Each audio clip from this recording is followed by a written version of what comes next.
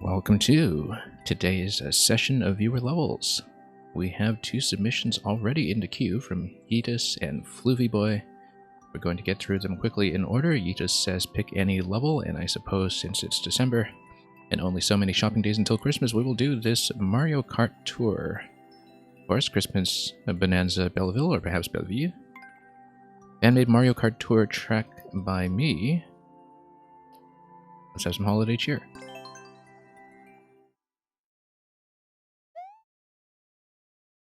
Reached a goal as Balloon Mario, I suppose, since it is Mario Kart style racing. That's something that Nintendo also implemented in a similar fashion themselves. Okay, it looks like we can choose normal and sorry, I'm trying to read the text here that's in the boxes.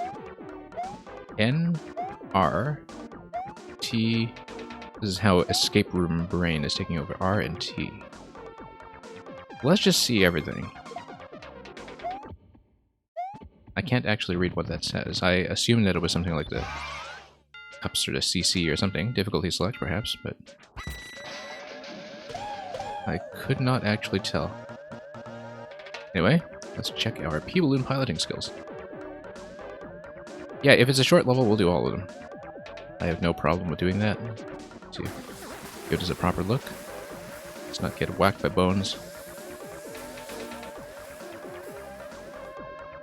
And we'll see how that goes. Oh, we just go through the clouds. Yeah, that's pretty simple.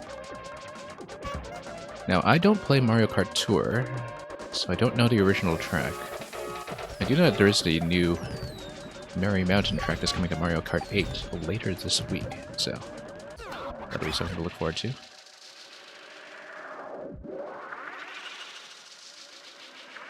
But yeah, in general, I don't really play on mobile, so my sense of what goes on in Mario Kart Tour is really just limited to what they have ported to 8 so far. Mostly just the city courses, Ninja Hideaway, that sort of thing. Anyway, here's a big Christmas tree. It's pretty obviously a Christmas tree, whether you have played Mario Kart Tour or not.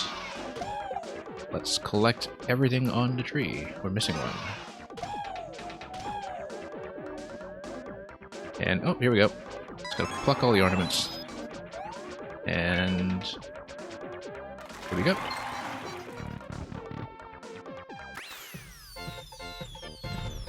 Alright, let's try a different one, since that was fairly quick. And the end screen tells me that is the end. So, given the amount of space that was being used up here, I kind of wonder what will change if I take the second pipe. It looks like, yeah, because the door is there, that's obviously going to be the other... yeah, 2 doors for this subworld, pipes for the separate subworld. Ichini, welcome. This is saying ready, okay, yeah, makes sense. So it's just a transition into the subworld for this part of the course. Yeah, I suppose most of the decorative elements here are really just... if you think about it... Oh, this is like mirror mode, isn't it? I mean, it's pretending to be mirror mode because it's in the subworld, and so it's actually just a duplication of the course. And Lee Retro, welcome. Hoping to get yours as well. Oh, yeah, it bounces back on the track. That's something important to know.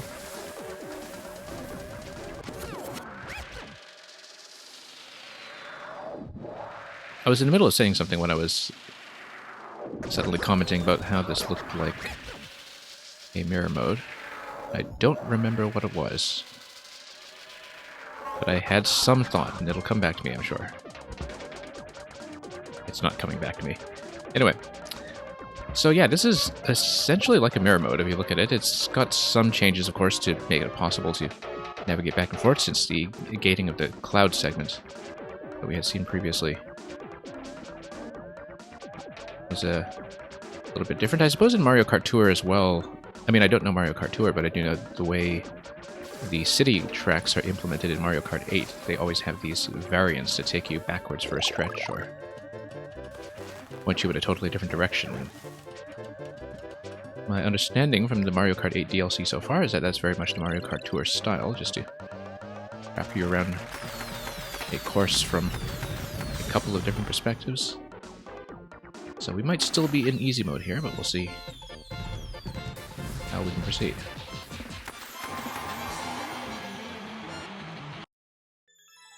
So I assume that it's going to be some kind of state switch. Oh, I know what I was going to say now. Oh, no, I wanted to start over. I want to see the other two pipes. Let's do all of it. It's a fairly easy course, at least so far. Yeah, we're doing the different routes in this course. It'll be fairly quick, I think. We've done 2 already. However, they were the easy ones, I think. So let's see what this one is going to be. Yeah, it looks like there's a lot of material to this course, but most of it is tiles that are not on the budget. So mostly just a lot of blocks, vines on a separate budget, of course. Not a lot of the interactive course parts that count towards the limit, so it looks like it covers a ton of space with each of these variations. When... oh, what's going on here? Oh yeah, just down and around. We should not lose the balloon, because there is the clear condition. This is not going to set any speed records anytime soon, but we'll take it.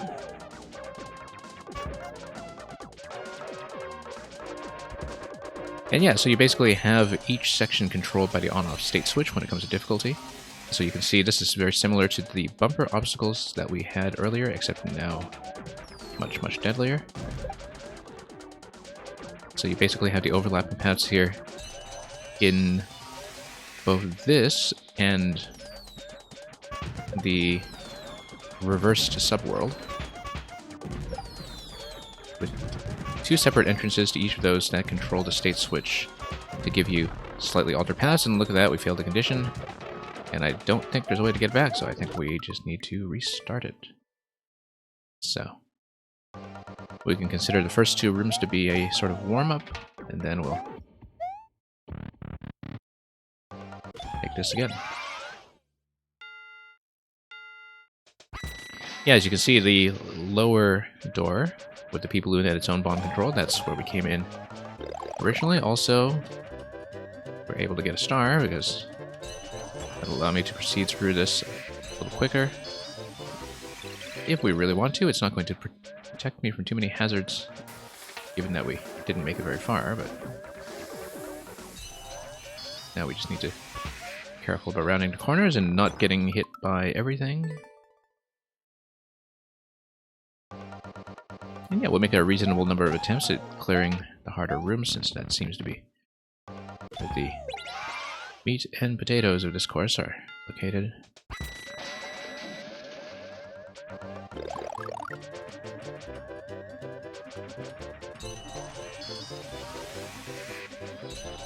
And here we go.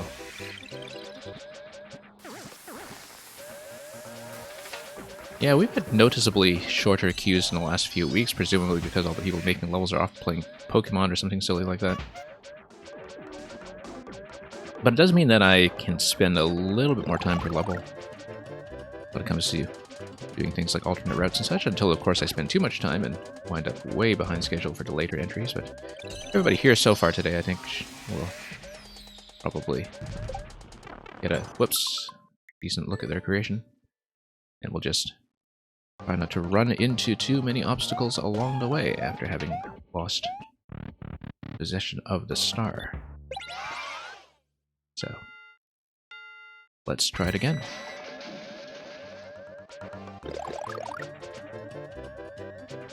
The Mario Kart costume from Super Mario Maker 1 is of course sorely missed, but that didn't give you the power of flight, so it doesn't make for top-down driving courses with a P-Balloon quite like what we have here, but...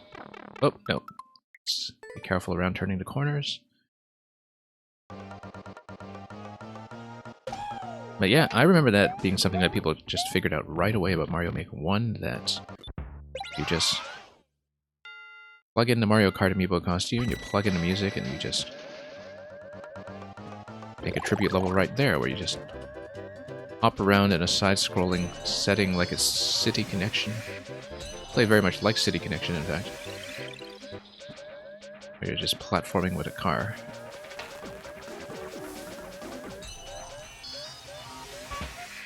And the P-Balloon style of karting, of course, is its own separate beast. And okay, let's try to make it past the Saw Blades quickly so we don't have to spend too much time worrying about this stuff. And we can just fly nice and inaccurately until we have to be careful around the ceiling.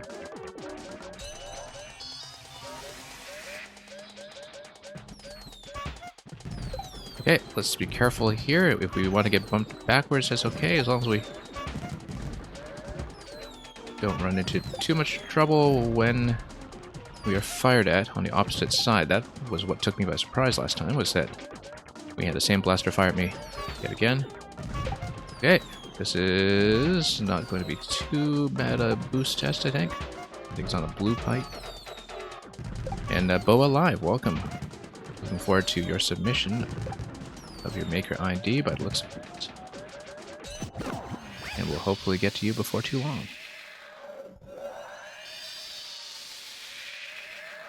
Okay, looks like we've more or less merged in with main route here, except we have a slightly different pattern to hit the ornaments this time, now that the star is fully protected by an energy shield of blue. That does it for this route, so we'll do one more route, which is going to be the off-state in the subworld track, and then we'll move on to the next level after that. So yeah, fun one to be sure. So yeah, like I said, we'll be playing through this level one more time in the fourth route that we haven't seen yet, and then we'll officially consider it a clear from there. And thank you for the GGs regardless. Let's see how this goes. This will be right to left, but with a few changes, and I hadn't even noticed the moon before, but sure, we'll take it, just to kill the pokies. Poor things.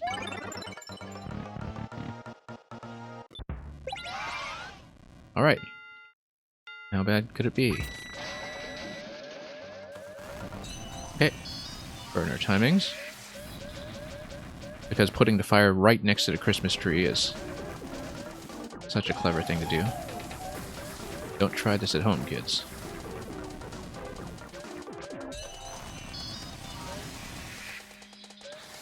Okay.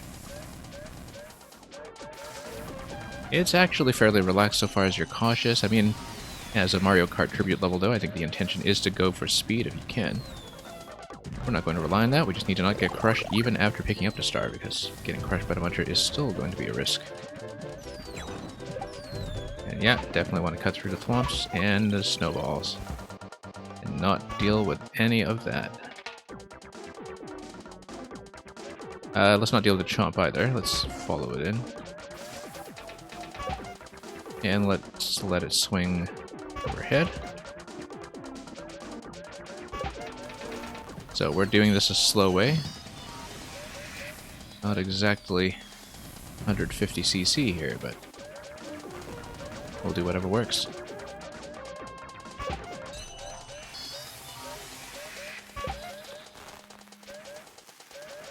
But yeah, nice gentle escalation of hazards, and then we are going to go over this stone column. Oh, I never figured out that this was a snowman. I've been through this so many times, and I have only seen for the first time that this is a snowman with eyes and a mouth here. You put so much detail into some of the decoration, and I have barely acknowledged it because my ability to read pixel art is not the best. Whoa! Let's not get burned alive this far into the course. That would not be a fun way to celebrate Christmas. Unless you're a turkey or something. Oh, okay, let's ride. And we're almost through. There we go. Alright, that's a GG for real this time. We can admire all the coins floating around the Christmas tree, because that's what Christmas trees do. Let's mark it as a win and move on to the next level. Oh, I totally forgot to plug it into the bot in the first place. Sorry about that. Let's mark it as a win now. Because I just read it from the chat and I forgot to actually type next on the bot. So, we know what level that was. At least now we do. And yeah, hopefully the stream quality has been acceptable so far. It's always a little bit tricky near the start when I figure out whether my audio is actually working. But Floofy Boy, you will be next. Let's take a look. And as always, thank you for the GGs.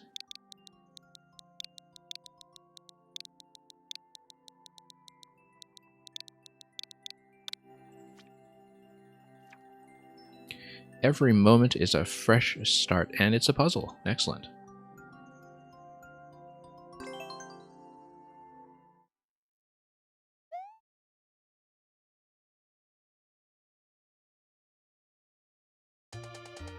Okay, it's a smiley puzzle. And what is this door all about next to this smiley snowman? Anyway, looks like if we head over to the right, the only thing that we can do is head to the pipe. It looks like the pipe drops a mushroom right now and it has a flower bound to it because it's actually a progressive pipe, where usually you would be stuck there in the bottom right, but if you get there with a mushroom, then a flower should spawn on top of the one-way panel at a location that is reachable. Let's see the other side to see what's going on. Yeah, and you have access to some mushrooms here. The mushrooms allow you to potentially break the block above the P-switch, which is going to be important, although with the mushroom, I can't actually escape from that location, can I? Maybe I would have crouch jump. I played too much of a level yesterday that had all these mushroom checks that functioned because they were underwater, and so now my sense of the game's physics is completely gone. This looks like it's probably a death pit. Given that everything's locked to one screen anyway, this looks like it's going to be Fire Flower to the exit. We know that previously we had a spring and a POW, and I think if I am forced to reset in this room, then one thing I know from the entrance is that I probably should be taking a spring with me, because that would allow me to do a couple of things differently. However, E-jump probably won't be able to reach here. Let's see what's going on. Let's see what this block is first of all and make sure it is destructible. It is, okay. And then that's of course a no. Yeah, I didn't think so. Because you would kind of get locked here, and that's what I expected. Unless of course you're within bomb range and you were able to take a hit. So I expected that would be the case. We just need to get back here and think about which item we need. And also, the reason I'm taking a spring is because then we are able to get back into this room, and it's important that I'm able to do so. Also, the other thing we want to check is whether Boom Boom gives me anything if I whack him with a POW, which is not going to happen like that, but we get more POWs, so it doesn't matter too much. Also, let's check my theory about, well, not like that. We can't just run into the mushroom. If we had... Let's not check my theory. Okay, fine. However, if we come back to this room with the mushroom in tow, then we're able to do something about that. But we're going to go here first. One thing that is important to note is that I'm able to up throw this into the mushroom if I want to spring it up, and obtain the mushroom without going up to the top. And then I would be able to set it down using the P afterwards, I'm sure. Now, notice that I'm also able to grab this one, I think. Not grab it, but... I guess I can't grab it after all, but... We'll think about what that P is going to do. I think we're able to up throw into it, potentially, if we have an object that can knock it off of that location. It would have to be the spring, I think. Because the POWs do not throw well into single columns. Anyway, if I were to send a mushroom up, I would need to get up there to collect it, which I would be able to do if I bounced it up here.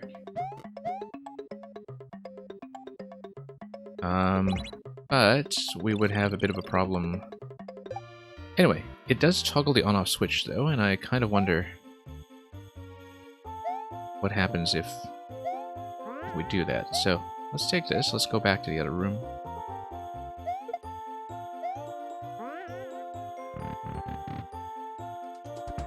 On-off switch doesn't affect anything here. I didn't think it did because we didn't see anything initially, but it's worth checking. We definitely want to way back in. I don't know if the POW block actually gives me enough height to jump back up here. I don't think it does. But notice that we came in here with the off state now, which is important because if we hit the P, the fire will be blocked. And so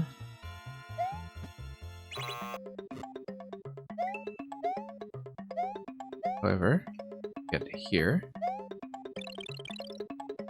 Problem with this that I see immediately is that we need the spring in order to get back out. And even if we obtained a mushroom with an up throw, we can't jump back out here very easily. In order to do that, we would have needed to have the P-switch brace this location. And possibly, yeah, we would have needed to bump this maybe like on the side and have the mushroom fall down, obtain a mushroom, and squish to the left. Let's reset this room again and try a slightly different order.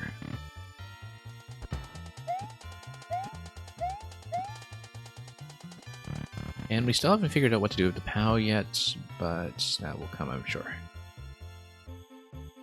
Oh, and now that we've eliminated that coin block, that is permanent, so we are able to send the mushroom with me now. The thing we should do is send it down and not obtain it until I've had a chance to come down, because if we hit the P, we're able to get out now. Like this. And then, a big problem with this is that it looks like there's no way to toggle this back to off. No, back to on, rather. So the thing is, if you hit the P switch at all and activate the on-off switch, it does seem to gate you permanently from the exit. So the solution that we have so far isn't going to work for that reason. That activating the P switch at all gets you into trouble. Unless we have something like Yoshi Fire that would be able to reactivate the bomb, but it doesn't look like it, so. What we should do, though, is check what the Fire Flower does on this side. We're able to take it, of course, and then if we do take it, one thing we should consider is whether I could have gotten rid of the bomb separately by using something like the POW. And so, for example, if we take this through here, if at that point we had not yet switched the level off, we would have been able to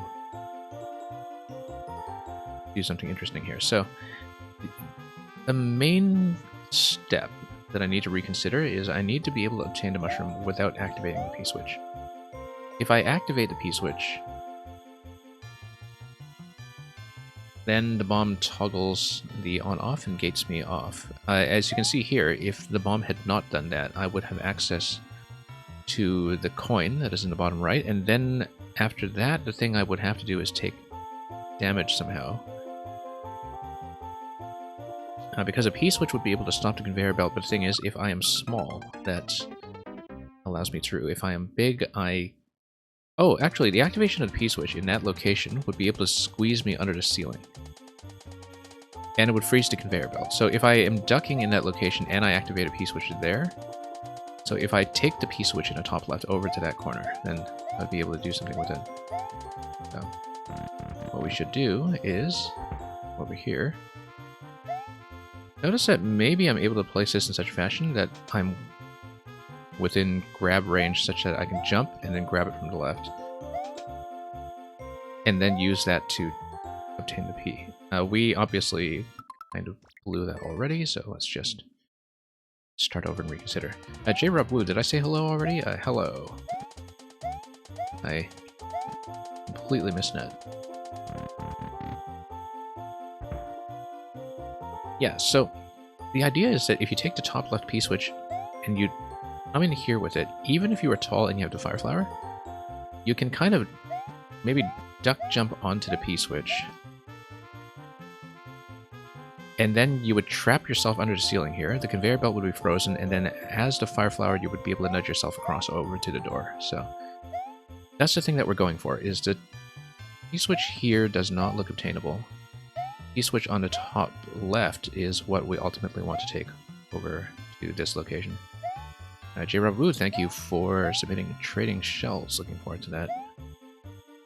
So yeah, I think ultimately this does not look like it's going to be reachable. But let's try it first.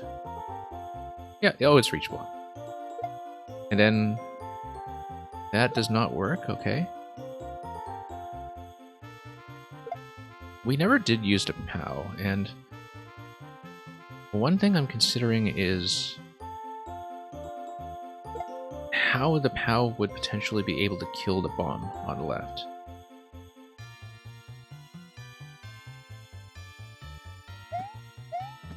That's something we need to think about. And also, yeah, POW throw is just never going to work in this location, I don't think, but we should consider that carefully as well.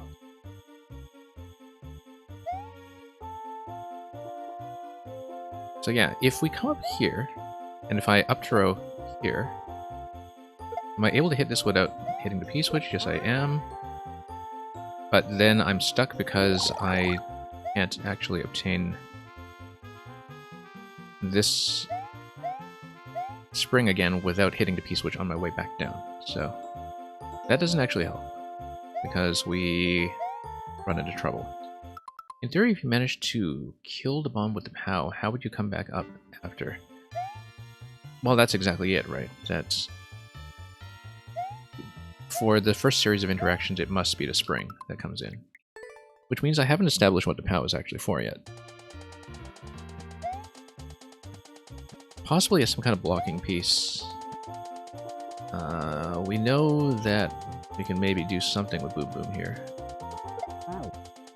Not like that, of course, but I think I'd already tried to kill him earlier and determined that it wasn't a key or anything.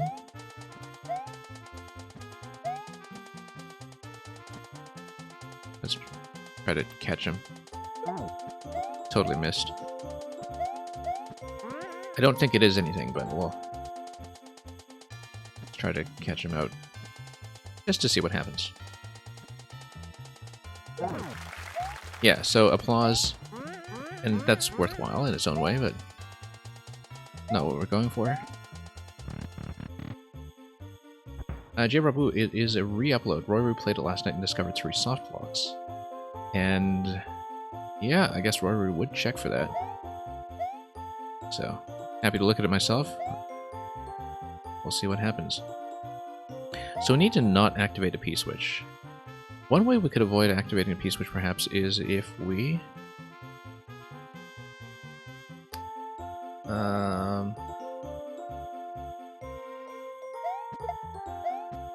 think about displacing it somehow, or if there's something that we can do to prevent the bomb from lighting up, or to get out quickly enough that we don't need to deal with it.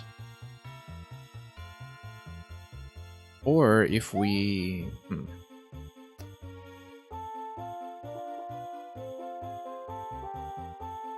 Let's see, because I generally like the idea of sending the mushroom down, retrieving the spring, and then having another go at it. One other thing we can do is that if we figure out how to obtain the P-switch over there, we can potentially use that P-switch with an up throw to get the mushroom raised as well. So for example, let's just kind of piece this together with a little bit of experimentation. Oh, this is obviously not the solution, but I just want to try things out. Schlumpel, welcome. Oh, that's not what we're going for.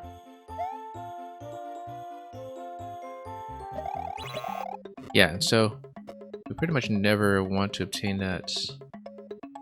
However, maybe there is something that could be potentially time dependent here in that.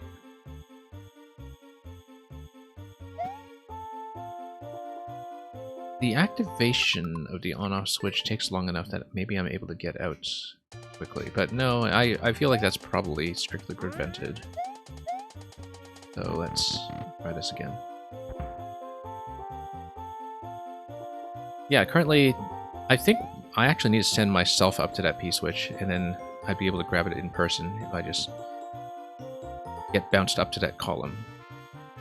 I feel like there's a risk I'll land on it, though, but let's place this here again, because I like this interaction as an idea, and I think it's probably not completely wrong.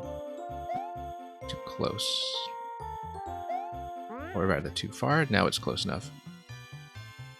Is it? Good. I need to bounce myself up. No. Okay, maybe not. Okay, it's not going to be the up throw either. Now I'm going to stick myself here.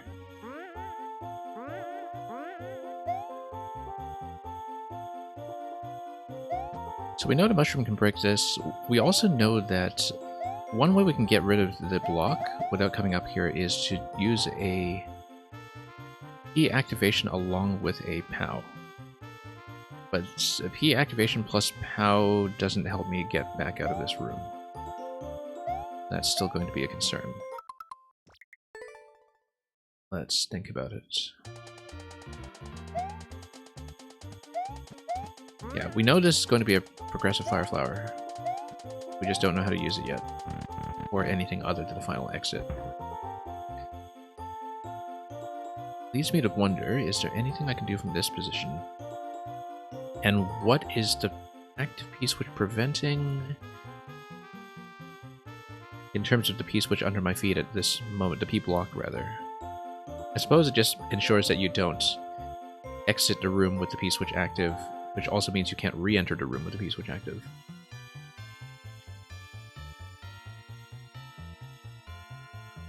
And Triforce comment, I'm pretty open-minded about levels, and thanks for reading the description in advance. It's outdated but still true, shall we say. This is not a look what an expert I am stream, it's kind of a talk about level design stream, and so... Yeah, we've seen all kinds of things here.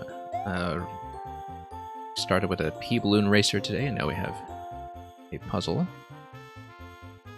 which we need to think about a bit further before we come to any conclusions. So yeah, we know how to get the mushroom from here. I don't know how to get the mushroom and keep the spring at that point, though. And it looks like if we had something like a... Oh, that's a bad position.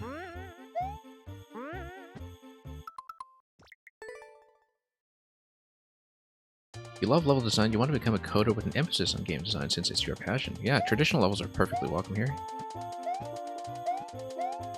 Hopefully it's not too much of a wait for you.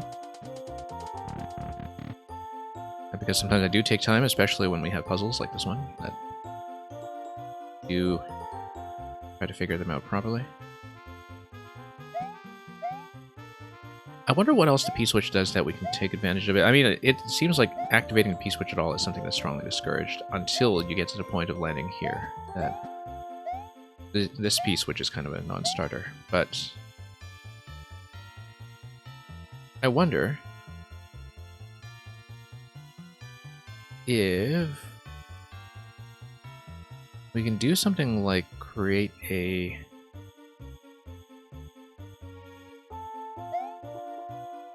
ceiling such that...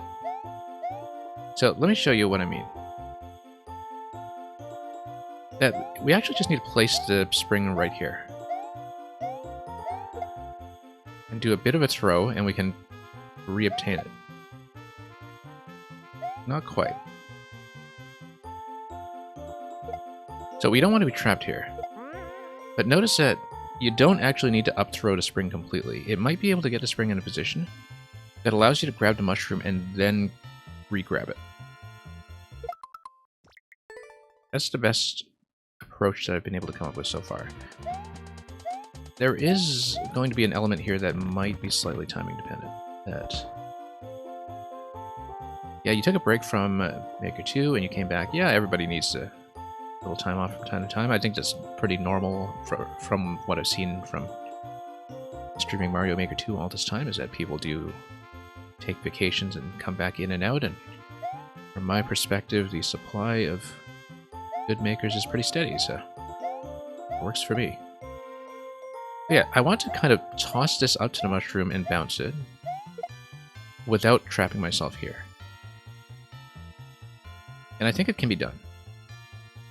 I think I'm actually able to maybe do a short bounce on the spring and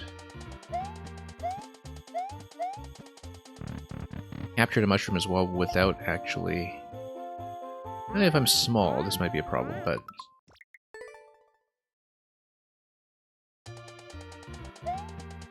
I think it's possible to get the mushroom without trapping myself, and it's necessary, in fact. Triforce Comet, you have a Zelda level. I mean, you're called Triforce Comet. I'm not surprised. Take a lot of pride in the level design? Yeah.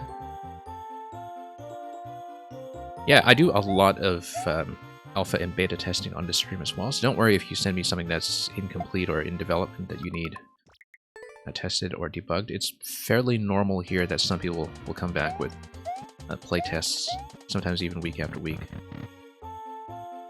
And it's not an embarrassment if we break something, so long as you're still working on fixing it. That's just how game design's going to go sometimes. Okay, maybe we bunch ourselves up right to the wall.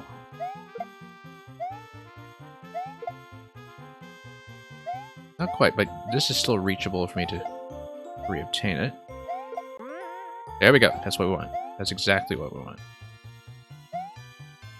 That is exactly what we want. So we've got it. We got it. Now we have to be fairly precise about not hitting the P-switch. We know we can do it. We've done this previously, where I hit the block without hitting the P-switch, but that's the right approach. That's the right approach. Yeah. That's a functional approach anyway. I don't know if it's the intended one. It is a little bit precise, but that's exactly what we're looking for. And yeah, this is recoverable every time. We just need to take advantage of that initial bounce that you get when you throw an object, where it goes slightly higher than its final landing position and should be able to bump the mushroom if we're precise. It is intended. Good. Good to know. I didn't see an alternative, so I'm glad. I do have to be extremely careful over that P-switch. That's the only thing. This sort of execution check that I expect I'll need to redo a few times.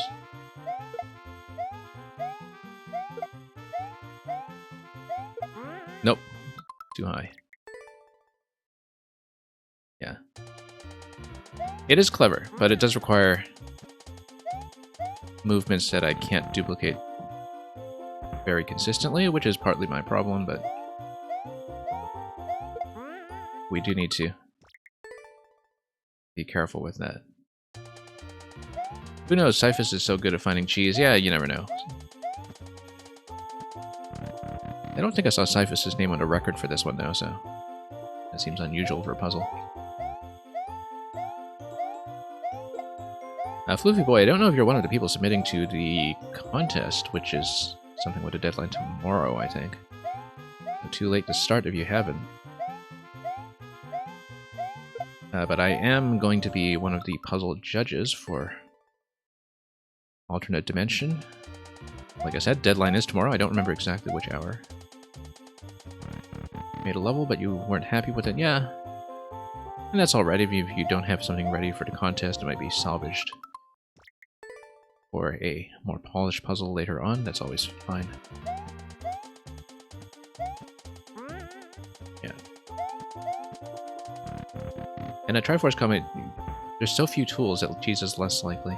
That's the thing, is that when you have puzzle levels with very few interactions or objects available, sometimes you really need to look for the edge cases of how things behave.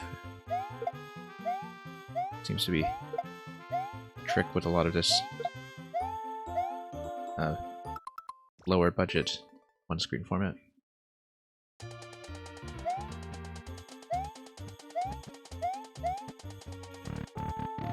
Okay. Maybe bunching up against a wall is not such a good idea. Let's give the spring a little more room to move, so it can cover a few more pixels. We need to find a consistent timing, that's the thing. I'm close to one, but I can't quite detect. I think I'm a little early. Yeah, still a little early. And then we have to do the key block afterwards, too. Oh, too high. Okay. In Extreme, like puzzles like this are your favorite. Some puzzle levels introduce a lot of clutter.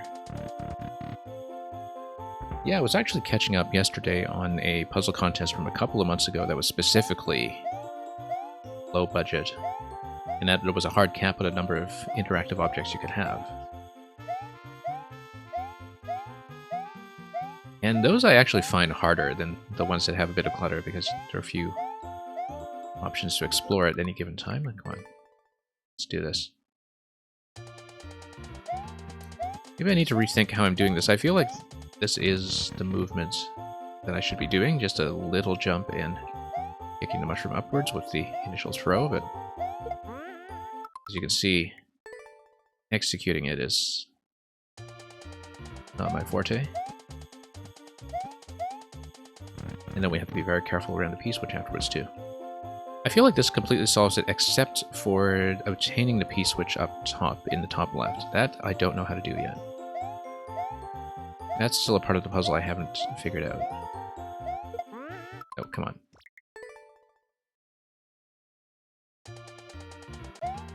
Yeah, I'm not too fond of margins for execution that are a little too tight with puzzles because, you know, very often the satisfaction is in solving it, not in moving the pieces. But we'll see if we can make it work. Now, I don't know if there was a way to build this in a more easily executable fashion that would not also be a dead giveaway, because it's very easy for this to just look obvious with a few changes. And yeah, Triforce comment, that's exactly what it is. It looks like you have fewer interactions, but then more of them are kind of forced by the puzzle logic in some ways. So you do have to check everything. There we go, got it. Alright, let's not blow this. Okay, we got it.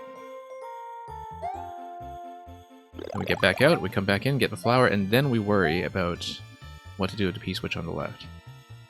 Now, interestingly enough, when we come down next time, we can take the POW because we don't need the spring anymore to get back out. We should not have to get back out, and we haven't used the POW yet, so I'm going to assume that the POW is actually the object we need. And I think it's going to potentially get me into big trouble here because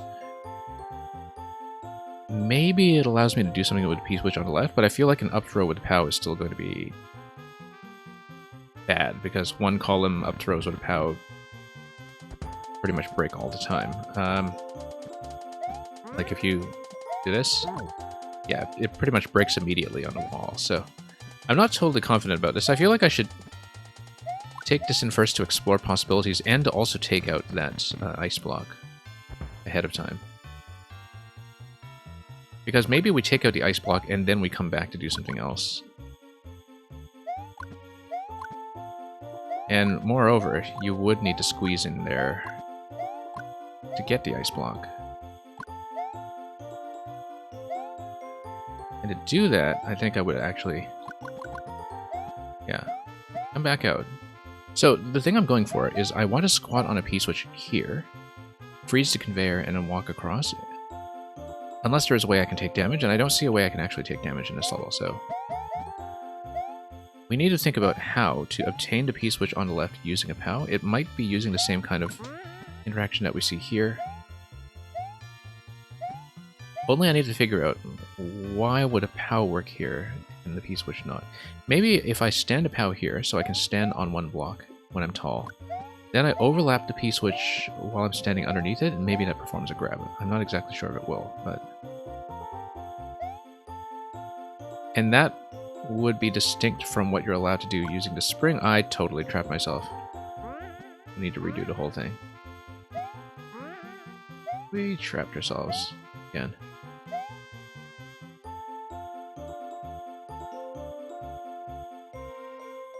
But yeah, that's... Oh, interestingly enough, if you do hit the P-switch, you need to fire the POW at some point to drop the coin. If you don't drop the coin, if you activate a P-switch in this corner, you'll be frozen in the bottom left corner of the conveyor belt area. So at some point you actually do need to chuck the POW, because that would be the only way of killing the coin in advance. So we need to keep that in mind. That will bring the POW with us for sure. But that chucking the POW is a necessary step. It's not a red herring. No, the POW is definitely needed to get rid of the coin. Otherwise, the P-switch will lock you there. Just a question, imagine you did get a P-switch. How are you getting to the door? Because it's hard to move as Big Mario in a one-gapper. No, because you're going to have the P-switch ceiling over you, right? Oh, unless you get trapped by the P-block. So maybe you need a remote activation on it? I'm not sure. So maybe there is going to be some self-damage involved. But also notice Boom Boom's location over here.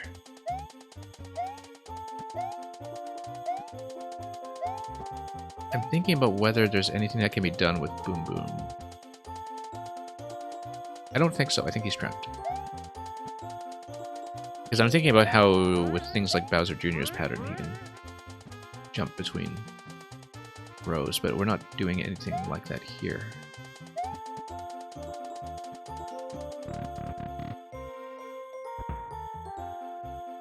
You got no room to slide under one gapper. Yeah, I understand what you mean, but the thing is, like, if you're ducking in this position, if you have a P-switch active, then you're going to be forced into one tile anyway, right? And if you're forced into one tile, shouldn't you be able to just kind of bump your head across? Oh, maybe not, actually. Let's think about that, then. Either that, or you drop an object in such a way that it forces you over.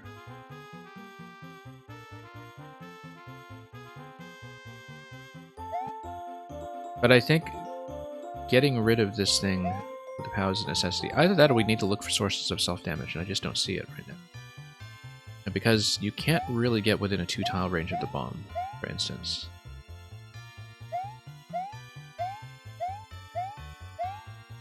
You might be able to crush yourself. That is possible, I think. I'm thinking about whether... Think about where that could actually take place. Where you could actually get a crush interaction somewhere here. I think I know where. Look at this. P-switch. You don't take the P-switch. That's correct. You don't take the P-switch. The bottom right is actually just a lock. It's a locking mechanism to prevent cheese. You actually do run a small Mario across the conveyor belt. The way you do it is that you park the POW right here. You jump on top of the POW. This P-switch crushes you back into small Mario. You get back out. So we had everything mapped out, it's just that we didn't correctly take the POW with me. The important thing afterwards is... Oh, and you don't even need to fire the POW then, because you can just go through this coin. Yeah, no.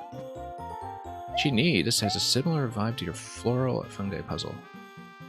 That one I've not played.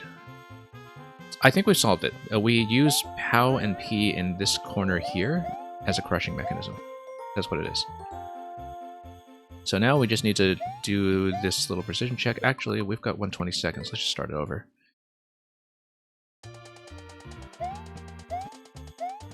Yeah, but we just need to execute it at this point, but I think I have it. Yeah.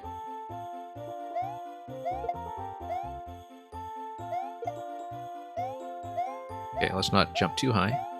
Too low is fine, too high is not.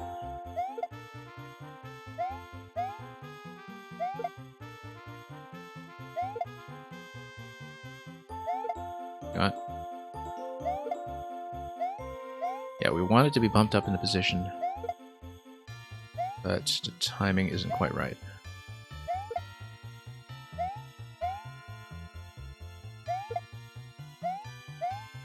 Okay. We'll just be glad that we're not speedrunning it.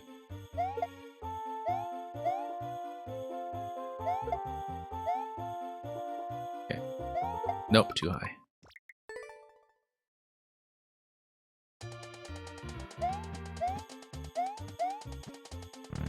And yeah, I mean, if you play, or definitely if you make enough puzzle levels, there are going to be a lot of mechanics that are repeated between different makers. That's absolutely expected. You're always learning from each other when it comes to what this game can do. And that's how a lot of puzzle solutions happen, right? Is you kind of map ideas from other levels that you've seen, and you gradually just build your repertoire of moves that are possible in Mario Maker. So the more puzzles you play, the more you can do, just because so many of them are based on knowledge that you discover from playing and interacting with things. Whoops. Come on, let's do it again.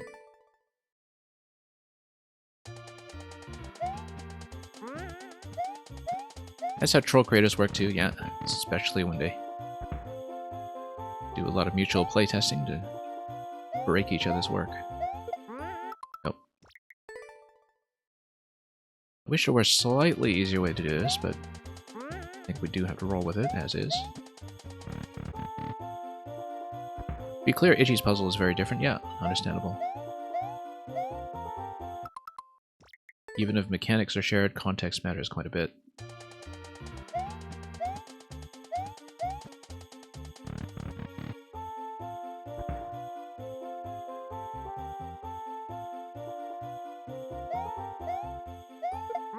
There we go.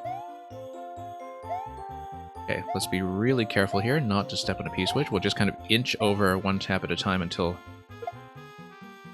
we get the block to do its job. We swap to the Fire Flower and the POW, we do the crush, and then we get back in.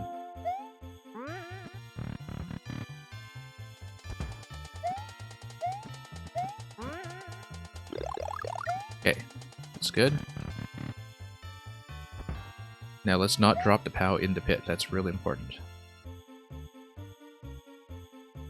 There we go. That should be just fine. Place it here, kind of on a half tile. There we go. We forgot to use the Fire Flower. I just noticed that. We had everything solved, it came out of Fire Flower, I forgot to actually use it. I have this thing, for anybody new to watching me do puzzles, I very often make this sarcastic remark, hey, we've solved the puzzle, now to die to half an hour of execution mistakes. And every time I say it, it actually does feel like I'm jinxing myself, because I do end up dying to half an hour of execution mistakes.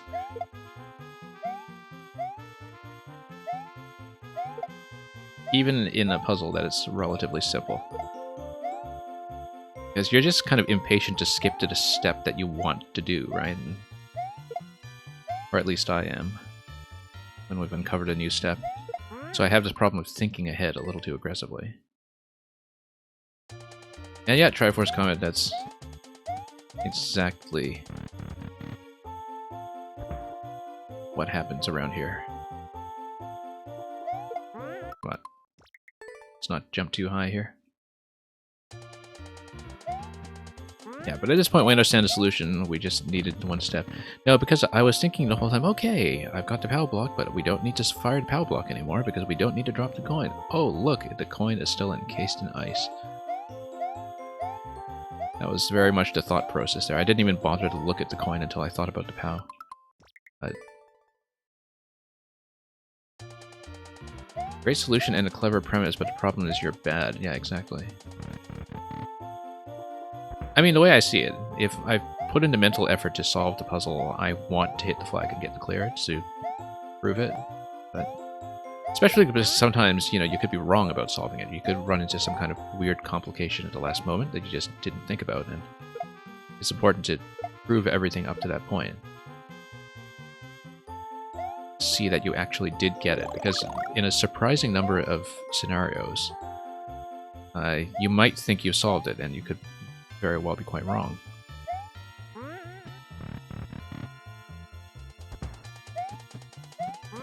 Anyway, let's not lock ourselves. That would be awful.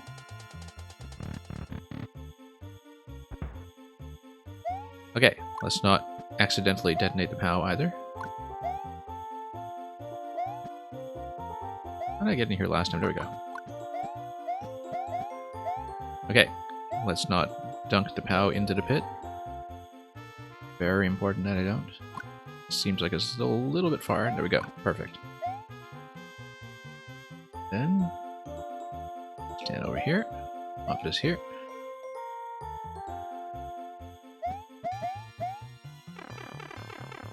And let's go. We'll even take the POW with us for style points. Art Pop, welcome. No bonus for taking the POW with you, unfortunately. Not even a second crack at killing Boom Boom, but that's okay. I appreciate it, Clear. Thank you for the puzzle. Every moment is a fresh start. Art Pop, I'm doing alright. And thank you for the level, Floofy Boy. Excellent one. Have I played very many of these? I see this as a second account, if I'm reading this correctly, Floofy Boy 2. Lots of recent uploads from this week, in fact. So, the retro, let's take a look at yours.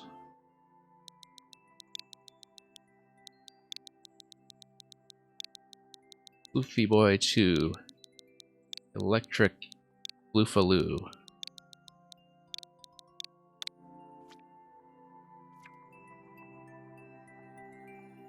You love it. Poo says, Kaizo Light, 1 checkpoint, Team Fantastic, and Team Muncher. Looking forward to that. Looks like it's been very well played within the past few days since its upload at the end of November. Let's try it.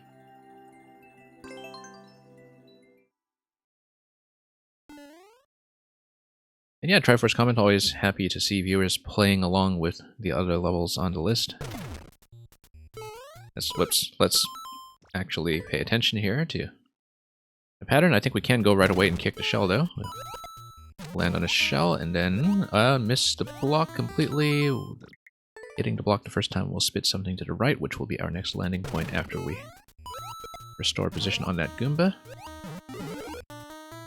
Yeah, the block was a little bit camouflaged, so I didn't quite see it my first pass, but now we know it's there.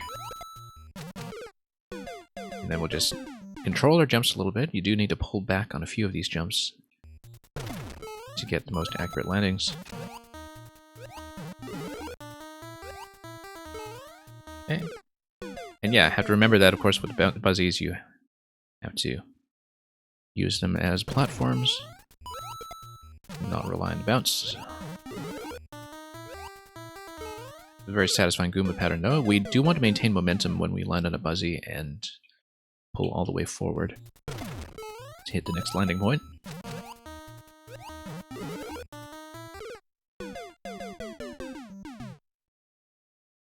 And yeah, Bo Alive, you'll be right after this one. Thank you for the follow. Triforce Comet. Okay, we lost a little too much momentum that time, I think. We do want to have left to right momentum going down to the second Goomba, because otherwise I will fall a little behind pace after ejecting the Goomba up top. Not a Goomba rat, rather. Okay, down we go. And on to this guy. And then it's short bounces after that. I understood that, I just read it a moment too late before I was able to react, but we just go short bounce over, and we probably have to race the big shell over to see whichever interaction comes next.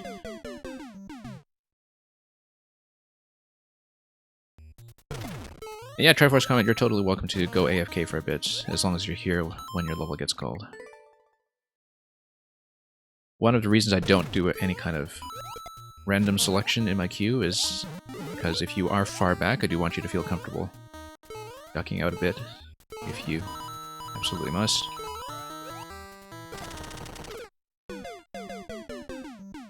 And we didn't quite have enough momentum going into that bounce. Perhaps we do need a small control jump there rather than relying on a short bounce. I wasn't clear on that given the distance. I thought a short bounce could cover that, but I suppose we had too much momentum for that to be the case. So, let's not overshoot.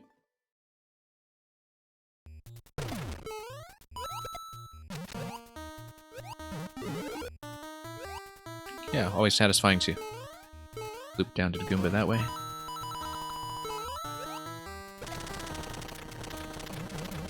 And then, there we go. Okay, I saw the note block, but I wasn't quite sure about my landing point because I was too busy watching the thwomp. You clearly do need a full jump over the note block. I think the note block is going to dunk something out. That will then become my next platform. That's the way I'm understanding that. It was really cool earlier when I was able to hit the Goomba really high on his arc coming out of its block, but can't always rely on that, so let's just not overshoot the short bounces. Doing here.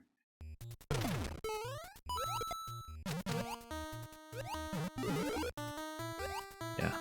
Much cooler when you hit the Goomba way up high, but we can't always depend on that. Depending on my pattern. And yeah, pulled back a little bit too much. Despite what a dynamic element it is, I think landing on the Goomba that gets ejected from the block should be something that I can manage consistently. We just haven't been correcting our jumps very well. Because it is fairly easy to see its arc. Even with the little walk that it does to the right on landing.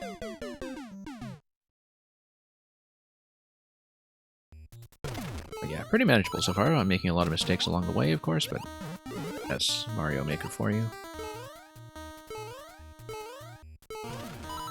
The jumps actually do feel pretty comfortable in terms of spacing, so overshot a little bit. Floofy Boy is going to submit Don't Look Left puzzle. Looking forward to that.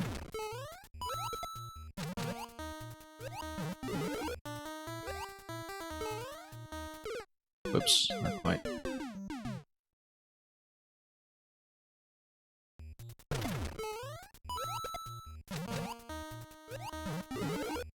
Not quite the bounce I was going for, but it worked, so we'll take it.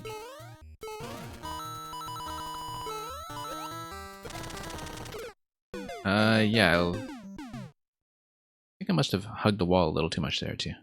Get a good landing.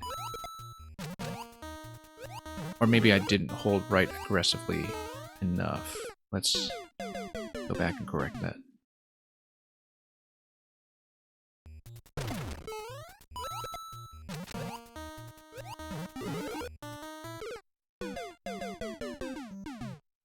Yeah, there's actually quite a lot of room for mid-air adjustment in this level.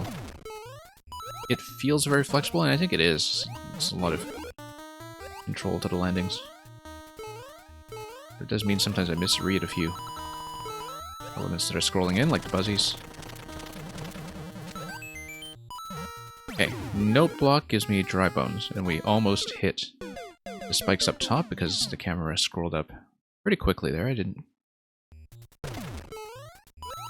know what was going to spawn at the time, and how quickly the dry bones would go down, so on the first check I was kind of bouncing pretty high by default just to see what would happen. But it looks like the dry bones is going to be positioned pretty conveniently, as long as we aim ourselves down towards it. Scrolling the camera too high, in fact, is probably a bad idea there, since it does take the dry bones out of view and complicates my landing slightly.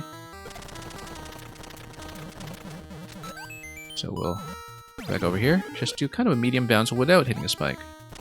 Hit this. And then, oh, there we go, checkpoint, and I was so surprised at hitting the checkpoint.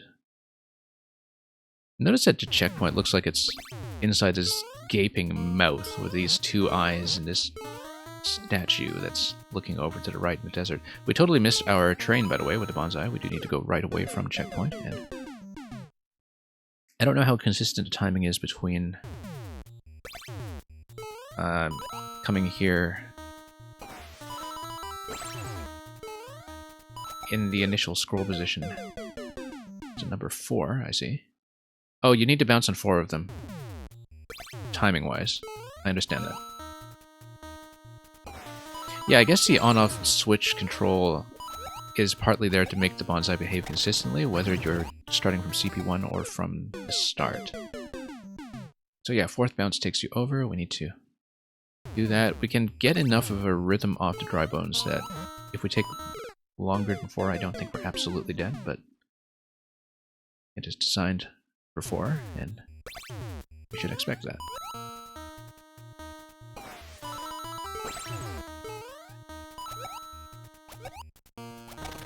And left to right momentum is what will be necessary here. That was the thing I was missing. No, we need to kick it to the right, obviously, and when we do, on the next bounce after that, that will send me over.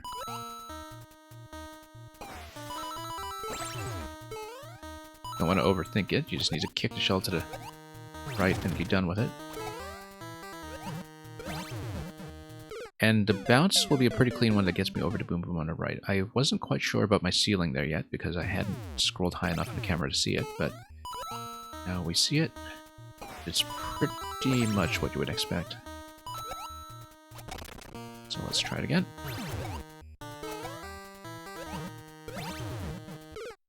And we need a little bit more left or right momentum on the bounce back to the shell after the kick to the on-off switch. And as you can see, the flag is right after Boom Boom, so short and sweet.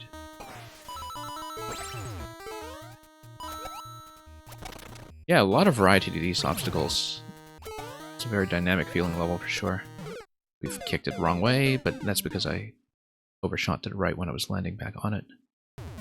Just trying to develop the correct momentum to kick it and proceed over, but we didn't quite get that down this time. Okay.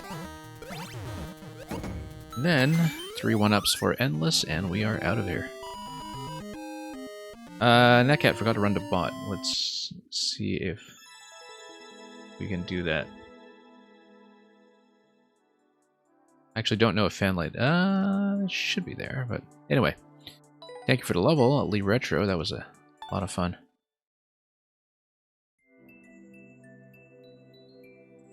And Netcat, hopefully this doesn't break my stream. There we go. Fanlight, a half-circle window with crossbars arranged like ribs of fan. Let's see what's next in the queue once I actually mark this as a win. Next one is Boa Live, who just said GG and is definitely here.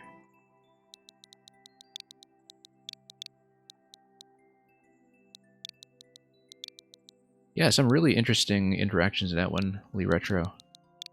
There were a few moments where I had to adjust to the fact that the camera would scroll up and down a little bit for me, and I'd have to adjust to what's on the ceiling, but other than that, the momentum corrections were pretty easy to manage, and lots of moving parts that still line up with a lot of room for the player to adjust here and there, so definitely enjoyed that. Boa, do let me know if you have a specific preference for what to play. Do Trial by Fire. Okay. Netcat, I actually finished Xenoblade 3, and by finish I mean I hit the end credits with a few loose ends left to do that I want to do later. And, yeah, Tribut comment, I guess Buttspot has come in and had a word with you. Okay, Trial by Fire, there you go. 4-4. Oh, I see. The Asteroid Boss Club is hard at work today. Let's see it. This is from back in June. And it's a boss battle. So yeah, Netcat, I actually finally got through Xenoblade 3 after playing it for the last 4 months. I knew it was going to be long, and it was still somehow longer than I expected. Because I played the whole series pretty much at this point, and I remember when Xenoblade 3 was announced, I was thinking, oh no, there's 100 hours of my time that I have to reallocate this year right there. That was a gross underestimate. I actually took so much longer than that. Okay. Alright, short bounces, and we just need to survive until the shell has done its job. So we need to basically strategically time how long we spend on the donuts. Sometimes we actually do want to walk a little bit on the donuts in order to get into a position where we can jump accurately. And that's it. Good room, actually. I quite like that one. Now we have 2 Bowsers, and then we'll kind of be like Bullet Hell, except we want to negate. We don't need to negate these, actually. We just, whoops. Okay, now we're in trouble. And it's going to be a fairly long survival pattern, but a very visible one with the shell bouncing back and forth. So let's do the castle segment. There's a platforming segment here because this is a 4-4, and I assume that it is going to be bound into a super world if it isn't already. This username... Oh, I lost a shell. Hang on. Let's come back into this room and claim it. Natcat, how long to reach the end credits? Well, that's a difficult question to answer because there is an ocean of optional content in the game, and in fact it's substantially built around tons and tons of optional content that feels like main content in any other game. It's actually something that's done much more successfully in Xenoblade 3 than in the previous games in the series. But yeah, I think I logged about 200 hours in my save file over the past 4 months. It really did take me that long. With, you know, playing some other things in between, doing Mario Maker, doing 7MMC levels, that sort of thing, but it's a long game. Xenoblade games are always long. They are always 100-hour affairs, at least. But I mean, it's possible to do them faster, I think, if you just kind of speed through main content, but why would you? Actually, even speeding through main content, I remember in Xenoblade 1, I didn't like the side content very much, so it was one of the few games where I just mostly focused on the main quest, and it still took me, I don't know, 80 or 90 hours to get through. Tribut comment, you're still not done with Mario Rabbids 2. Yeah, I figured I enjoyed Mario Rabbids 1 decently. I mean, it's definitely a very introductory game if you're like me and you come from a background in XCOM and other tactics games like that, but it definitely felt like a precursor to what would eventually be a much expanded sequel, and so I'm interested in Mario & Rabbids 2, but the thing about Ubisoft is that you just need to wait a little bit and everything's going to be 75% off, and they'll sell it as a complete edition that costs less than a regular edition, and they'll do all that stuff. So I kind of learned my lesson again the hard way when I got Mario Rabbids 1 at launch. I thought with Mario Rabbids 2, I have so much to play, I'll just wait a year or two. But I do love tactics games, and I enjoyed the first one a lot, so... a bit of an RNG situation there, where I had a really bad pattern. The thing is, I can afford to jump a little higher when I'm wearing the spiny helmet, because the ceiling shouldn't concern me as much as it does currently. Yeah, the thing about Xenoblade 3 is that the side quests are all really very focused, and there isn't any random element to unlocking them the way there is in Xenoblade 2. Whoops. Lost this already. Okay.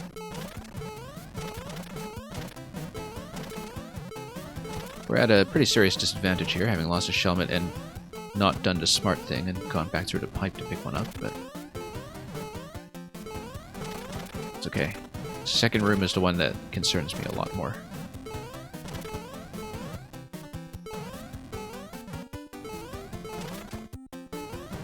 Alright. Here we go. Let's get out.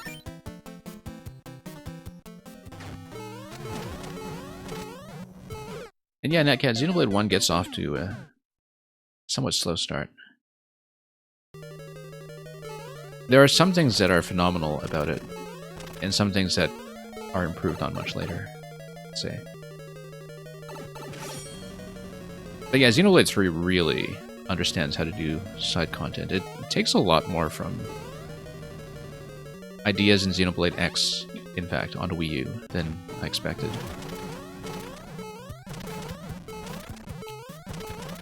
But is very good at making the side content feel like it matters and is organically a part of the main plot. Much more than most RPGs I can think of. So. And the battle system is much more flexible. It feels much more finished than the other Xenoblade games in terms of how much flexibility you have to control your party and customize it. Where you're much less dependent on your ally AI behaving. For instance.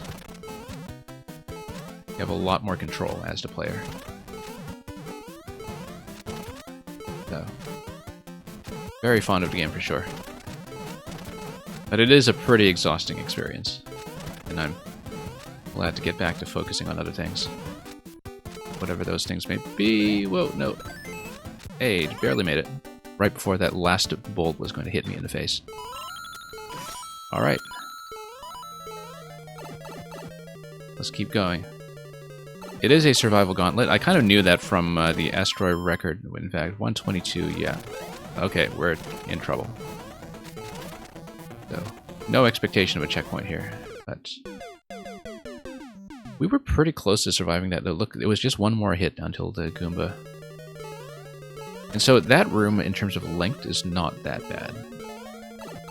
We were pretty close to doing it even with losing to Shelmet early. I'm a little behind on the messages in chat because I've been dodging things, but I will catch up on what Tributt Comet has said about Mario and Rabbids 2 in just a moment. And thank you for the follow. Also, I realized my sound alerts are off.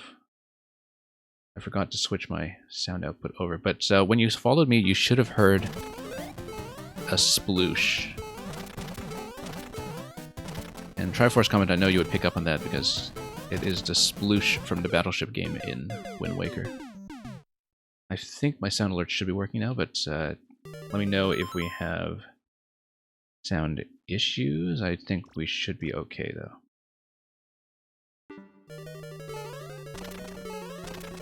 Yeah, I just forgot to patch in my system input to my stream audio. Yeah, the follow went through. If you're on mobile, I know the mobile apps have been occasionally glitchy. Or plastered with ads.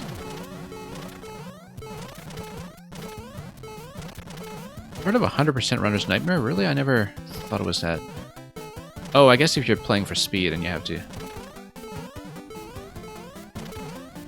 do something with the RNG there. The Switch desperately needs Wind Waker, yeah. It's too bad it would inevitably lose the gamepad-related improvements in the Wii U version, though. I mean, it would likely perform a lot better than the Wii U version. I actually think the Wii U version went a little bit aggressive in changing the lighting system, such that, you know, when you open treasure chests, it looks a little too 3D for Wind Waker purposes, but because there were some noticeable lighting alterations. But I loved everything they did with the map and the treasure hunts, and most of the gamepad implementation I thought was terrific. I think there were very few Wii U games that used the gamepad as well as the Wind Waker port did, in fact. It was kind of remarkable that that port was so much better at doing that. Any Switch port of Wind Waker is going to require quite a bit of adjustment, though, anyway, because, you know, Miiverse is no longer around, and so they need another replacement for whatever the Tingle tuner was. Because originally it was the GBA connectivity, and then after that it was Miiverse image exchanges for the Triforce, not the Triforce, the Nintendo Gallery Figure Quest, and then I'm sure they have to replace that and give Tingle a completely different purpose in the next one. whenever they port the game again, so it's not going to be a copy and paste job by any means. We are 18 seconds off of Estroy's record, which is not quite a take that Estroy, but I know he loves to get records on this bossy stuff. And of course, the rooms in the level are going to have a pretty set time, given that they're all based on the shell timer for the survival rooms. Anyway, lots of fun. And pretty manageable, actually, in terms of the difficulty and the pacing and the necessity of keeping that shellment for as long as you can. So, quite happy with that. Let's mark it as a win, and let me just look over the chat to see if I missed anything too critical. Roby Angel, welcome.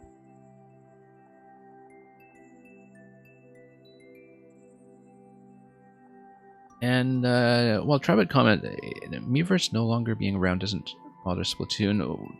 They use a different... They piggyback off of Twitter's infrastructure, I think, though, for Splatoon, or one of the external social networks. And, which... it hadn't occurred to me before, but I guess if they have Miiverse posts bound to social media, like, you had better hope that none of that gets Elon Musked, I suppose. I know some people had some very pessimistic threat assessments about what would happen to the infrastructure of the service, but... And usually whenever Nintendo outsources things to third-party online services, things go badly, as eventually happened with GameSpy on the Wii Wi-Fi connection, so... J. Rabu, your level is up. Let's take a look.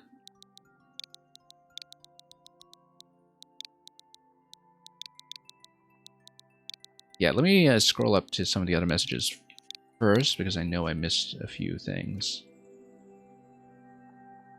Oh, you were saying Mario Rabbids 2 is a true evolution in Mario Rabbids, rather than a slightly watered-down tactics game with elements of Mario in it. It's a Mario tactics game, yeah. Yeah, the swiftness of the movement was what really struck me about Mario in Rabbids 1. It kind of felt like SteamWorld Heist, actually, if you know that game, where it's all about these really fast flanking maneuvers that just take you across the whole map at once. Anyway, let's play J. Rabu's level, Trading Shells. Green Koopa and Red Koopa want to try on each other's shells for a change. Ah yes, and this was the one that you were telling me you think you've checked completely for locks after Roru found a few, right? But let's do it. I've done a couple of concepts that are... Like, I've played a couple of concepts that are similar, if this is what I think it is, and I'll be eager to see what you've done with the idea. So, let's take a look.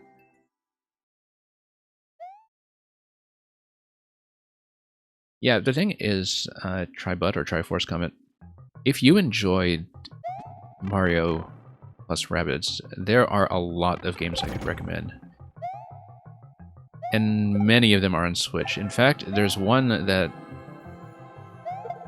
Well, the one that Rabbids is actually kind of most alike is SteamWorld Heist, which is actually a side-scroller with partly randomized maps. I need to pay attention to this. We were supposed to walk that thing over. Right, because we're supposed to walk it over and have something drop on this to give me a coin using some switching here and there. But I was too busy talking, so let's reset the room. But the one I really recommend is called Invisible Inc., as in Invisible Incorporated. Because of the... yeah. Okay, we want to... Yeah, we needed to get this up in time to have the Koopa enter the green shell instead of the red shell. And if we do this, it just kills, so we don't want to do that. We need to take advantage of the fact that the red shell Koopa is already out of its shell, and we need to do some kind of replacement. And I understand that. Because he's going to pop out of the red shell and enter the green shell, and then he's going to walk over. And then we bounce him up, and this is just going to be room 1. It's kind of a tutorial room for the mechanic. And it's a very gentle sequence here, where he eventually gets the key off of the note block. And yeah, Tribut comment, Invisible Inc. XCOM 2 is on Switch as well, and XCOM is kind of the byword for this whole genre for a good reason, because if you want to explore a lot of what it's capable of, its full complexity and occasional frustration, that's the series. Okay. We didn't need to walk this guy over. Interestingly enough, maybe we could have done it. Let's reset. These are multiple reset doors because there will be a few points here to realize that we have gone too slowly. Let's not do that, or realize we've gone too quickly. Yeah. I don't know how well XCOM 2 actually runs on Switch. The performance might not be great given how demanding it is on PC. Whoops. But yeah, there are a lot of games that will kind of give you a full picture of the genre. Interestingly enough, I actually just heard today that after the completion of the Metroid Prime trilogy, one of the developers at Retro Studio wanted to make a Metroid turn-based tactics game, kind of in an XCOM style, and then they never went ahead with it because Retro just stopped working on Metroid. And it didn't get very far. I think it was just one of the developers prototyping it. We needed this guy in the green shell, didn't we? In order to walk him across. No, we don't. We just cart him. Yeah, there we go. Let's pay attention here. I've been talking so much that we have been playing it poorly, so.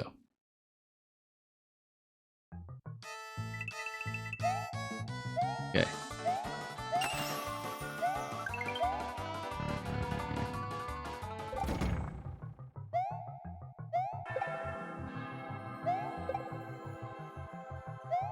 Yeah, the IP that I actually really wish got a squad tactics game is, in fact, Star Wars, because Star Wars needs more strategy games like it did back in its heyday instead of just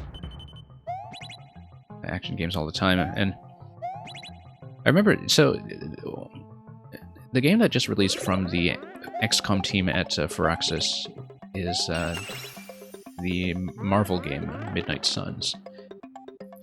I don't really know much about Midnight Suns, but I remember that when it was first announced, I was thinking, well, if they're going to work on some kind of licensed property, I really wish they had worked in Star Wars, because it makes so much sense to do some kind of XCOM-style squad game with that. And I feel like it's a massive missed opportunity not to do that, but in general, I feel like a lot of things with Star Wars and video games is kind of mismanaged.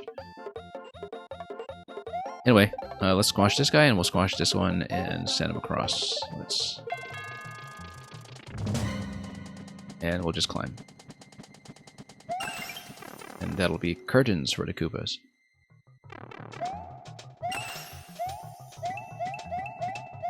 Yeah, because back in the 2000s, you would have this huge run of Star Wars strategy games in various forms of strategy genres.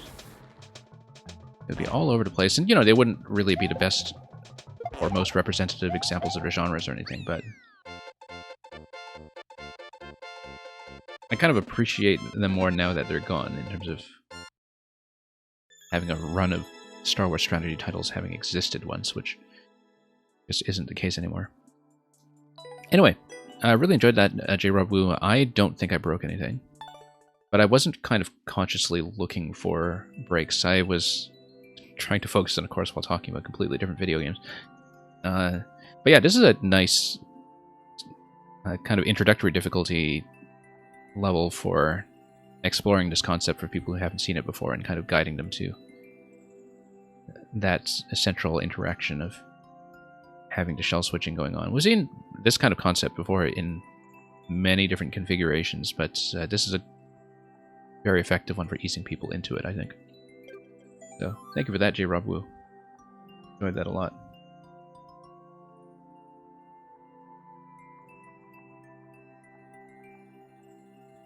Triforce Comet. I don't see Triforce Comet, I only see Tribut Comet.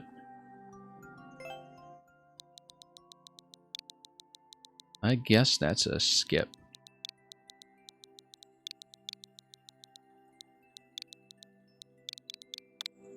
Okay, there we go. Legend of Link, Blizzard Palace. Let's take a look. Snow-enhanced Pokies jealously guard a seal to Bowser Palace. Link must bash. Yes, I guess he must.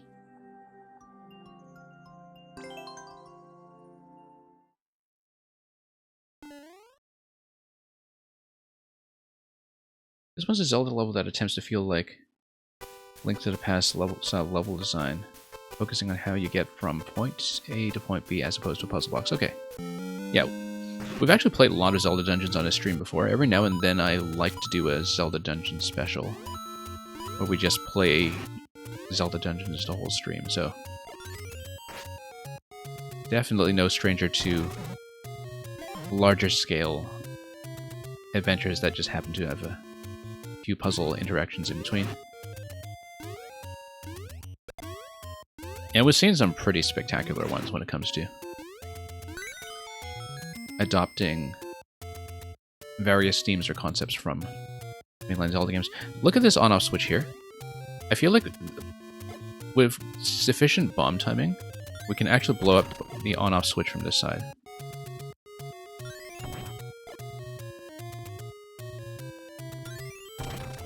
We can totally do it. Watch this.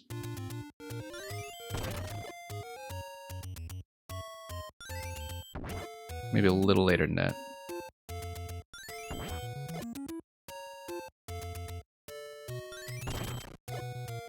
We can do it. I am going to overtly try to break this, so... Yeah, we can absolutely do it. I might even be able to do it from below at this point, depending on how this looks. No, this is gated off. Okay, that's fine. In fact, if I have access to another Master Sword, I can just carry a bomb and jump down towards that. But we'll try it. Yeah, I want to show you that this should be breakable. It's just that you have to be fairly precise. I know this is meant to be a map. There we go. There we go. We got it. And let's just continue to play this level to see what, if anything, has problems when you do that. Whoops. Pink coins are optional. Yeah. Not for me, they're not. Okay, I don't want to go upstairs yet because that will gate me off from exploring here. I want to explore here before we do anything. And I should be able to bounce out of that. I'd be really surprised if I weren't. So yeah, this gets you through immediately without having done anything else. And I guess I could keep the keys as well, because I feel like if you're not expected to hit the on-off switch at this point yet, we're probably expected to... Oh yeah, so this allows you to... Oh, you know what? I could have checked this in the first place. Okay, that's fine. But it looks like this is the thing that was actually being gated off by switches, so we'll just take keys in with us. And in theory, I have more keys than I'm supposed to have at this point, because I've skipped part of the level, I think.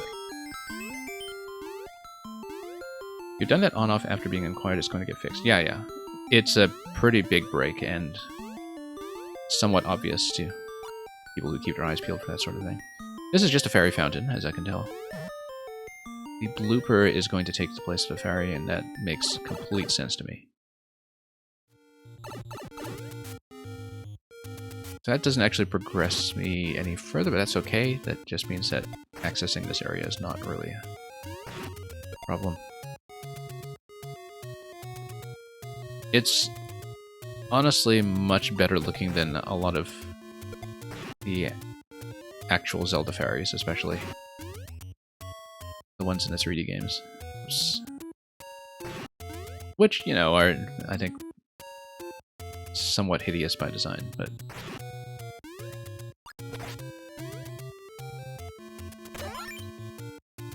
Anyway, let's go over here.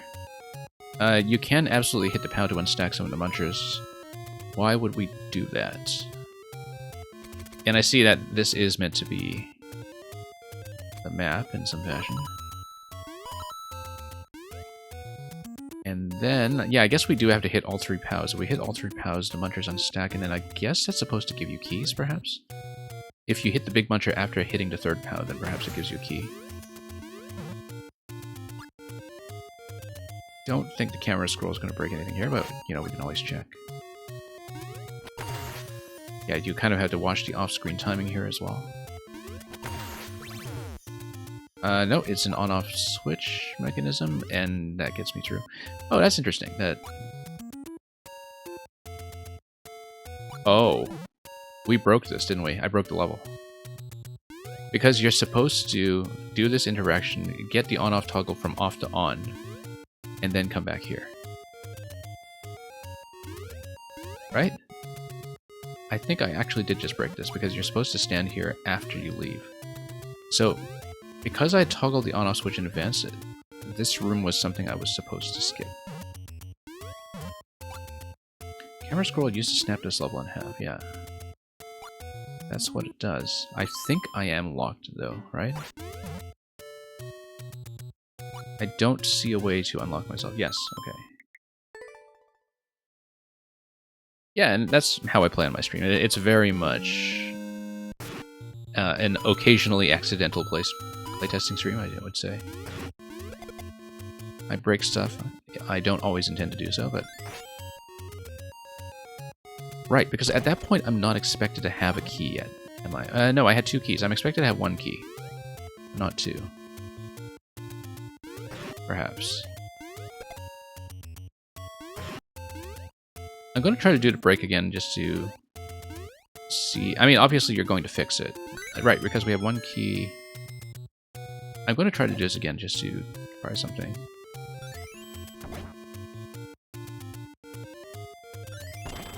Because if the intended flow was for you to go through that room and then toggle from off to on, then how does one continue after that, I wonder?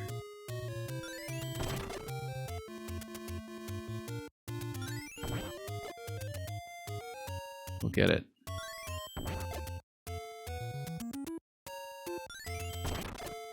A little bit early.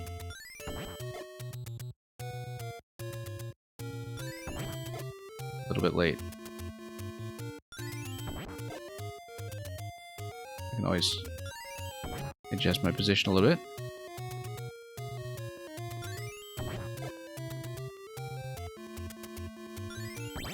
There we go. Okay. So we are not going to enter that door then, or spend a key there. I think I'm supposed to go up here, and then that's how you continue. And then at this point, you're expected, I think, to have the state be off. I'm not clear on that. We have what should be an extra key at this point, though. So the thing that has changed at this point, we're kind of back in sync with the level, I think, but with 1 too many keys. Which might just allow me to do a boss skip later, so... maybe not the biggest issue. Yeah, if you do a state switch over here, then you can do a Muncher bump with a shield going from left to right, and then that's how you would get around that. The other thing, too, is I wonder if it is possible to jump into that 1 tile gap above the Muncher and sneak through, but... oh, POW is going to kill the Muncher if you... okay, so why don't we come here first? See what that does. You like emphasizing player agency? Yeah, I like that. I feel like that's kind of underrated in Maker 2. Maker 1 had a lot more of it, but I feel like Maker 2, for a number of reasons that we've discussed on the stream at various times, just kind of tended towards linearity. Notice this on-off switch as well. This is definitely within bomb range. And even if you move it 1 tile further up or create 1 tile of a wall, you need to take into consideration the fact that Link might potentially self-damage activate it as well.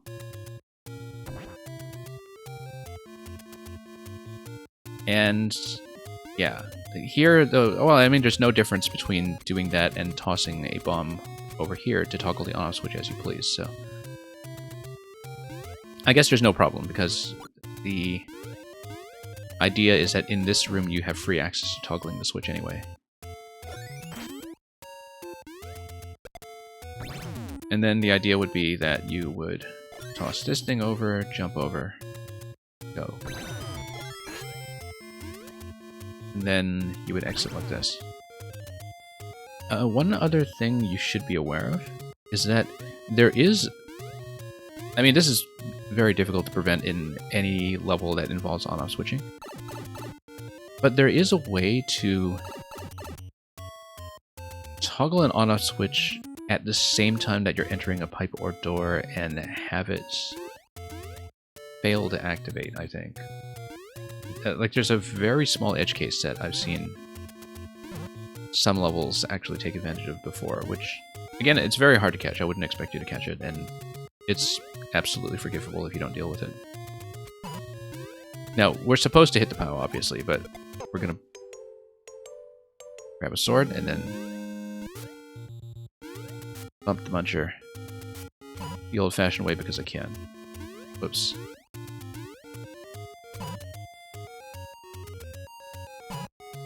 Because I want to see... yeah, at this point, I guess we'll have to hit it, because I have no sword. But if I go back through the door, I should be able to get the sword in the checkpoint room, so...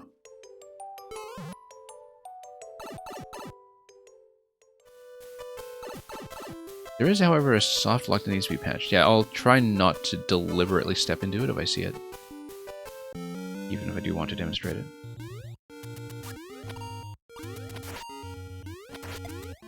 Okay.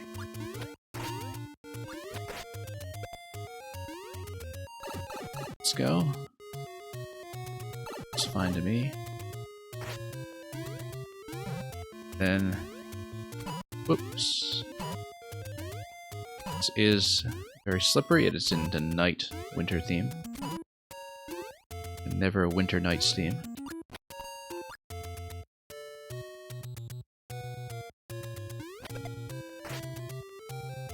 Now, there's no particular purpose to leaving the muncher here, but we're doing it anyway.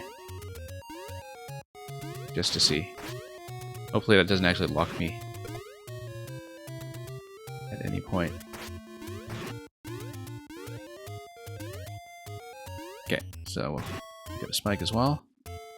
Notice this hard block here. I think it's over to semi-solid, though. The semi-solid edge should still cover that. Yeah. I saw from the artwork that was the case, so... Just double-checking. Oh, whoops. Didn't expect the snowball to just detonate that so quickly. Okay, once again, I wonder if we could have had an on-off activation on the other side that would give me this right away. Perhaps not, but we'll take a look.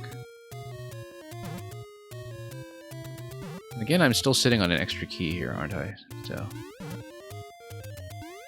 yeah, this on-off switch, if you hold a bomb into it and you jump up with good timing, I think it is possible to get it, but of course you'd only have one try at doing so with Pokey, unless you jumped up like this. I think you actually could activate it remotely. Let's see if we have some kind of on-off activation available right away, though, before we do anything silly like that. I guess you would have to loop around, so...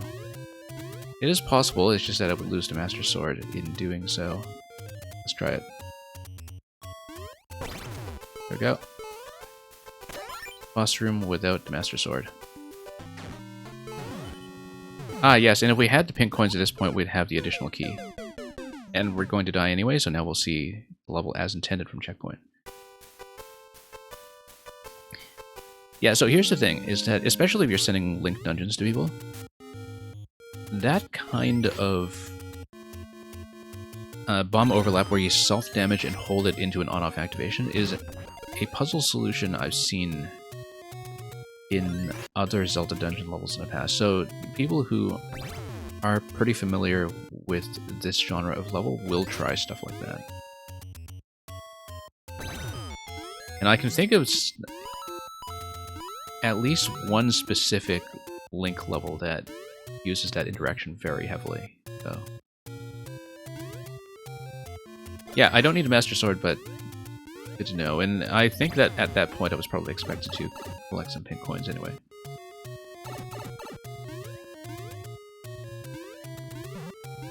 And yeah, that's the other thing I've noticed about Mario Maker, is that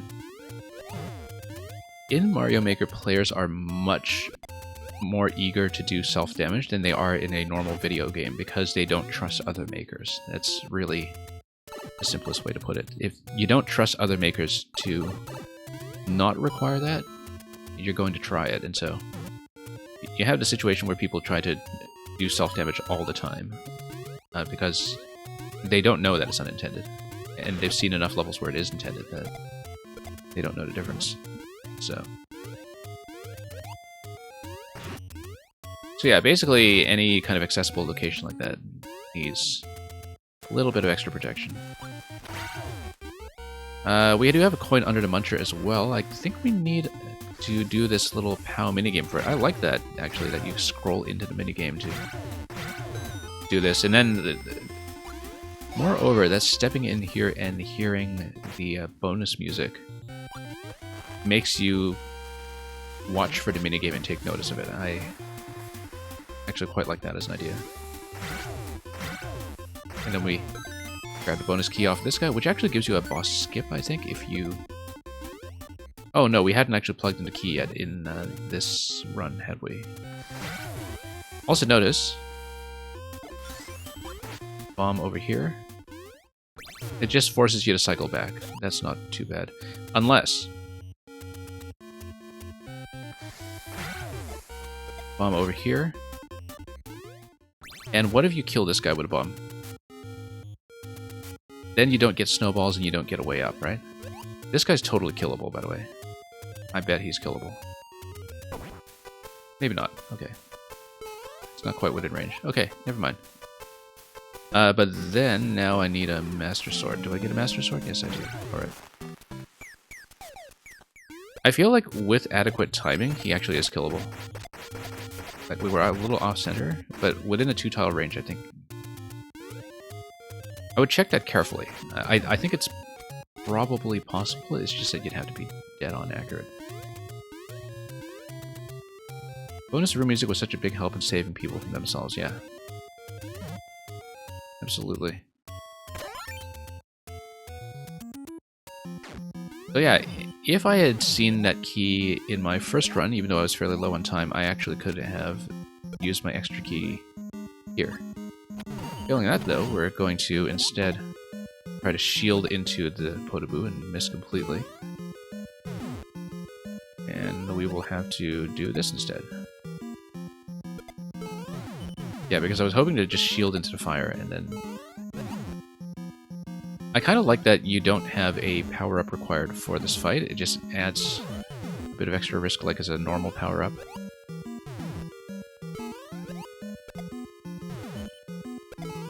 Where it's a little bit harder if you're not Link, but... With Link levels, I think very often people run into this pitfall of creating situations where you must have the Master Sword, and either you have an infinite refresh or you just die. Okay, we didn't collect all the coins, we missed 2. I guess we would have needed to flow through the level properly to see the other ones, didn't we? Because I suspect that I maybe just skipped over them. Okay, because I broke the first half, I will go back to this one really quickly if people in the queue are willing to wait just a little longer, because I want to see the first half and playtest it properly without doing the initial key break. So.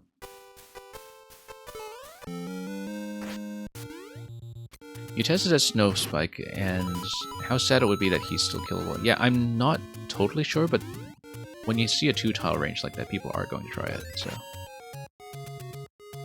So we'll try to do a coin hunt this time, and we'll try to not deliberately break the switches for once. And we'll see what the flow is supposed to be. Just for playtesting purposes. Okay, that's very satisfying to do, just...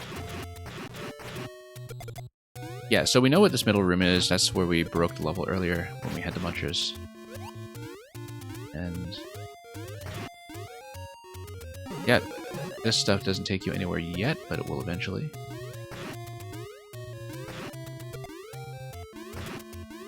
And this is supposed to give you the first switch toggle, and then you're supposed to wrap back around outside. I see. Okay, that's why we missed a chunk of the level, that we locked ourselves out of this initially. Again, this spot, this is definitely doable. Even if you don't do self-damage, you can probably tap a bomb up, even if it's not against a wall, and do it. That's absolutely hittable. Which might just be a speed skip at this point. Actually, maybe it's the thing you're supposed to do. I feel like if people reach this location with the off switch, they might actually assume that you do that, even though you have a key at this point.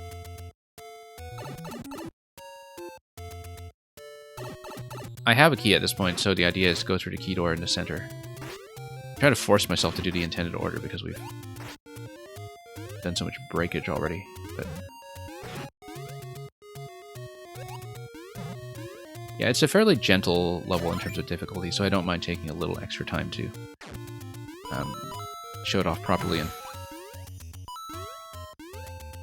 make sure there's nothing else that really needs a lot of fixing. We didn't find the soft lock that you were talking about, I don't think, but I wasn't really looking for it.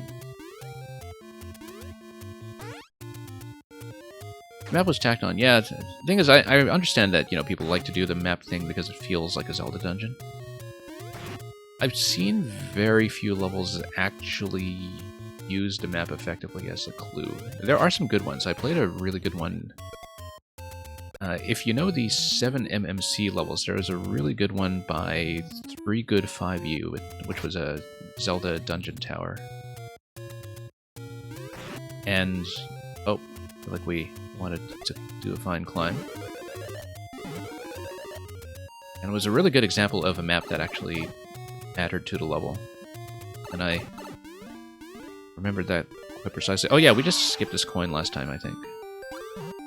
I would expect that coin 6 should be after the boss, right? Because otherwise getting all of the coins would be a boss skip. So usually the conventional expectation would be that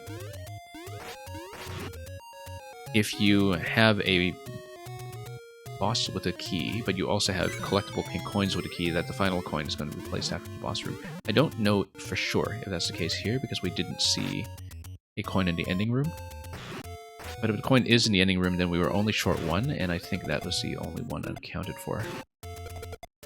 What was I doing? Oh yes, we at the on-off switch, we go back to the pipe up top, which we're taking the long way towards, but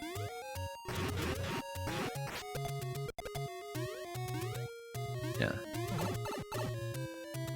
6 coin is after the boss. Yeah, that's what I expected. So this is pretty much as I saw it before. No real changes to the flow at this point, because we just need to get to checkpoint and be identical to what we saw earlier, as long as we remember to actually pick up the coins along the way.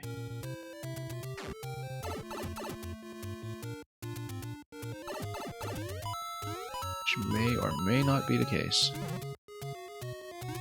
Yeah, I guess this slot here is just to allow you to read the map. But yeah, the map is definitely a huge vulnerability. I actually think it would be neat to have a Zelda dungeon where interacting with the map is part of the puzzle solution. Deliberately doing so, rather than just doing so to break it.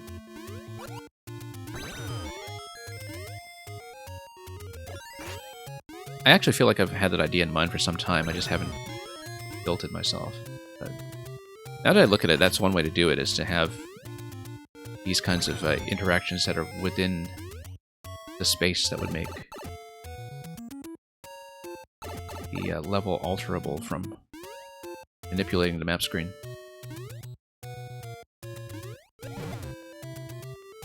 Did I check down here? Master Sword, okay. Yeah, and we've seen all this stuff here before. And King Xboy999, hello to you as well. You like burying arrows behind you on-off, same way as Zelda Dungeon likes to nudge you the right way, yeah. See what you mean, I think. It'll give you an idea to plan an actual Zelda level. I might have to start building one.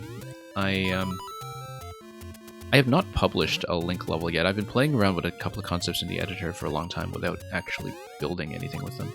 We need to go back for this coin, that's coin 4, and then there's the one that's under the big muncher later, so we just need to remember to actually grab that coin once we have done the switch toggle. Yeah, so this big muncher here, we need to do the minigame. And we'll get the key as well.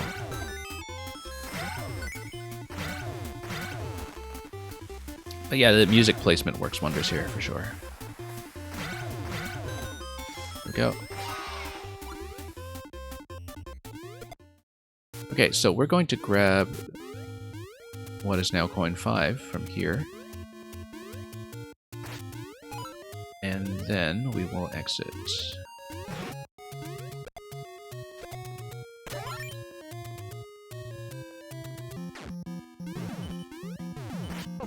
Oh, whoops. I was too busy reading the chat. That was a reading the chat hit. I think maybe I'm supposed to keep the Master Sword into the boss room, and perhaps we should have...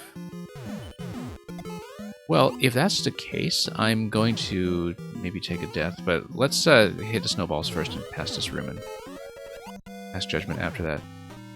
Nearly does this in a single segment too, and then I just looked over at chat at the wrong moment and got fire in the face. Anyway, come on. Let's go.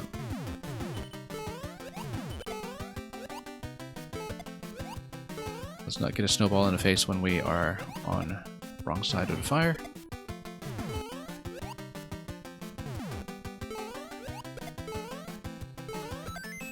Okay. Nothing else here, I think. Interestingly enough... Oh yeah, the safety coin is here. I wanted to show off something in the other room, but I'll just describe it. The blaster column in the center. You have hard blocks on either side of that. I think it's possible to bomb those hard blocks and then jump over the central element if you still have Link. I didn't have the Master Sword, so I couldn't try it. But I was definitely thinking about it. Okay, this looks like a clue. Or is it? I've been playing too many escape rooms, it totally looks like a clue. Where you have like a sequence of things that you need to hit in order. Or maybe it's just... Icy Triforce. Or perhaps I do need Link to do something with this. There's a 1-up if you don't need a sword for true ending. Yeah, because normally if you had a sword you would just bomb this, right?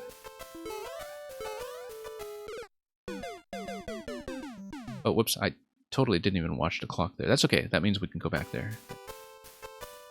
It's a 5, so you'll put that in the code in the final level to get the true final boss. I see, okay, so it's part of your metagame for the super world that you have. I understand.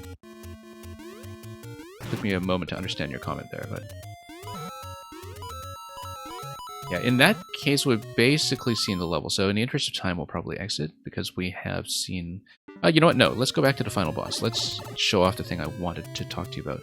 Notice that because we died after expending the key coins anyway, we do have a key death, but of course, we died to time on the ending screen, and that's just going to happen, so...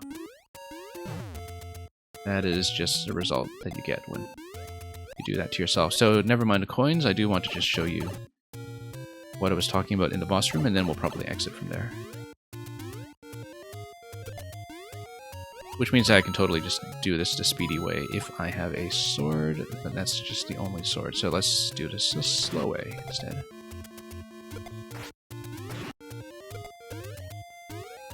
Okay.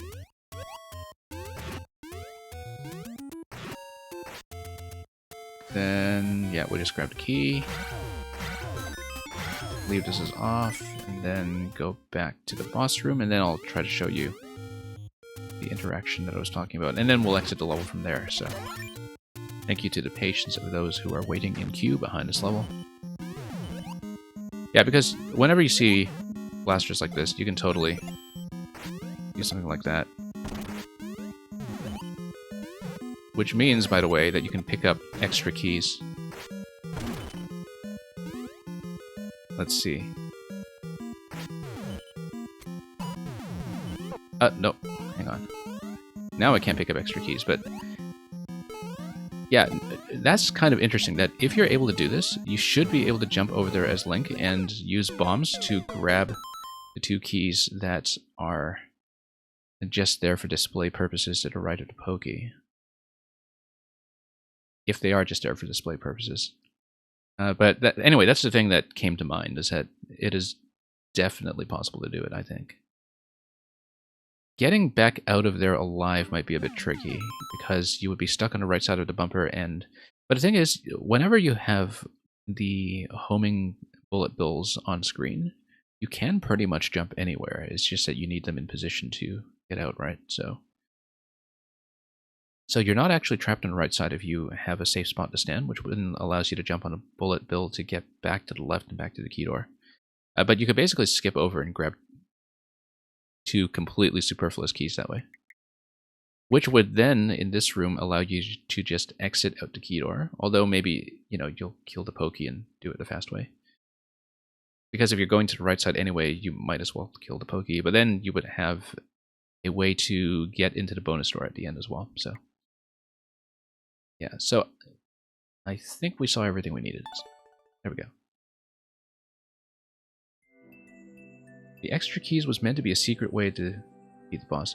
Yeah, I'm perfectly fine with secret ways to beat the boss. I like those ideas generally. The thing about secret kills, though, is that it looks like if you do that one anyway, you're in a situation where you're likely to kill the Pokey for the main key, so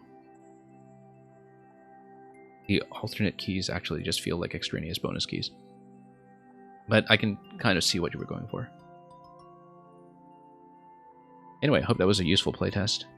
And thank you, those waiting behind this, for your patience. Art Pop, Floofy Boy, Roby, Angel, and 1K-Man. We're going to continue going down the list. I'm probably going to close the queue relatively soon. I usually close at around a 2-hour mark, but the queue is short today, so we're going to continue with Art Pop Rain, who has a super world for me to continue, I believe. And we will see how things go from there.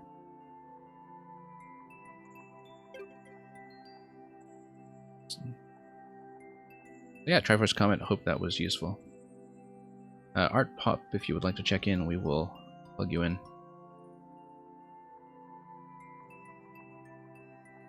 And otherwise, we will rotate Floofy Boy up a spot. We'll just give you a moment to respond in the chat. Yeah, for those unaware, I'm pretty lenient about people who are around but just happen to be AFK when they're called. I usually just bump you back 1 spot in case you come back. And so sometimes we have to do that. So we'll just take whoever's here. It could be Art Pop, it could be a Floofy. Yeah, Art Pop's here. Great, great, great.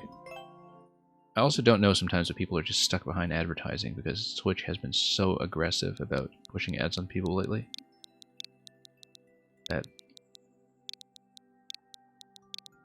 And a lot of that is not under my control as a small streamer, so. Anyway, Art Pop, let's continue to Super World. Like I said, we will likely close the queue after that, but it seems like it's a pretty relaxed queue right now, so we'll go with it. Also, for those new to the stream, when I do Super Worlds, I tend to do additional levels within the first 15 to 20 minutes or so, in case we have a set of levels that are all very short. At this point, we're in World 4. I might only get through 1 or 2, but for people who are submitting traditional worlds, that's usually how I handle it. That will kind of take them as chunks in sequence, and so we can speed through the early worlds when they are submitted to me. Anyway, we don't need to spin on that one, but we do need to spin on this guy here and hit the on-off switch, but thankfully we have a couple of opportunities to do that. We have a couple of opportunities here as well to read what's going on. I need to suspend this position until I get access to the P-switch. Then we jump off the P-switch. I didn't see the P-switch floating over there until pretty late, so that's what happened.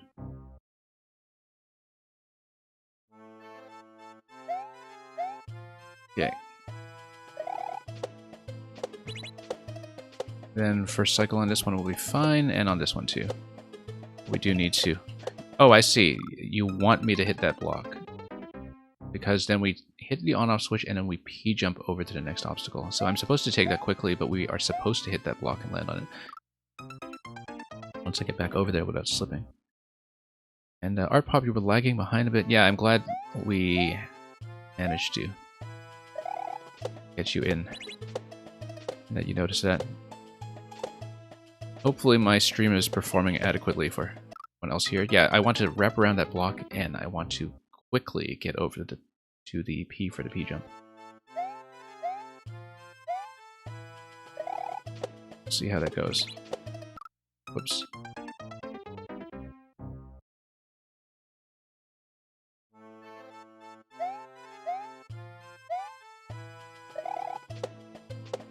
And yeah, Triforce Comet, or Dry Butt Comet, as the case may be. I'm glad the tone of the stream works well for you. Whoops. Okay, we need to be careful here. I accidentally grabbed it because I came into the side. We're clearly supposed to P-jump it. And the P switch will swap over the turn blocks and P blocks on the other side to give me a staircase above the munchers. So yeah, given momentum here, we should wrap around the right side of the block that I raise. And then I want the P to be in a position where I will not accidentally grab it.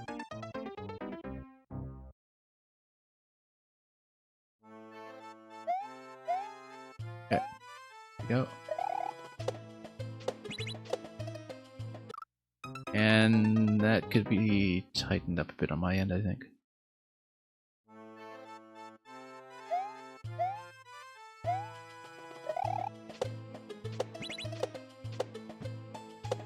Okay, there we go.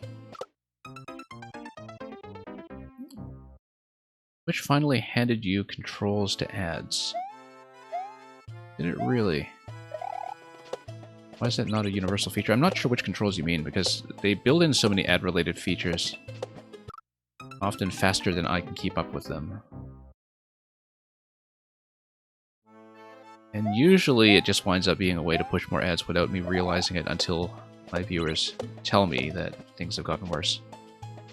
We need to hit this first. A little late. Way too late. But that's how it's supposed to work. It's supposed to be a P-jump after you hit the on-off switch. We are supposed to get on top of the invisible block on the first cycle, so we'll do that. We'll tighten up some of these jumps here so we're not spending too much time. E-switch is out of the way enough that it doesn't spawn until after my jump from the Pokey to the spike top, which is going to be fine. Okay. I lost too much momentum here. I need to just continue off that jump under the Pokey.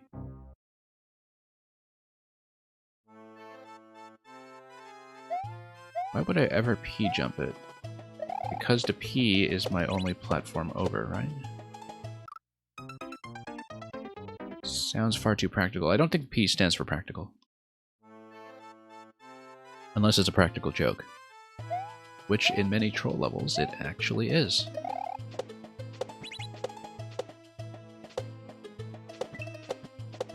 And nope, I keep bumping my head on this thing. I'm supposed to wrap around it and I just miss every single time. Because you kind of have to go straight up on that spike top to hit the block at all, and then if I'm going straight up, then I don't have the momentum to actually go around. Okay, there we go. And then, whoops, yeah, too far left. But I'm a little slow there anyway, and so the P switch is coming in a little too close to me. Comfort.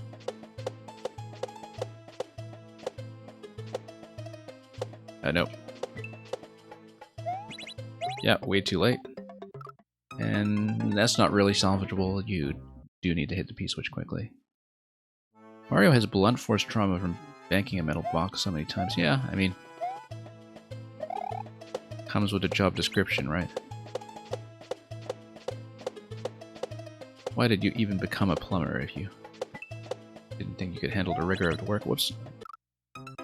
Still too far to the left. I should maybe precautionarily let go of the grab button, but I think I just bumped to the left or so.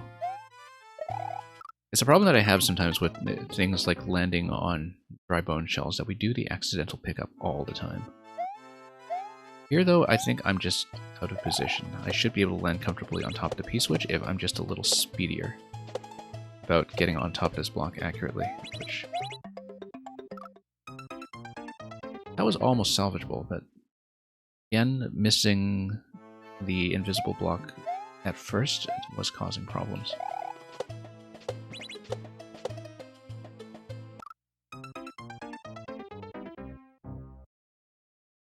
And yeah, immediately hitting the hidden block in that location isn't something that I found very easy to read on first reading, but I think the harder thing is actually just getting around it, to be honest.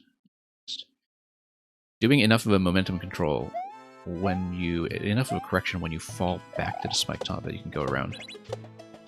Something that is still a little bit claustrophobic, but we do it. Whoops, and we'll miss the P-switch once again. Plumbers are at more risk of death than police officers, and not because plumbing is terribly dangerous. Well, I mean, you have so many Koopas in the pipes that is naturally just what's going to happen.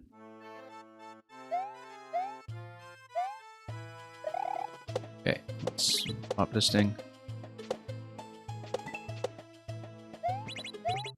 There we go.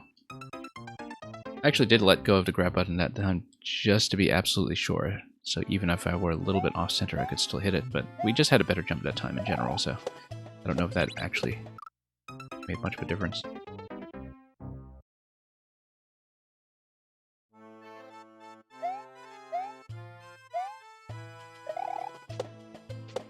Then...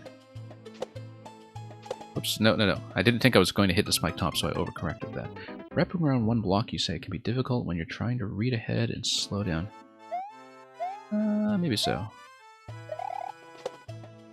It's actually just the height of that block over the spike top that throws me off, I think. That I always feel like I have more room to prepare the direction of my bounce over the spike top on my way back down, and instead we wind up bumping my head. And a P-switch comes in really quickly, too. It's very clear what to do with the P-switch, it's just that even if you whiff the first bounce, you're already in big trouble, so... Anyway, straighten this out, we'll do this. This should be a hit. And I relaxed that jump just a little bit too much. We're supposed to go over to the claw, and then we'll see how tight I am on the P-switch remaining active and whether it's useful for anything else past that point. So yeah, there I didn't hold down the grab button, but again, positionally, I was just too far to the left, so the grab button is not really the issue is just jump accuracy.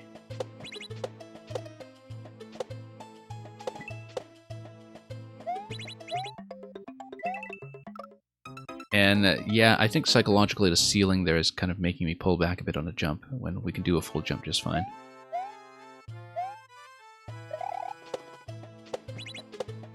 Okay. Oh. Okay, a little short bounce there is actually acceptable by the looks of it.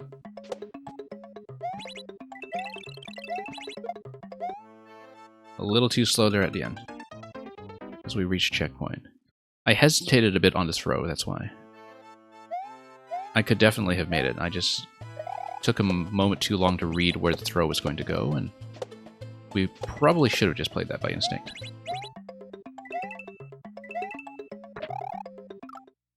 Need a bit more of a claw swing before I come up.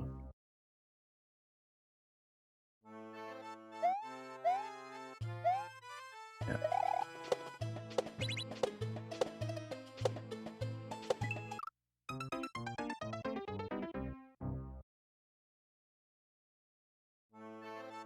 I'd hate to hit that spiky roof and then you hit the munchers. Yeah, that's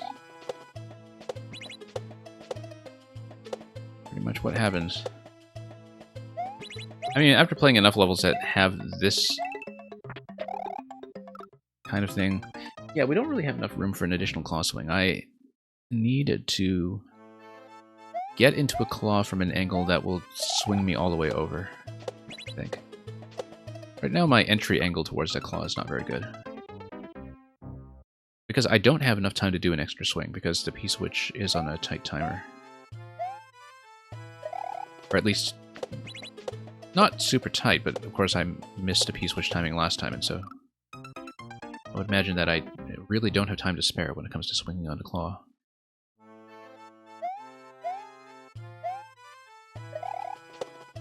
So we just need a better exit from that claw. Then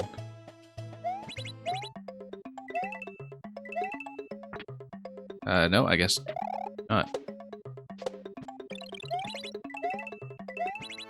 Yeah, too late. You cannot swing a second time on that claw. You must go immediately. Pretty obvious to me at this point. Everything else worked well that time. It was just that extra swing that killed the whole thing. And I knew that intuitively, it's just that I had to try it. Well, momentum is one of your favorite things to mess around with. It feels really inconsistent, you say, when you're going fast. Yeah, so I don't know if you know Street Rat, one of the other streamers who's often a very active puzzle player. Someone showed me a clip from his stream from a few days ago where he actually managed to get a claw to do perpetual circular motion.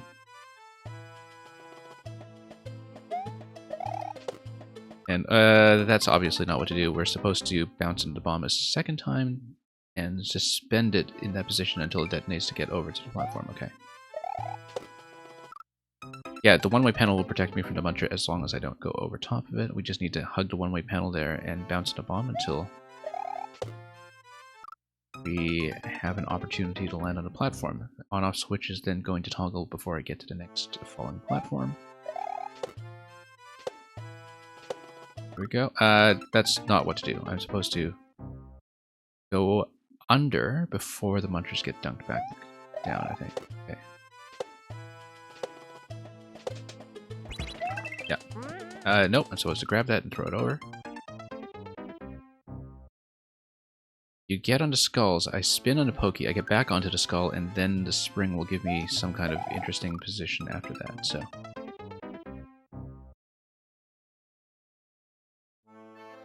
Yeah, I understand what's going on, I just need to execute it.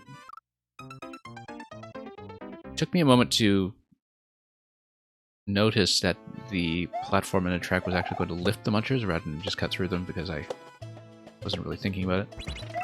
As you can see, a little late there, but you don't need to do a full jump there every time, you just need to time it accurately. And keep reasonably centered without kicking the bomb to the left. That's a very important part of this. You do need the bomb to maintain its position by the on-off switch. Wrong way. But then, yeah, you're supposed to grab the spring again here and then up throw it onto the platform, and then you come up here. You up throw the shell to the on-off switch. You spin onto the muncher, and then at that point, the on-off switches unlock the top pipe.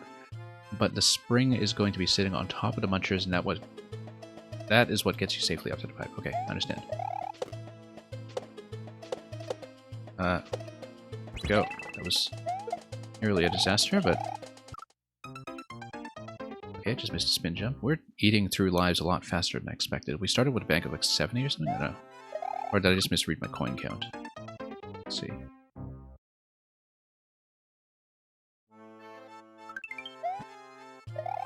I don't know that it resembles a different level entirely. I think this level has been pretty consistent about what it's demanding of me and the style of movement. Pretty familiar as the jump style. And okay, I'm not supposed to land on top of this, obviously. I'm supposed to toss it up, and then we get under the piranha before it goes down that low. We up throw the shell, bounce on the piranha, bounce on the spring. Yeah, I know how it's supposed to look. We're just a little off on some of the timings and spacing when it comes to not landing on top of the spring as I'm going down. That is the main thing. It's throwing me off here. So. We can actually stomp the bomb against a wall without kicking it left, I think. And so I'm maybe overcomplicating this move. No, I'm not. I did it correctly. I take that back. We were doing it right the first time. But of course, I'm trying to stand up straight there without tipping off the bomb on the left side, so... And we're a little slow there anyhow.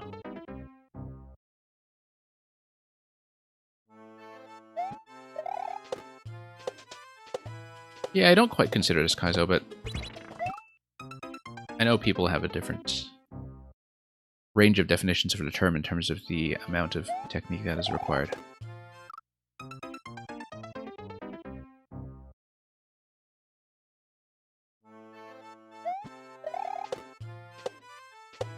But I normally think of Kaizo levels as requiring a body of technique that is never asked of you in regular Mario Maker. So, you know, a lot of people have varying terms for this scale of difficulty where you can still get by with just decent knowledge of traditional mechanics.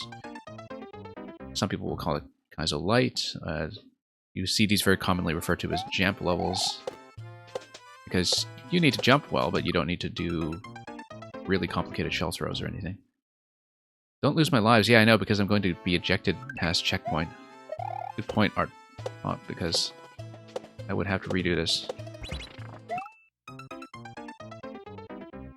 I have not been paying enough attention to how quickly I'm eating through the life counter. Also, yeah, you know what? We should just take the 1-up at the checkpoint. Why am I forgetting to do that?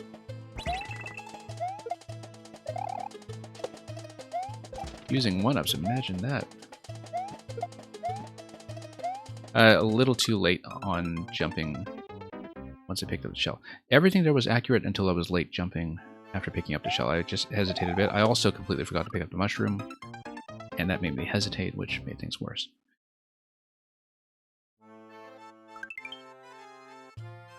Yeah, Trebit comment, the etymology behind Kaizo is that there was a Japanese hack for Super Mario World a long time ago called the Kaizo Mario World.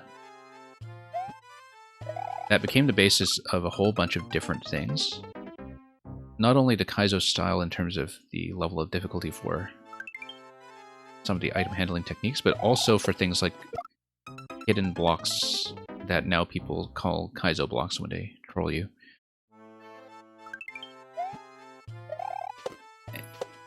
And I think we've drifted from that definition quite a bit. But the original name was just because it was the name of that Japanese hack.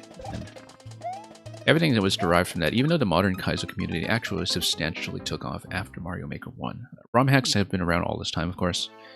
People have been working with lunar magic forever and ever, but it's actually incredible how young most of the current incarnation of the Super Mario World ROM hack community really is. That a lot of them kind of went there from Maker 1. A lot of the big names like, you know, Barb and Grand Pooh Bear and so on.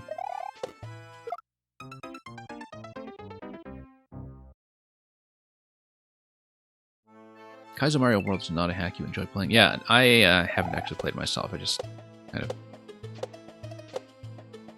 know about it for narrative reasons. Whoops. Trying to do a secondary throw on that just to set up. Just had a bad throw. Okay, let's actually grab 1-ups. Thank you for giving me that clue, Art Pop. I totally would have neglected that otherwise. Okay, there we go. Up pipe. We even did the up pipe accurately. Checkpoint 2. And let's not neglect that 1-up either. This thing here, I feel like I played a whole level that was this concept at some point. An entire level that was all just pokey bounce timings. Yoshi missed. And unfortunately, that becomes a problem.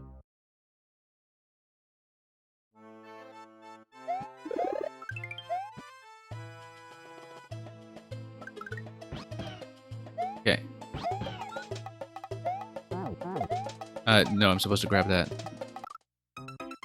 as Yoshi, not as Mario. Yoshi spits it over. I dump Yoshi into the pit where the Z indicator is after that.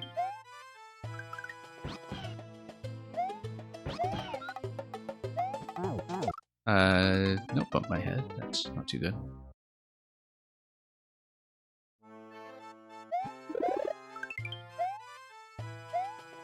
Everybody can recognize the first screen in Kaizo Mario World with all the stack build blasters. Oh, I don't know about that. I mean, quite a lot of people in Mario Maker are not connected to ROM hacking at all. I mean, I know people who do a lot of that content socially, but I'm not really a ROM hack player myself. I don't really know Super Mario World mechanics at an advanced level the way they do. We grab this thing, and then we just go, I suppose. Okay. I was just about to say, wow, what an accurate landing on that key, and then we flubbed everything afterwards.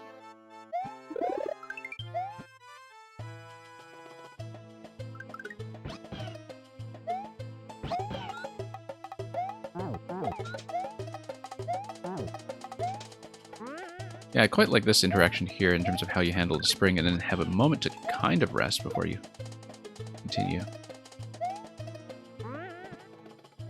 Yeah, that bit with a one-way panel stopping the spring and then re-grabbing it, that's actually pretty satisfying to do.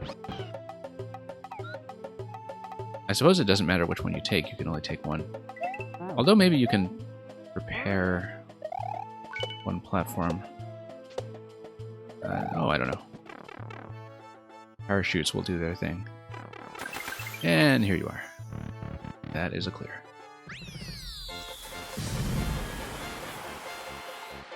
Oh, thank you for that one, Art Pop.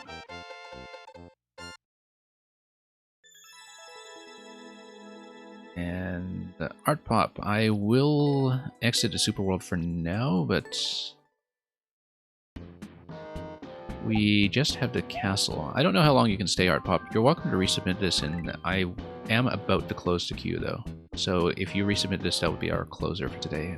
We'll be taking the airship here. But I'll do the rest of the queue first. So this is last call between now and entering the code for the next level. So if anybody has some last-minute codes, do get them in now. As usual, my policy is that I will play through the whole list that gets in before closing. I will try my best not to cut off the stream before we've seen everybody.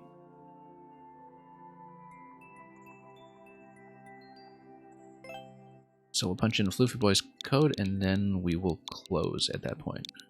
I'll update my stream information accordingly. I did see that you replaced this with a puzzle code earlier, which is great, and I don't mind another puzzle to break things up. Coin collection seesaw puzzle, one screen. Sounds good to me. At this point, we are closing the queue, and I will just take a moment to update my stream title and bot display and so on. And the list after that will be Roby Angel, one came in, try butt comment and Art Pop Rain. Yeah, sounds pretty good. A lot of people doubling up today, which is perfectly fine. Slower queue. Just make sure my bot is displaying properly. Continue.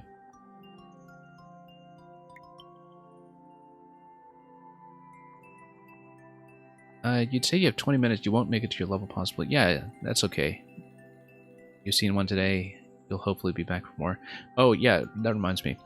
This is my usual time for viewer levels, but for travel reasons, I will probably not be running viewer levels next week. I will be back fairly regularly after that, though. And over the course of the next week, I will mostly be playing selections from the puzzle contest that I'm judging, which has a deadline of tomorrow. But viewer levels, I think, might have to be cancelled next weekend because I do have a travel conflict. But we'll be back for much more after that. If you're following the stream, you'll find me pretty easily. Until then, though, let's look at Coin Collection Seesaw Puzzle. And yeah, I know I run at the worst possible time for a lot of people. This is very off-peak for Twitch. Reach the goal after grabbing at least 4 coins. We see a condition that says at least 4 coins, so possibly there are some that, yeah, there might be some reason for that condition, like the question block, for instance. And we'll just need to remember that. Okay, the goal is right there. We just need to grab the coins and be done with it. Looks like this coin here, if you blow up the ice block, also there's no way to respawn into this room, so there's no question of spawn blocking or anything like that.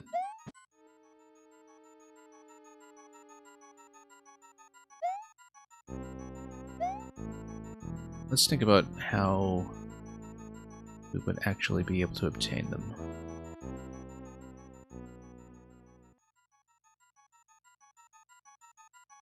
Seesaw on the right side, on-off switch over here, just gates this off, okay. Looks like the bomb would potentially blow this up. Thinking about whether we can do anything else with it. Notice too that if you hit the P-switch, you might be able to use the bomb to blow up the block containing the coin, and I wonder what that does to the condition, actually. Let's check this. Yeah, that fails the condition in its own way, but the thing is, if you switch some of the blocks over with the P-switch, then you get more coins, right? So then it's a matter of making sure you can get that, which does require me to activate the on-off switch remotely, which currently we can't do.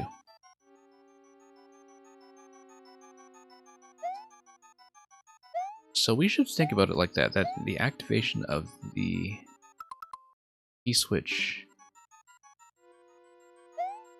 does give me coins elsewhere, and we should think about that as part of the total of 4, if need be. I think even just hitting this on the side, like this block right here, might have been able to resolve something. We'll restart this until we've explored different possibilities in this level and see what happens. Yeah, floofy puzzles are a treat, you said, before you had to leave. You'll actually dip down to not get spoiled. Yep, totally understandable. I have fun with this one when you do play it. But that's not how you collect that. However, if we place the bomb in such a fashion that opens up that question block, we can see what's inside it. I don't know if it's a coin or if it's something else, but we'll find out very quickly. We need to see what this is. Aha! That's interesting. We obviously don't want to do that, but we can maybe place an object on the left side of the seesaw to allow me up. Okay, so the fact that we have a second bomb here is really important. We obviously don't want to blow up a bomb here because we don't need to. We know that activating a P-switch will get me this, and it will also free up the seesaw. We know that blowing up the bomb here is going to get me this, so we need to think about what additional use I have for that bomb before we trade up to this bomb. Because we don't want to just trade a bomb for a bomb, we need the bomb to do something for me, and then we use the other bomb. And it seems like I would need to... Well, let's see what the seesaw weight is going to do first, because it seems very much like... Oh, we can stand here, okay. We can weigh down the seesaw, perhaps, with an object. We can also perhaps raise the P-switch, which is an interesting possibility. That would lower the seesaw on this side, raise the P-switch, and then make the P-switch accessible as something I can carry, which might be really important.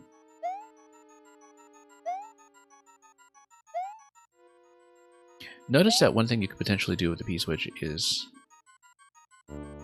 actually use a coin block to blow up a bomb if necessary.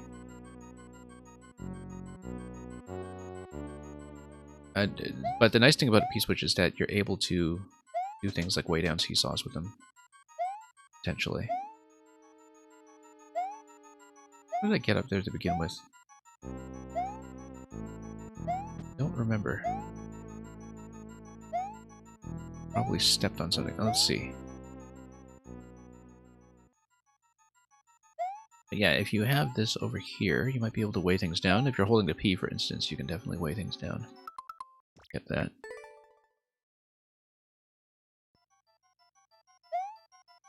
So P-switch activation pretty much automatically gets me 2 coins. So we just need 1 additional coin. I don't think it's going to be this one or the other one. We know the block is not a coin. But that block is a bomb that is usable. And is relocatable to a different area, which is really important potentially. Because you could basically use 1 bomb. You must use 1 bomb to blow this up, because otherwise you don't have access to the second one. So the second one is going to be the one that activates the on-off switch to get me up to the top here, which means at this point we still need something like the P-switch available still. Let's see how we do here. I still don't know what the seesaw weight situation is with this right side seesaw just yet, but we'll investigate a couple of possibilities.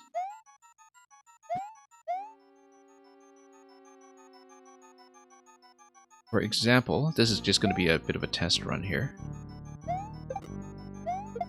Say we place this here. Then what happens if I come up? Oh, actually, I don't have enough height, do I? Yes, I do.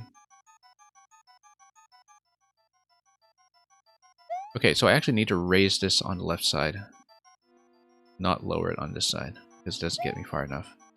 That's fine. I should have been able to determine that, in fact.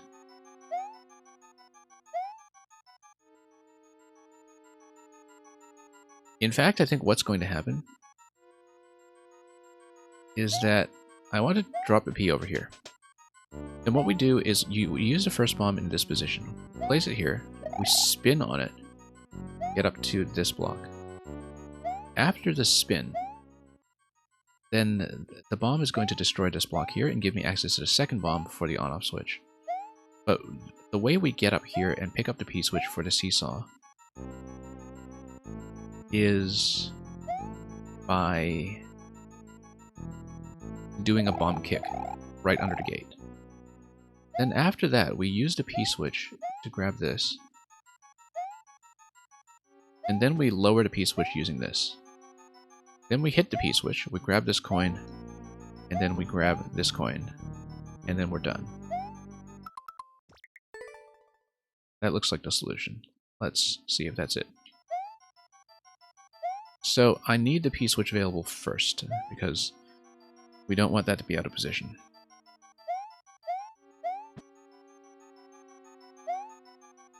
And I think this should work. But we need to be fairly careful about bomb.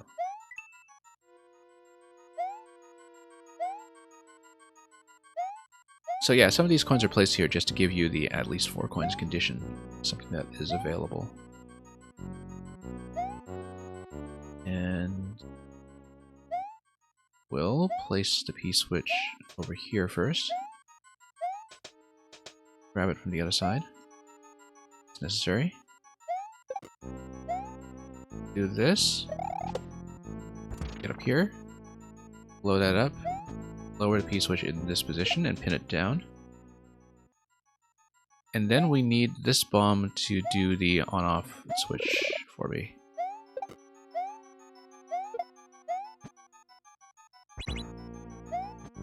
Yeah, because the yellow blocks don't count as coins in the editor. Yeah, I know that.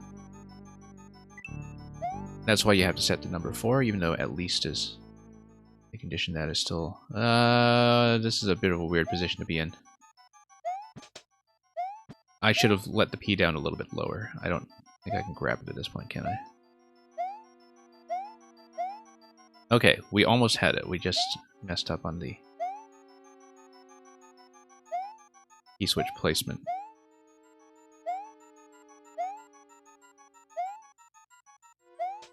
Yeah, no, we have the solution. That's just...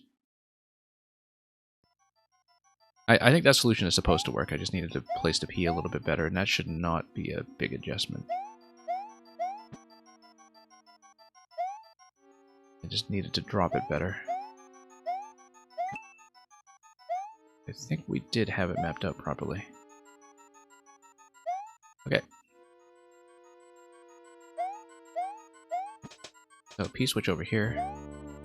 Same idea with the bomb. We'll place it here. Kick. And I'm under the goal, and that, of course, makes it difficult to see things, and that's fine. We'll live with that. Also, yeah, I'm in big trouble here, actually, because I slipped off, and don't think I can make it over now. No, oh no, I can. Oh, okay. Now I messed up. I didn't think I could actually run over, but I guess it is one tile, not two.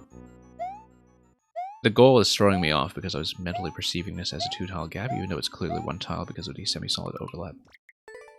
I should just do a P-switch throw to the seesaw, and this throw will just drop the P-switch on that column, instead of having it bounce over my head and be placed incorrectly. Let's do the P-switch again. Let's be careful here.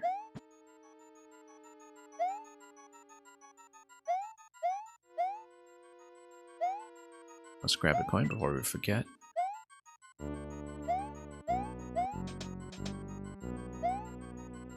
I think the idea is sound, though. I don't think I need to make any further big adjustment. Don't like that. I feel like we need to lower it a little better. And then, you know what? Nope, that doesn't work either. Okay. I am supposed to drop it in that position, I think, but we need to pin it down a little better.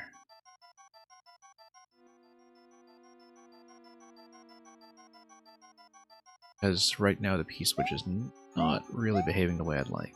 So.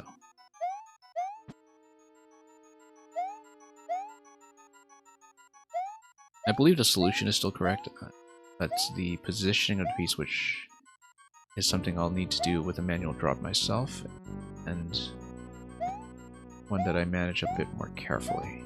Oops.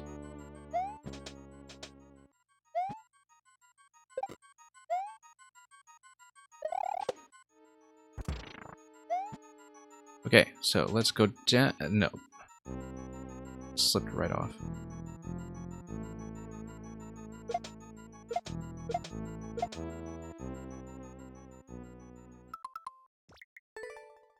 There's got to be a better way to place it. I'm not considering. Without slipping off the seesaw every time.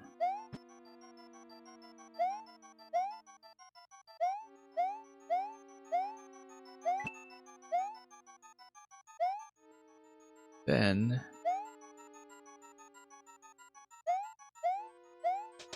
yeah, everything here looks right so far.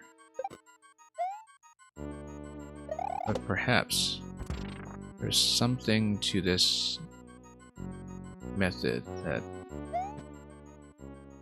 needs refinement here. So I suppose I grab the P-switch and pin it down like this. And I... oh, no, it gets released if I try to lower it down. The P-switch is supposed to sit a little further to the left, as a thing. And I wonder how I'm supposed to do that. I guess I just carry it down and I just drop it to my left. Instead of dropping it right away.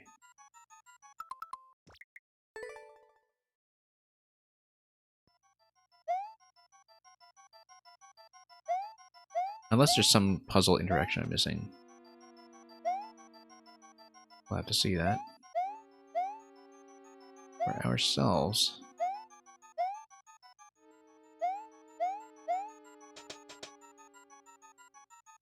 Okay.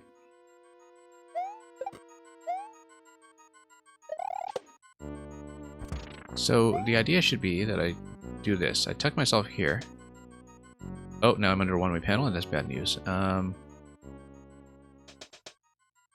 I've got the same issue as before.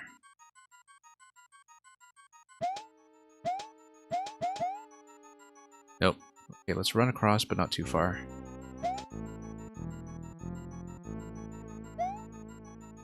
What if I just jump off the edge here and then way down a P-switch this way?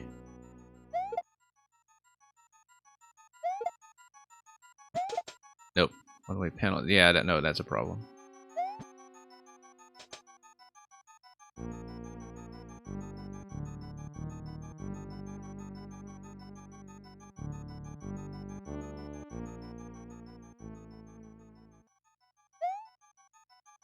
And even if you...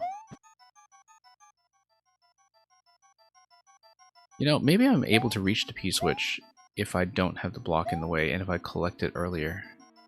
But then I can't collect it earlier because you need to activate the P-switch first to do it, so... That is a problem. I don't really feel like I'm missing a puzzle interaction. I feel like I'm missing some execution trick that will make that a little simpler.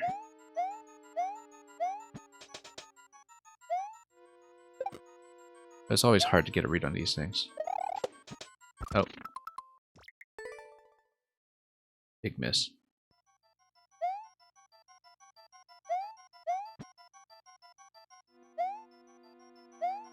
Yeah.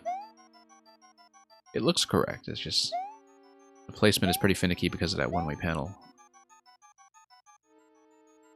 And of course with the available space, it's hard to see how you could make many more adjustments to that, just because all of the block heights here, in terms of jump requirement, are pretty strict already.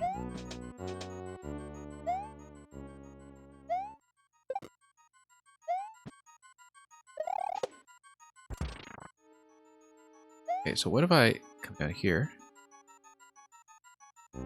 Throw... no. Oh, because of that one gap to the right. No, I can't do that either.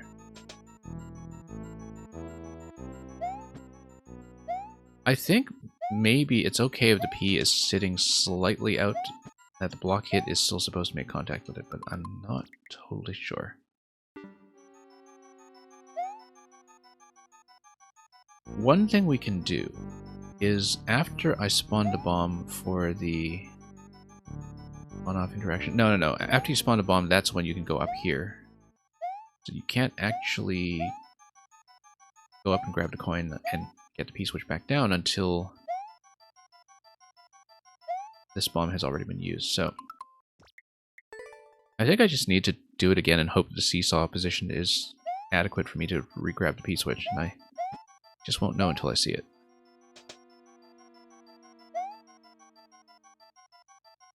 Okay. Try not to die to this.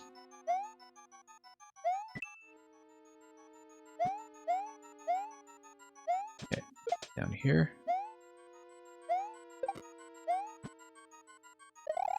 I think here is very simple so far, and then run into this thing. That's way too high. Block will absolutely not reach. What do you run across like this? Nope. That's what happens. Trying to jump under the one-way panel and clip myself over. That did not work. I think a P throw is definitely not going to work. The positioning is totally off.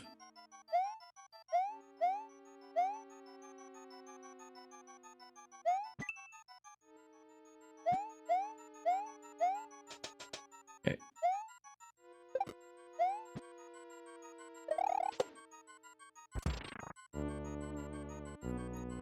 Maybe if I soft drop the P from this angle here. That's not great. So let's roll with it and see what happens, just in case. I don't think it's going to work, but...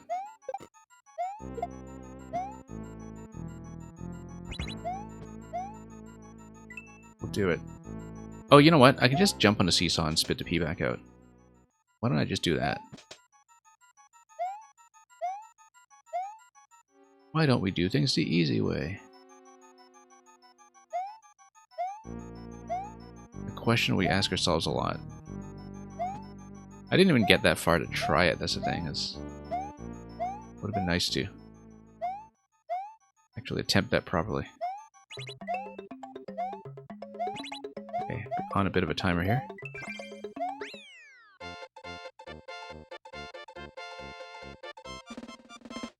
Yeah, no need for hints. We just need to bash our heads against it until the obvious becomes clear. As an alternative, I could probably do a momentum up throw, but no, pressing the seesaw is actually pretty important there, so we'll take it. Thank you for that, Floofy boy. Just needed to think about that properly and actually see it on screen and get that far. That's not a win. So yeah, fun puzzles today. Definitely looking forward to more. This was from back in 2021 on your old account, right? So yeah, a lot of stuff I can eventually get to. And I'll just trust your recommendations up until that point. Let's take a look at what is next. Roby Angel, if you're still here, please check in. See you on the list, so we'll just wait for you to speak up and yeah, have a good night, Floofy. Roby Angel, thank you so much for waiting. We will put yours in right now.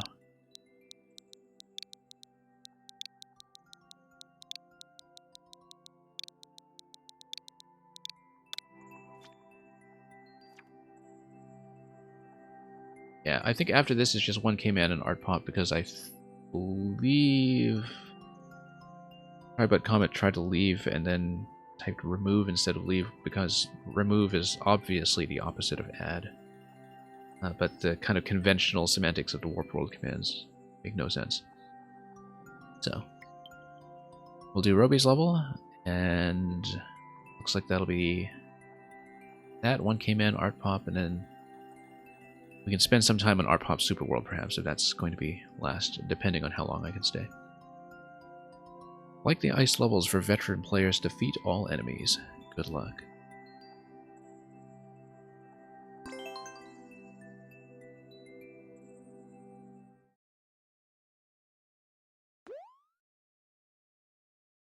Reached goal after defeating all 20 Spinies. Yeah, it'll be classic arcade Mario Brothers, if I understand this.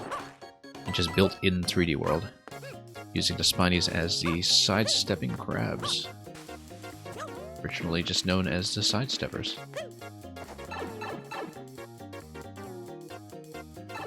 Roby. Okay. Yeah, I've seen a couple of takes on this concept before. Yeah, and the POW hat, of course, is where the POW block was originally located in classic Mario Brothers. Let's not have anything jump in my head, of course, and let's watch the pipes. So we don't want to grab the POW hat until we want to use it because it prevents me from picking up items like the shells, and so let's just pick this stuff and hope for the best. Having that roll around is probably not the best idea, but oh. I could also notice the on-off switch doing this manipulation of the bounce platforms. That's something that we need to be very attentive to.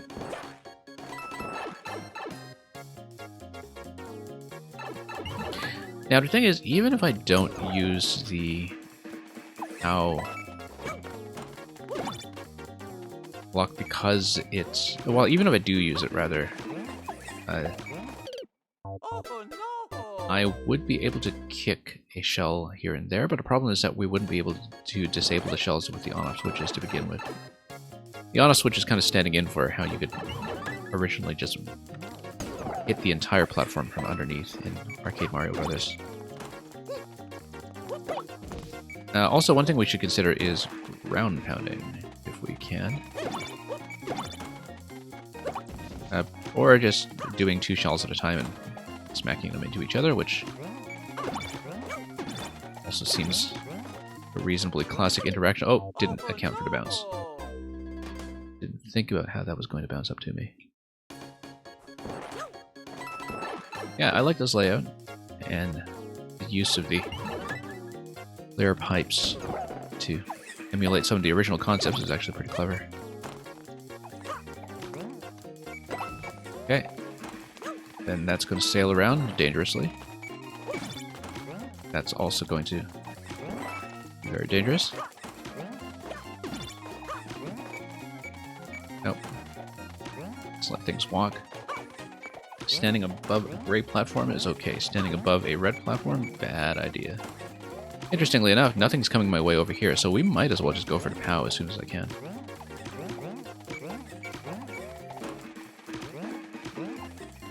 I actually think we'll do that.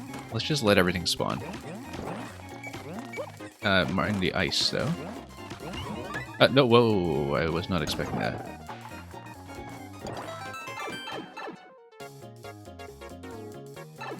I was not expecting that. I didn't think it would exit right away because I just didn't see the warp blocks. I was going for the POW, in fact. So that kind of caught me by surprise. Mr. Greggy Spike raiding me with a party of 4. Welcome, Mr. Greggy Spike. Let me give you a big shout out. Mr. Greggy Spike, who has supplied us with many Metroid-style levels and Sonic-style levels in the past. Completely different styles, as you might imagine. But yeah, Mr. Greggy Spike, hope your stream went well. That the levels were reasonably entertaining.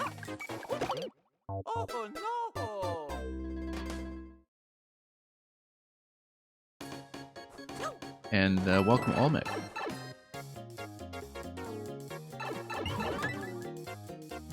And yeah, Greggy Spike, if you got this level as well, then I'm sure you had a lot of fun with it. Someone who appreciates games recreated in Mario Maker. I feel like bunching two together like this and then bopping them. Whoops, that was totally not what I expected. This is actually the way to go. Oh, doing that is not the way to go. Too much bouncing around. You found cheese, okay.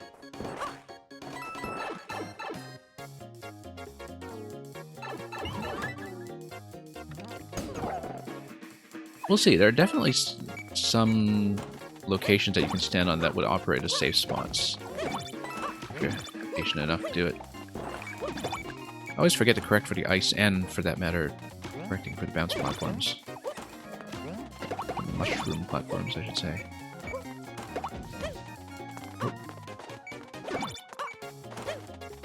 Nope. See that bump coming. So yeah, we cannot fall into the exclamation blocks under the POW until we're ready to go. That's something that I didn't think was particularly visible in layout, unfortunately. I mean, now that I know it's there, I can see it, but I think it is a little difficult to spawn. First time here. Oh hey, that works too.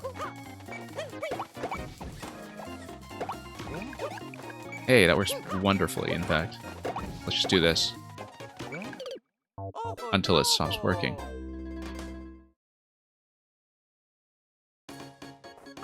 Wow, that was almost brilliant. I like that idea. I don't want to try it again, but... Whoops, we would need to hit things accurately first.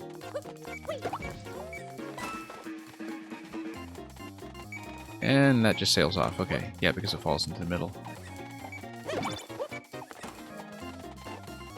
Okay.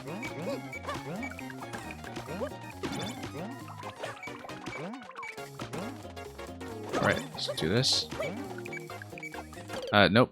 We should have sent it over the middle. Okay. I had a good method going there earlier. We just relied on it a little too confidently. Without realizing that I would just be struck in the face by my own shell, which is never very pleasant. Especially not in real life.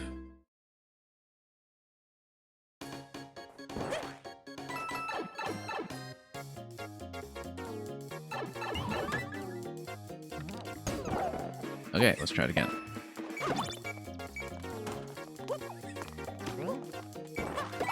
Sure, we'll do it this way and run into all kinds of trouble.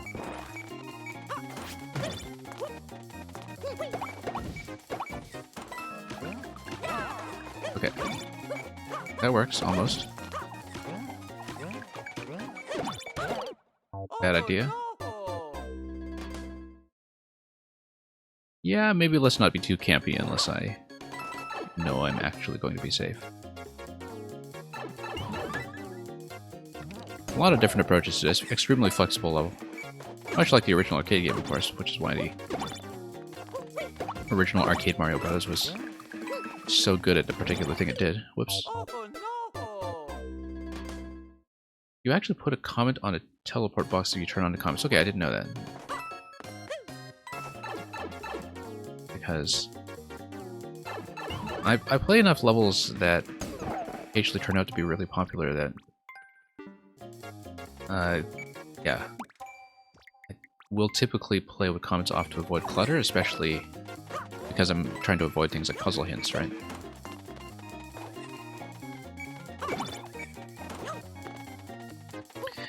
I really think one feature that is missing in Mario Maker is a setting that says creator comments only. Because then you could actually do things like story levels without worrying about everything being buried in comments once levels get too popular.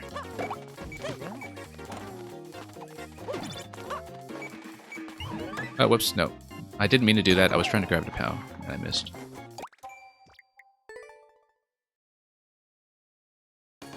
Yeah, I feel like it's something that is just the most obvious thing if you're going to have comments at all.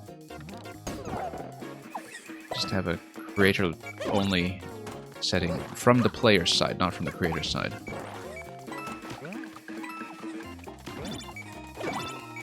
Because that's something that I probably would leave on most of the time, since all creators are usually not too aggressive about hints, and occasionally I have seen good comments on levels that have some kind of story element or interesting artwork to look at.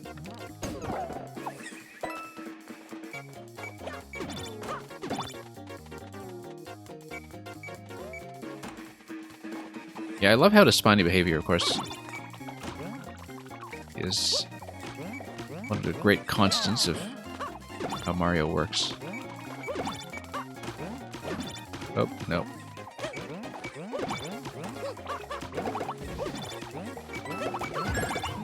Nope, didn't mean to fall down.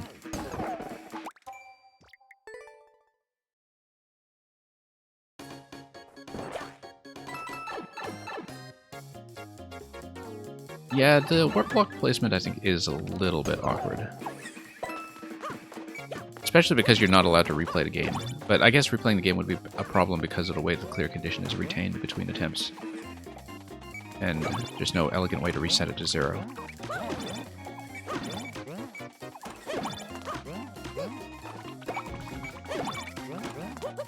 You know what, I'll just hold a shell at any given time. Until it wakes up, of course. I have to be careful with that, but... yeah, we could have seen that coming. I probably could have bopped on it too.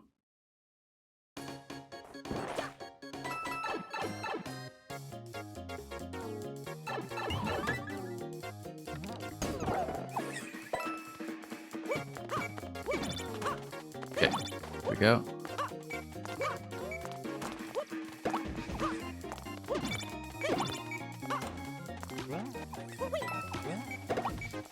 Great. Actually, I have to watch the mushroom platform configuration from time to time, of course.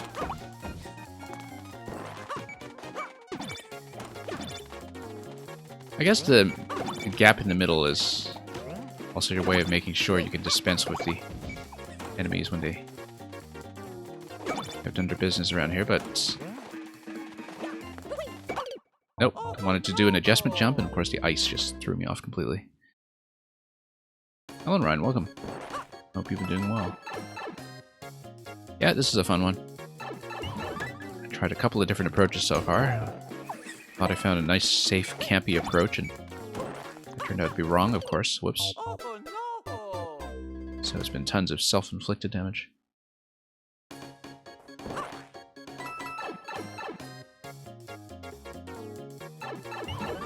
I don't have a good sense of whether Arcade Mario Bros. Is really that well known anymore. I guess a lot of people would know it via its availability in SMB3, but you know, if you're old enough to know SMB3 well, you should probably know Arcade Mario Bros. As well, but it's something that has kind of fallen by the wayside in some ways, in terms of prestige, even though it always has been a great game, I think. always had a deep fondness for it. Okay. That was dangerous, but we made it. Whoops. GBA Super Mario World has it. Interesting. Oh, in Super Mario Advance, you mean? Yeah, yeah.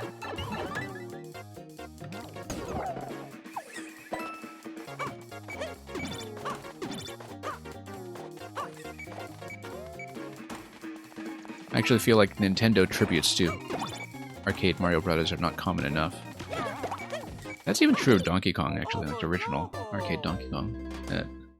Considering it's Mario's foundation, it doesn't appear that often. I guess there's a tribute to it in Odyssey, which is rather prominent. If you look at the latest trailer for the Super Mario Brothers film from Illumination, in fact, the design of Donkey Kong's arena is pretty interesting, and that actually does incorporate the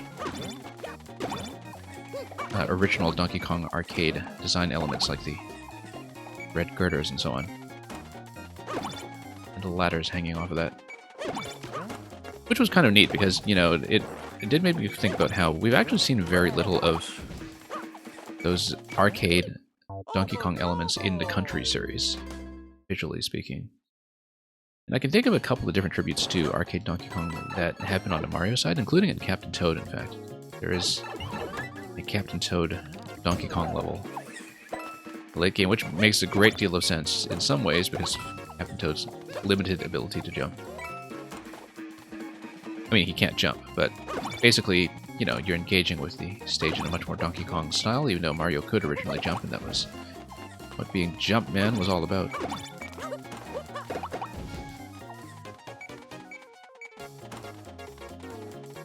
Okay.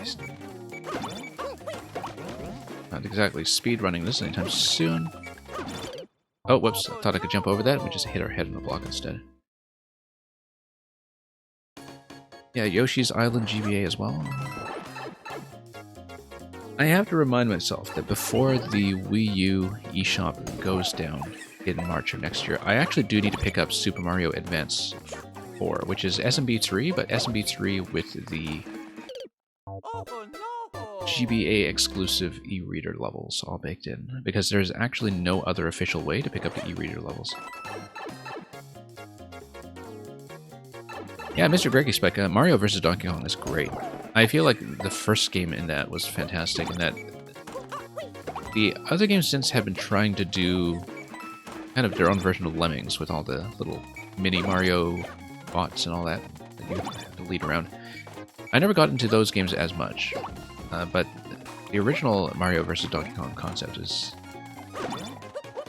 actually pretty wonderful in its own right.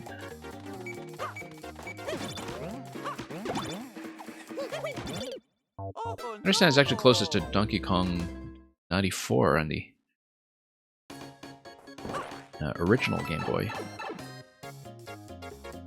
which is a very well-regarded game that I do not know well. I hear it come up all the time among people who actually really know arcade Donkey Kong, and also the Mario vs. Donkey Kong series, which, now that you mention it, is conspicuously missing on Switch. Because there have always been this minor, lower-budget Nintendo series that have been a staple of their libraries. You know, things like Box Boy, which did appear on Switch, which was from HAL, actually. Not from totally internal Nintendo, but from the Kirby developers. But little games like that, where, you know, in the Wii U and 3DS era, there were Pushmo and Crashmo, otherwise known as Pull Blocks and something else blocks.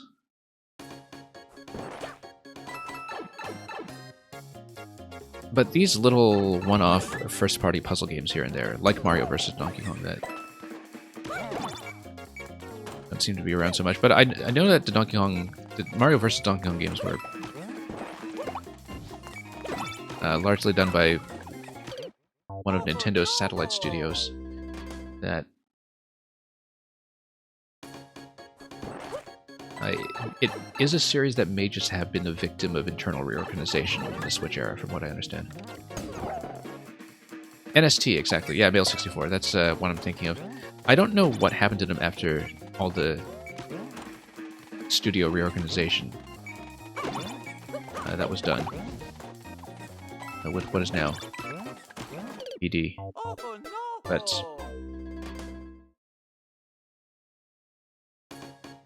That's a good question. Mail 64, there are actually only 2 in queue. Tri-Butt Comet actually, or whose name is actually Triforce Comet, that's an alt account, did have to dip out earlier and just didn't input the right command to leave the queue. So there are only 2 in the queue after this one, which, as you can see, is a tribute to Arcade Donkey Kong. So if you are still around after Art Pop Brain, we'll see how much time we have. In case I finish ahead of schedule. It depends on difficulty. Yeah, one came in. That's what I'm talking about, is that Mario vs. Donkey Kong kind of turned into the mini-series. And not a television mini-series, but the whole Minis on the Move, Minis on the March, or whatever. Minis on the Move, that's what it is.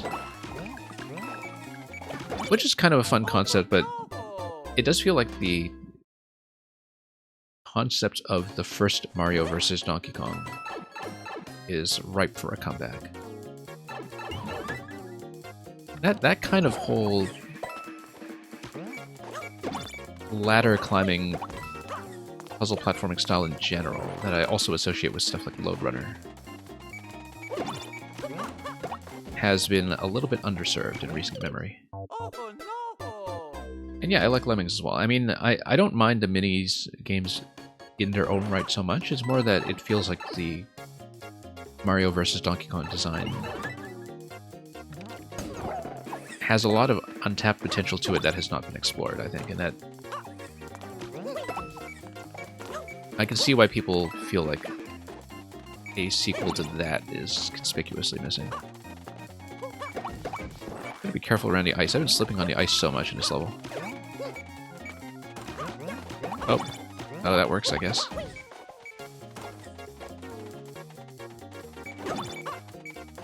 Okay, let's tap this again.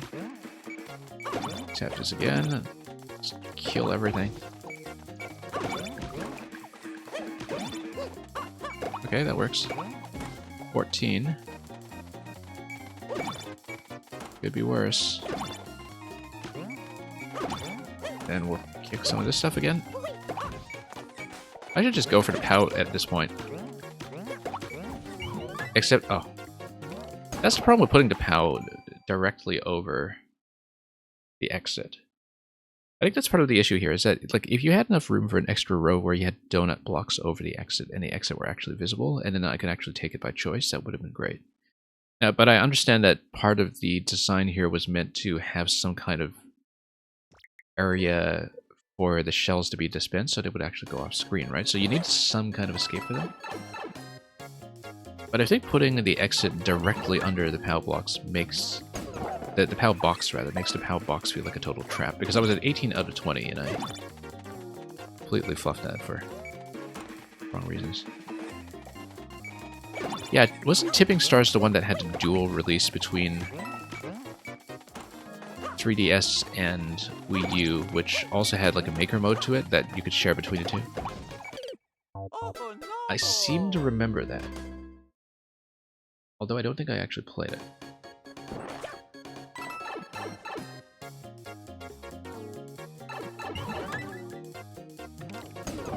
Right, because you said that was the one with level sharing. Yeah, I'm kind of skimming through the chat, so I guess you already said that.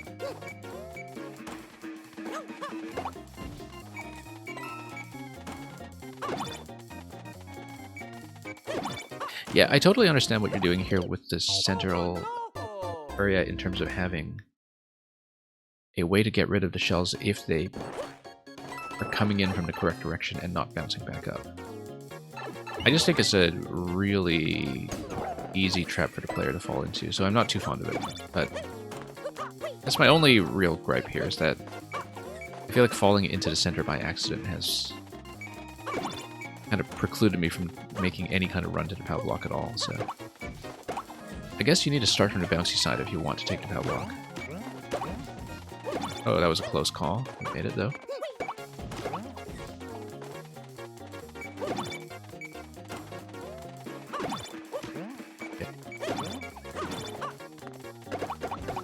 Yeah, the reason we turned it back off is so we can get the shell to exit in the desired direction. I feel like if I just consistently tap this off, then we always kick the shell from this position, and we can always be assured that it's going to fall out safely. So I think we have a pretty good method for it.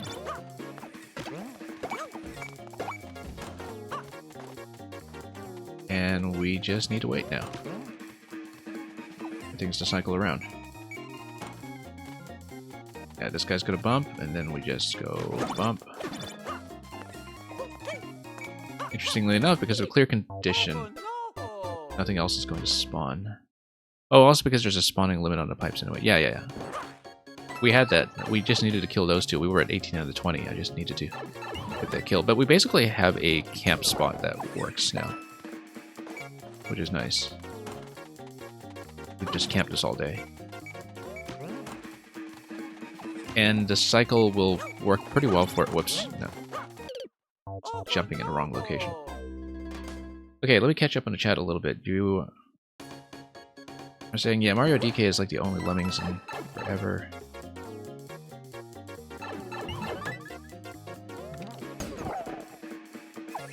And, okay, let's watch the level, though.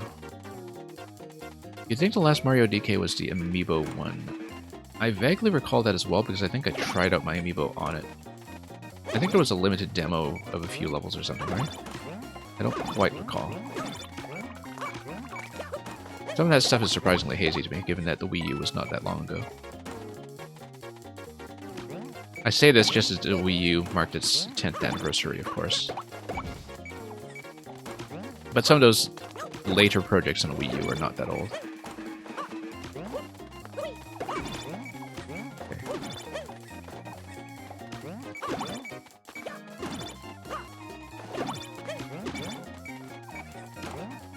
Nope. Bad position there.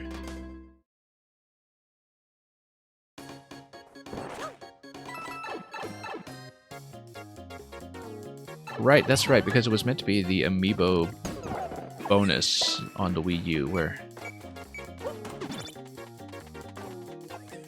I mean, that's the problem with requiring Amiibo for anything, is that... either it's something that is totally trivial, or it's something that feels like you're being pressured into buying one. I think the absolute worst one for this was locking that one difficulty mode in Samus Returns behind Amiibo. That was the absolute worst offender.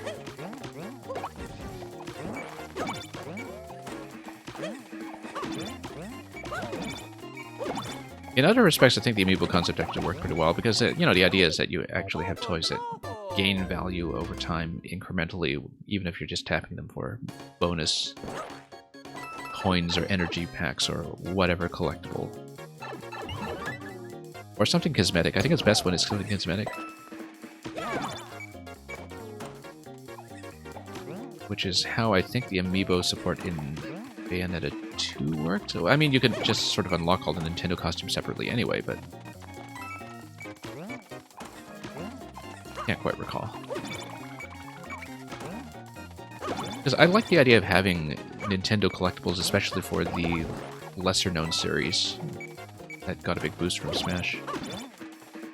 The last one I got was the Min Min Amiibo, for instance, and I just knew I had to have that one because ARMS is a fantastic game, and Min Min was the character that I used most often in my time with it, so it's only under these specific circumstances of ARMS having a representative in Smash, and not even the one that people expected.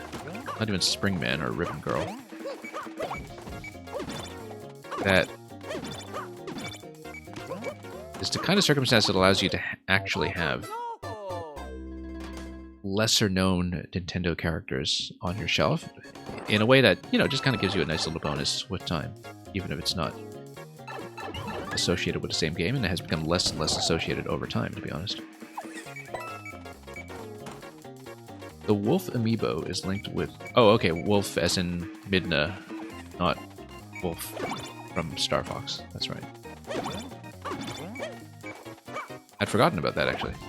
I did have some Link amiibo that I used for some of the bonus items in Breath of the Wild. Like, I do have 8-bit Link for the 8-bit kit, and Toon Link, of course, which was actually the first amiibo I got, because... I mean, you see my Wind Waker stream notifications. I think you know how I feel about Wind Waker.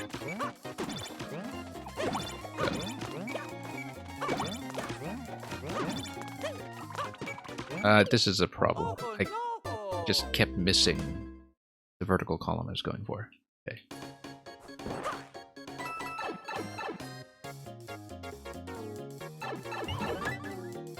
The demo game with Virtual Console's demo locked behind amiibo was so weird. I'd completely forgotten about that, actually. I think mentally I confused it with the demo system in Smash Bros. Brawl, which is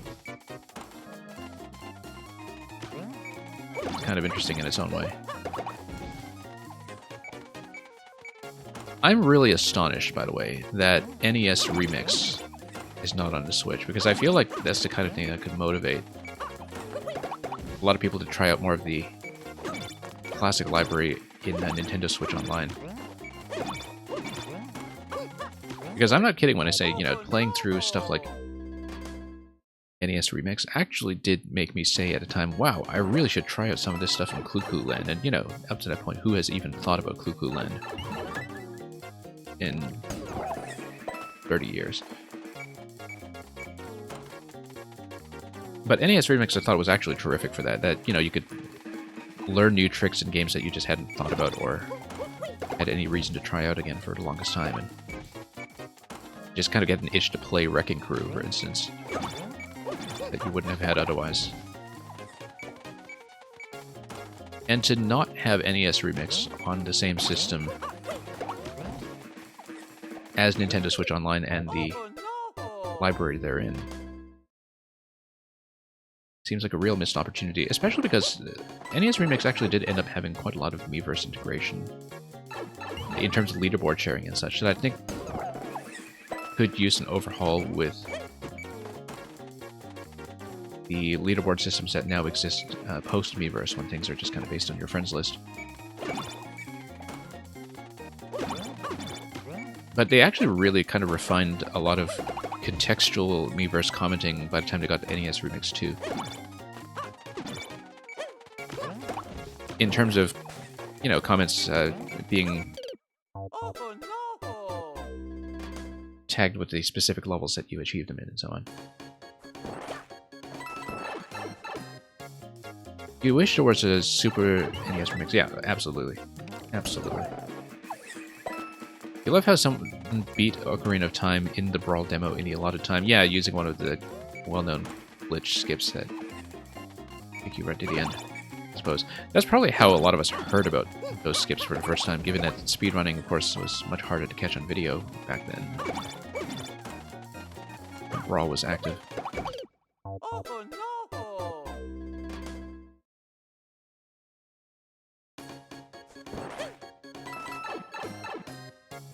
I think the first game I probably watched a fair number of speedruns of on video must have been Metroid Prime. Back when everything was just kind of individually uploaded in 10-minute segments that you had to download. Because this was pre-YouTube, and there was obviously no live streaming to speak of.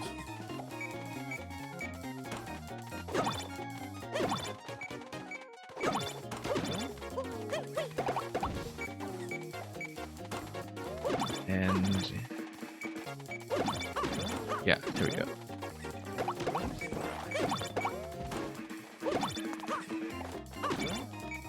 Okay, bumping that up is a good idea.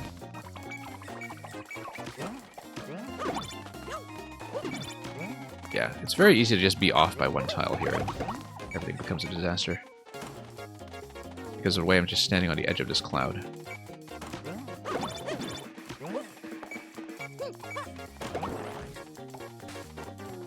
Okay, so we'll just kill the remaining ones and we should be good.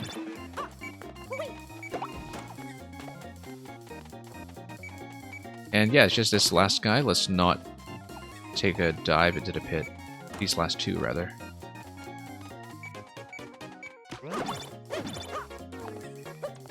That's how I died last time, by kicking this around. And yeah, I was trying to jump over that thing.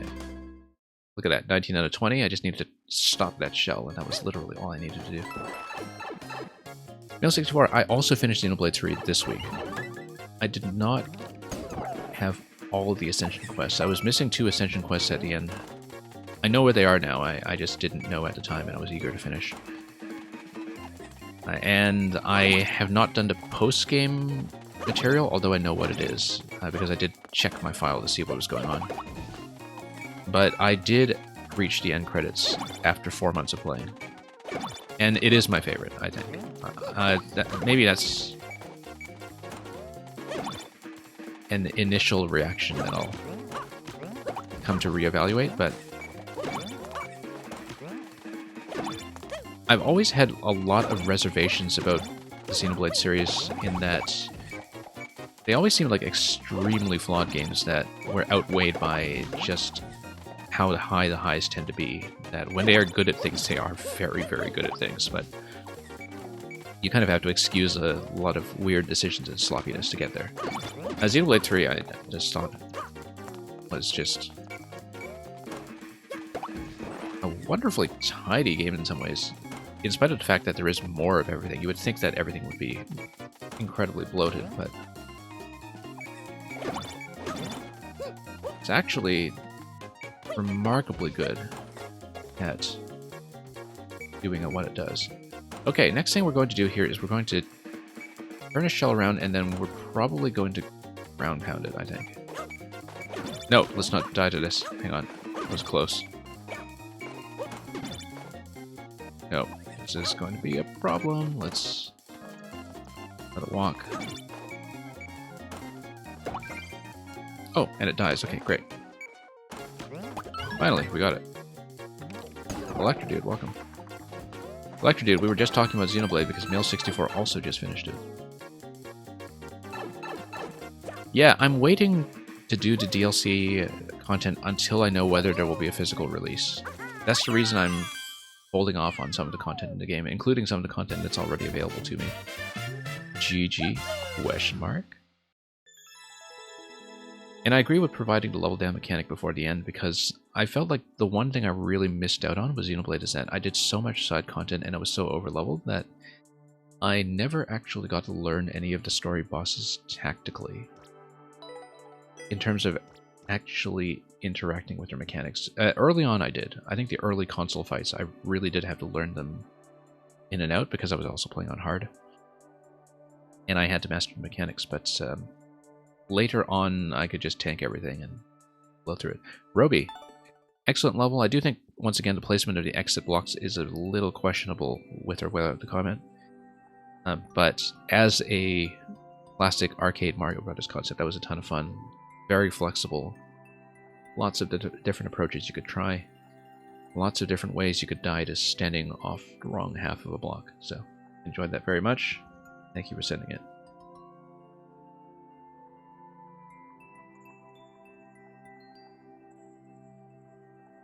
One came in.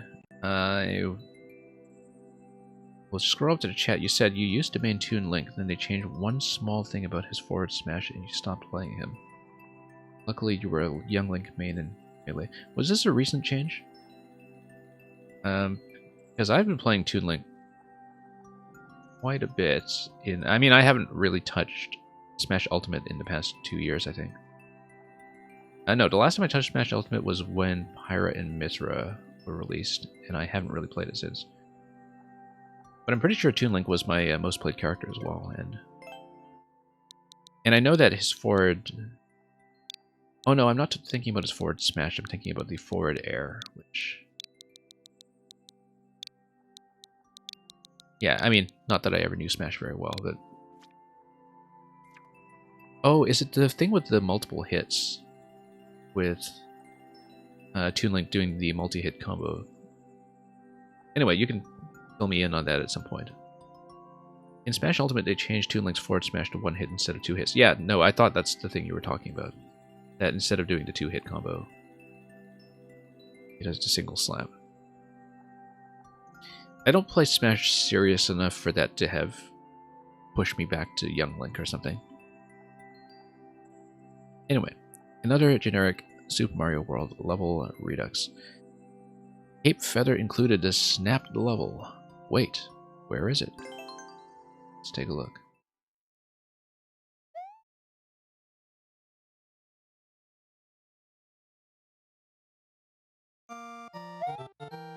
But yeah, ML64, I'm still kind of going through post-Xenoblade withdrawal in some ways where...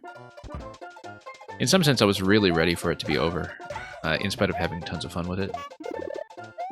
Because I've just been taking so long. But now that it's over, I find it difficult to play other things because I guess my entire sense of time and pacing have been calibrated to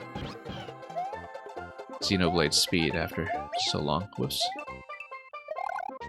You know what? Let's just use fire.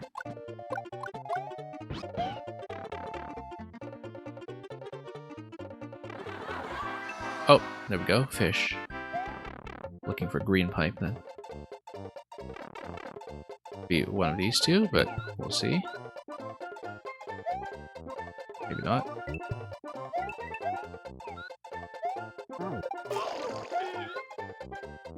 Oh. Go. You know what this interaction makes me think of? That the blue blocks that are throwable in Super Mario World are conspicuously missing in Mario Maker. I guess I'm thinking of that because you see so many of them on wings, especially in the bonus rooms.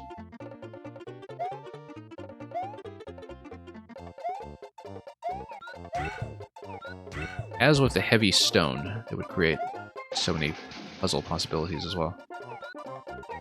And probably far too many troll possibilities for that matter, but... Let's go down here. Maybe this is the room we're looking for. It's been a bit since you finished it, just in time for Pokemon, which is the best and worst one. Yeah, I hope you've been enjoying Scarlet and Violet. Seems like a lot of people are enjoying it despite itself, at least that's the impression I get from how people talk about it. A lot of people in Mario Maker, as you might imagine, have been switching over to Pokemon for the past... well, since its release about 2 weeks ago, I want to say? Or was it more than that?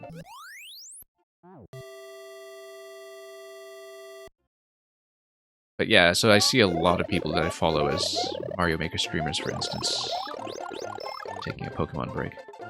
Interesting flower box here.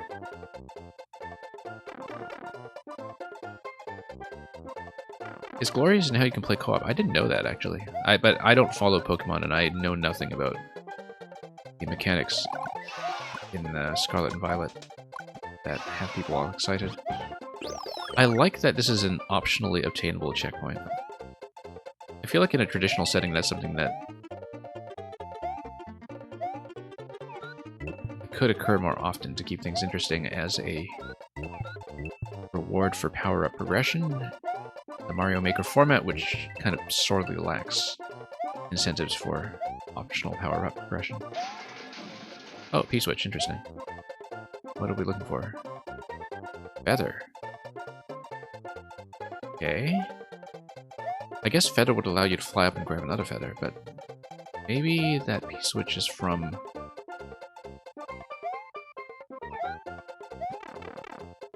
another room as an exit. I think it would have to be. Okay, we've got a cape. Now we can fly. And also think about whether there's anything one tile high that we can place there.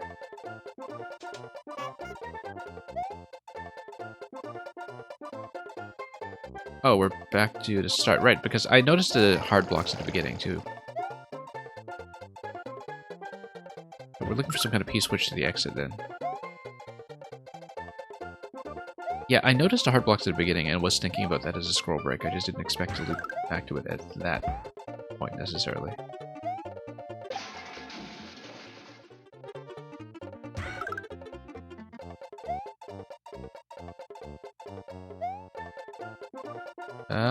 Nothing here. But you can whip this. You can also switch back to the flower, but that would kill our item progression so far, wouldn't it? You probably need to cape or something.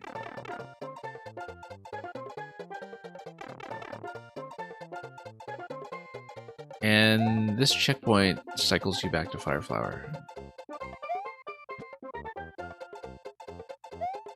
So what can we do with a cape that is new? I guess there's the ending segment. But we never did get a P-switch, did we? And not sure where we will. Well, we got that, and we spat it back out, so that's not helpful. But a POW would get me through here, and a P would get me through the left, and we have no idea what that's about. Okay, let's think about it. Some kind of puzzle interaction here I haven't thought about, perhaps. On-off switch, and you can go back, but there's a one-way panel on this side. It was fun seeing the Peanut Gallery on YouTube dooming the game to sell even more. Oh, Pokemon, you mean? I don't know. Is it just a lot of YouTubers kind of jumping onto performance and making videos that would draw more attention to it?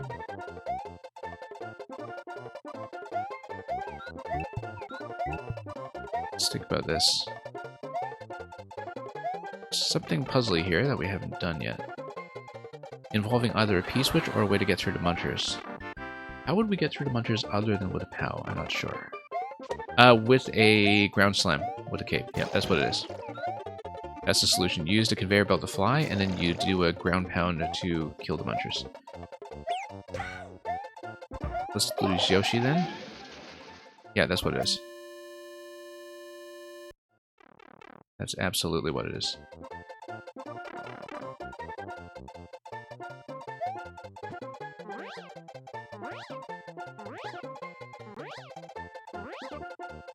Not hit by anything, thankfully. There we go. 45 seconds to go. We'll make it.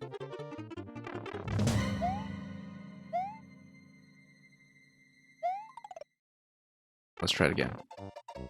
Now Pokemon is dead because Nintendo is giving refunds, say the YouTubers. Oh. I mean, I assume that YouTubers work fast, not accurately. That it's more indicative of the first thing that comes to people's minds rather than anything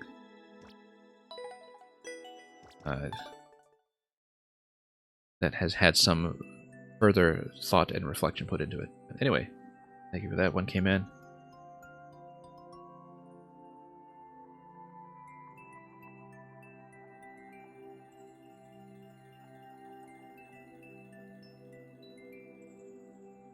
Electro Dude, you were saying earlier, I guess time to replay 2. I actually still have to play Future Connected. But I had a replay of 1 going on, Xenoblade 1, when the definitive edition came out. Because I'd never actually owned Xenoblade 1 originally, I borrowed it on Wii. Somebody for a few months. Definitive edition is wonderful, it cleans up a lot of stuff about what was originally the rather awful interface in Xenoblade 1. But no, I never finished it because I actually don't tend to finish replays of really long games all that often. I find that I fall off of them pretty quickly unless I'm doing something strategically very different. Tribot Comet is not here. He left a while ago. I just input the wrong command, so we will go back to Art Pop if Art Pop is still here. And I believe Art Pop should be. We will likely finish with Art Pop today.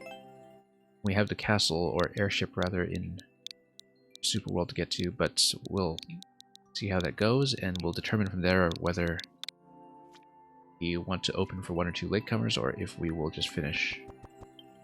But we can kind of take our time with this and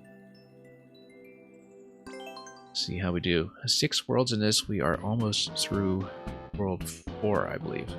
Our continuing adventure.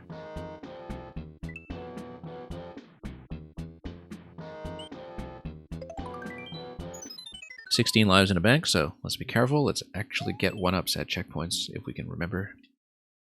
Here's Boom Boom's Jump Ship. Yeah, Mel64, maybe we'll do yours if I'm able to stay for 1 beyond this one. Spin jump over there, that's fairly obvious. We need to catch the blue platform before it goes away, too. Let's move quickly.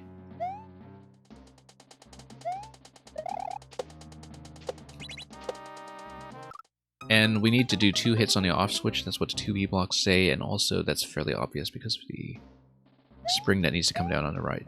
Okay.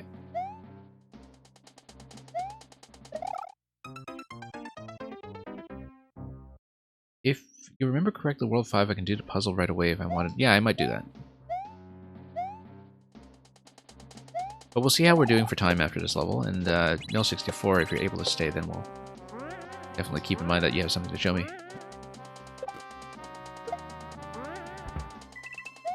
Yeah, we missed a train. It's going to be death.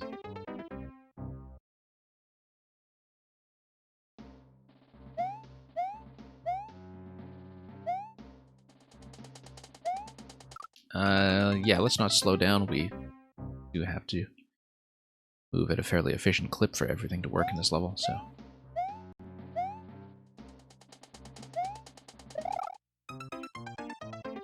And we also have to deal with the airship camera bob, as usual.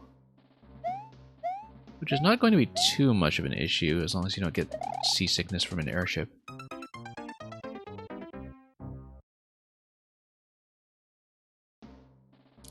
But we're going to burn a couple of attempts, so we can obviously pass checkpoint, totally forget that I have so few lives, and then do all of this over again.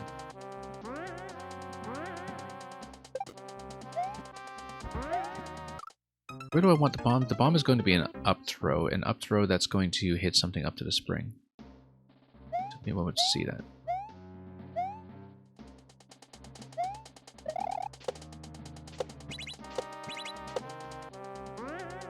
Okay. Head down here, we'll jump over this guy. Toss that and remember to jump afterwards because there are a few obstacles to keep you on your toes.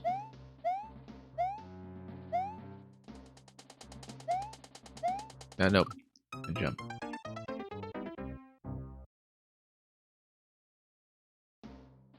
You did forget to put a 1-up at CP1 at this level. That's okay. That just means I'll play it the way I usually play it. And we won't even notice the difference. Given that I have 6 lives in the bank, I should expect that some kind of game over and reset is likely, but we'll deal with that when we get to it. Probably shouldn't have burned through so many previous level we played.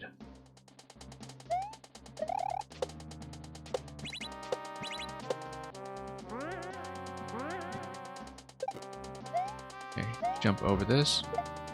Jump over this. Whoop. What was I supposed to hold here? I don't see it. Something hit the spring and got sent to the right, and I didn't pick it up. I didn't actually see what it was. Didn't pay attention.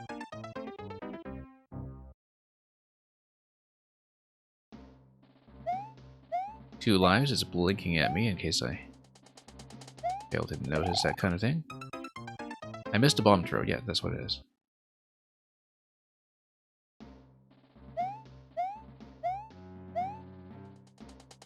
Oh, okay, I see. I wasn't paying attention to that. Yeah, because I'm supposed to hit the block and then something gets sent over by the spring. I didn't realize that I missed the block in the first place. That's okay, we'll try it again.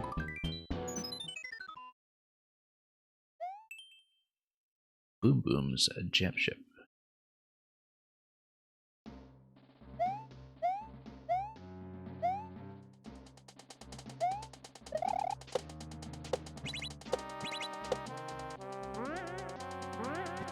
Okay. There we go. Yeah, totally missed. Because something is supposed to be dispensed over here, and it's going to be a POW. You know it's going to be a POW because you're going to hit the muncher stack with it. So if the bomb throw is accurate, it will send a POW down towards me. The throwing accuracy needs a bit of work, but I'm also doing so much jumping at the same time. Oh, yeah, late again. Get up here, POW throw, and then on-off switch after that, and when we switch tracks.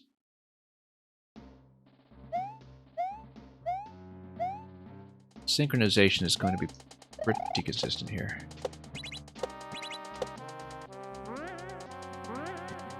Okay. There we go.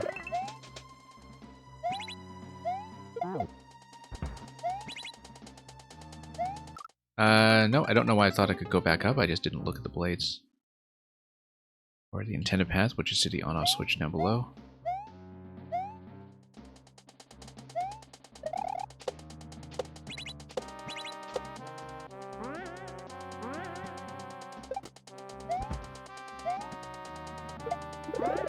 Yeah, all the timings work quite well here, considering that it is a level where the player is scrolling the camera.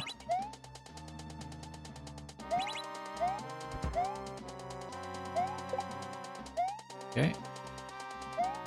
Coin if you want it. And then this just cycles around. But we missed an on-off switch, or is it a timing issue here? Hang on. I think I just didn't read that properly. Might have been a timing issue. Didn't actually get a chance to read that properly, so... But again.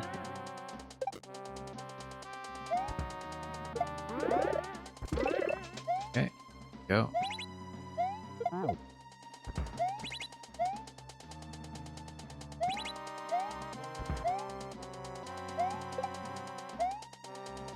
Pretty coin. Oh, on-off switches down to the bottom. I didn't even see it.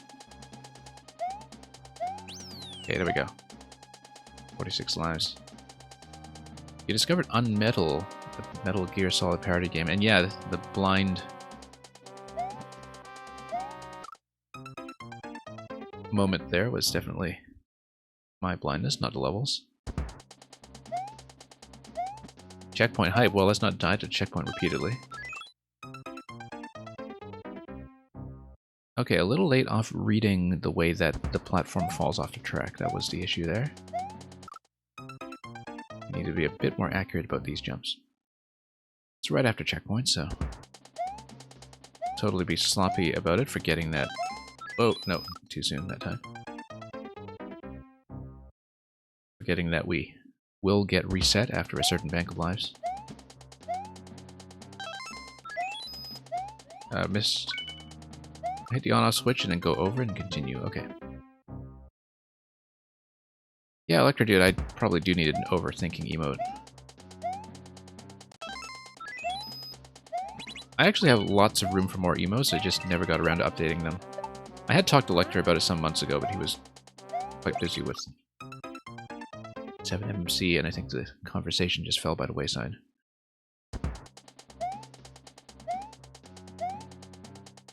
Because I do have a few unused emote slots to fill.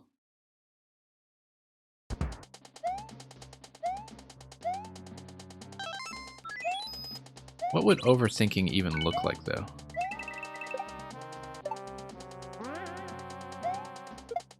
Nope, total miss. Interestingly enough, I probably could have salvaged that if I just jumped and hit the on-off blocks from the side, as long as the shell didn't deflect back upon me. That attempt actually was salvageable.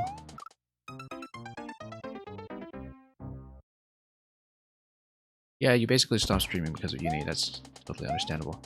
Speaking of which, I said this earlier for people on the stream, but due to travel, I'm not doing viewer levels in this slot next week, I don't think. But over the course of the next few days, well, the next week, not necessarily the next few days, but we will be doing the puzzle contest levels because they are hitting their submission deadline tomorrow. Somewhere in there, there is going to be a co-op session because there is a co-op level. I've missed this row. I saw this row, I missed this row. So I am supposed to recatch the shell for sure. So yeah, there is at least one co-op submission to the puzzle contest that we will be playing. So, depending on what people are or aren't attending, we need to catch a shell back on the way up to the platform. And our pace through the puzzle levels themselves, we will, at some point, try to get a multiplayer session going again.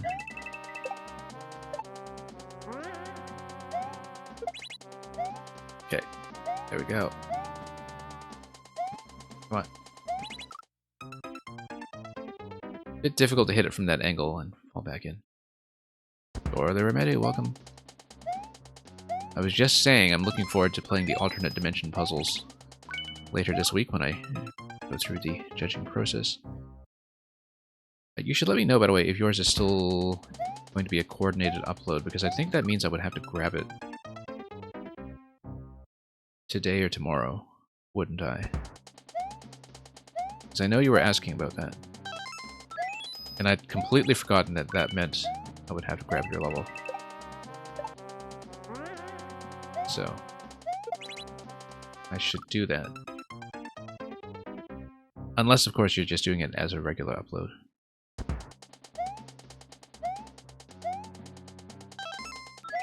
Okay.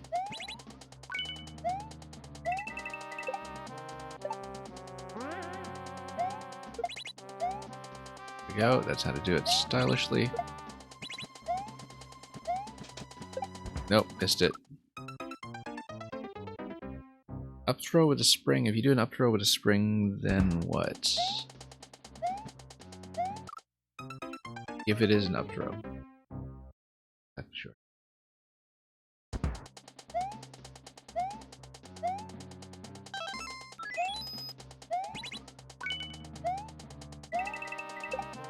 Okay, so Dorler Meti, I will be sure to save a copy of your level offline just in case.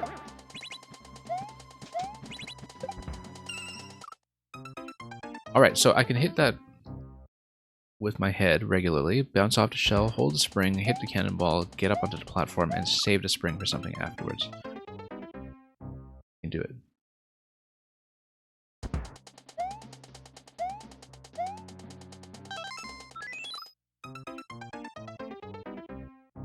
And yeah, I had seen, I think...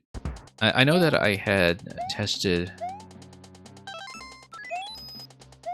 your low-budget puzzle, the one that had the boot underwater.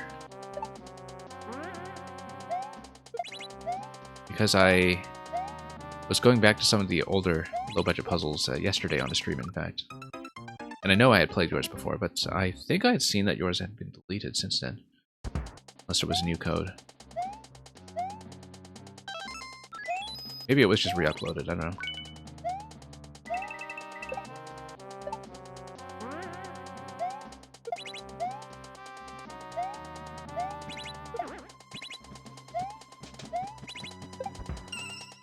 No, too much of a course correction after landing on a shell. We just need a full forward. Okay, it is re-uploaded. Okay, I just didn't have the new code then. And I guess the contest codes wouldn't have been updated for people re-uploading the levels after judging. Yeah, because I remember I had a lot of fun with that one.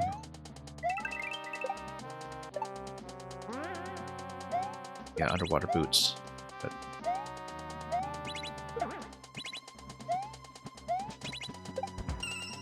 there we go.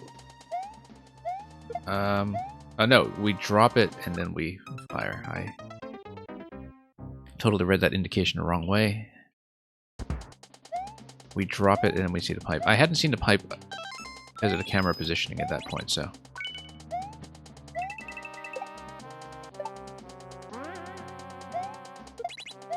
Yeah. Pretty manageable, actually. This level here.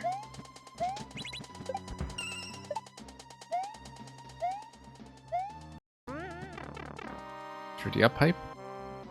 And we have a key, and we have a checkpoint 2, and then presumably Boom Boom after that.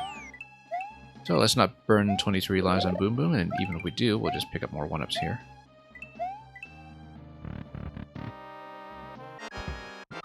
Whoop. I looked over at chat and realized at the last minute I needed to spin jump. Dorla Remedy, I am trying to see if I can do a better time for the puzzle contest. I might not be able to, but I am actively looking into that to see if I can do an alternate time that will work better for people. Because honestly, my current time is not good for anybody, but I know that. Okay, we did need the airship camera scroll to give me Boom Boom's position. First of all, to confirm that I'm not allowed to land down there. I am just supposed to spin down a Boom Boom and spin back up, but we need him to be available for me first, so we need to drag him over. And then after a couple of hits, we'll grab the key. 1-up. You please.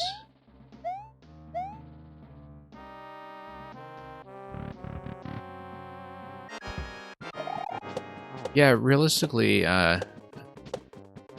Dorla Remedy, the way I will do it is that I will still stream at around this time, but I will probably do the NA people first and save the EU people for late in the streams, so it's easier for them to make it.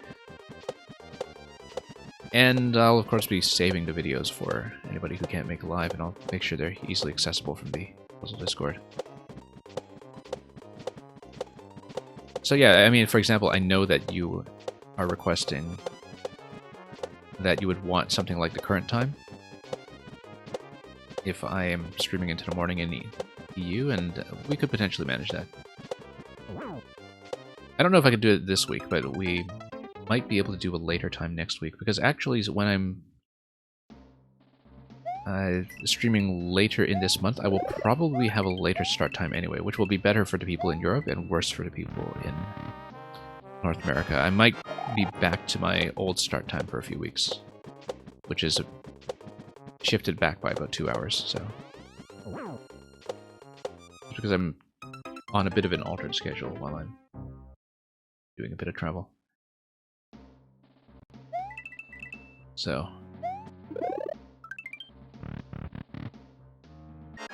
Yeah, I'll likely be on a bit of a different schedule anyway, and able to stream later. Later start, later finish. At least we no longer have to personally program time zones. Yeah, now that all your microwave ovens are atomically synchronized.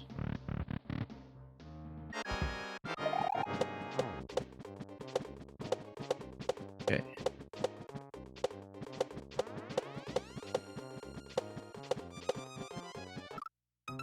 Yeah, we need to jump between Spinies in order to move Boom Boom into a position where we can hit him, but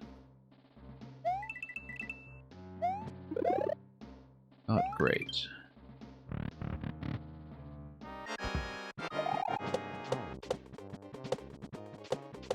Okay, that's how to do it. We just need to lead him over gently. And if he jumps in the column, that's fine, because that actually makes it easier for me to get the hit. Nope, I was trying to rush over before the fire hit me. And what time is it where I am right now? I have no idea. I'll look at the clock later. It says I've been streaming for 4 hours, and that's what matters.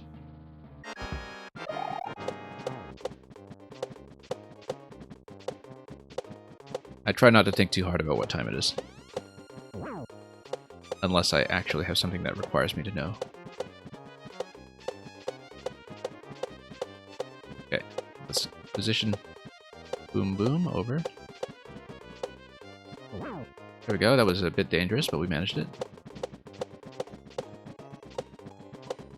Also, Boom Boom's going to do his fast run now.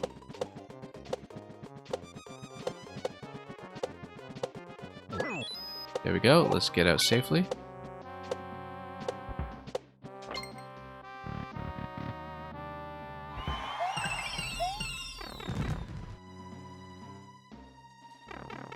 And there's an additional pipe up top. That's obviously going to be hard mode, isn't it? Let's do it. Hang on. Or maybe not. Is it reachable for me as Short Mario? I should be able to do it. But not. Maybe I needed some kind of additional item to stand on. Maybe I need to be tall. I feel like I missed something then. But I never had any kind of power up here. So. That pipe was left by accident. Okay. Red Knight, welcome. Red Knight, I think I figured out that puzzle that I was stuck on at the end of my stream yesterday, but I haven't tried the solution yet, but something occurred to me pretty quickly after I logged off, as it often does when I'm bailing at the end of the stream. I haven't had a chance to try it yet, though. I might next time I run a puzzle stream. Yeah, Ape Taster is one of the people who does have something new for the contest that I'm judging this week as well, so it would have been one of his most recent uploads, which I would not have played yet because I'm judging a contest and I'm waiting for all the entries to come in by tomorrow. Okay, given the current time on the stream, I know ArtPop that you said that we could get to the puzzle right away, but I think what we will do... Puzzle is actually the second level here. I think what we will do is we will reopen quickly to see Mail 64, because I had said earlier that was a possibility if we cleared the queue quickly enough. So yeah, very happy to continue this Art Pop when I'm running viewer levels again later in the month. It will likely not be next week, but later in December I do plan to continue streaming. So let's mark this. Dorther Media will probably... Let's see Mail 64 level first, and then we'll see what's going on. Yeah, sorry about that. I'll just type in the code manually. It's not going to appear in the bot, but you do temporary uploads anyway, so not a big deal. It's not like the long-term record will matter if you are doing an early playtest.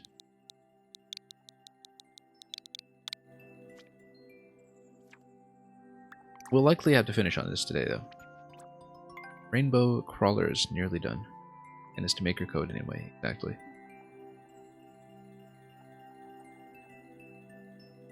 Alright, let's take a look at this. We'll probably finish on it.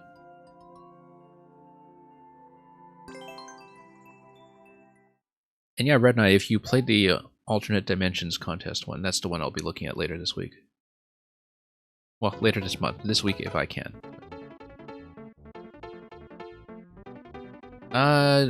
Yeah, Dorther Media, you can change all the way up to the deadline. I don't remember exactly what time the deadline is, but I think you have until evening EU to do it. I'm not the one enforcing it, Grikowski's the one enforcing it. As long as you have your updated code posted by the deadline, you should be fine.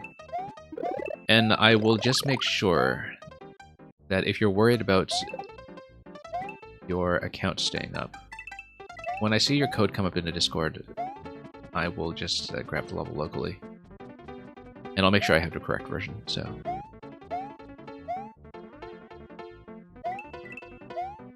Anyway, we're taking the bottom rung here. There's obviously a top route. There's also an on-off switch down here. That would require me to hit donut blocks, and it would force me to go down to the right, which is fine. But it is a bit of an awkward fall. I don't know if I could do it without something like a cape.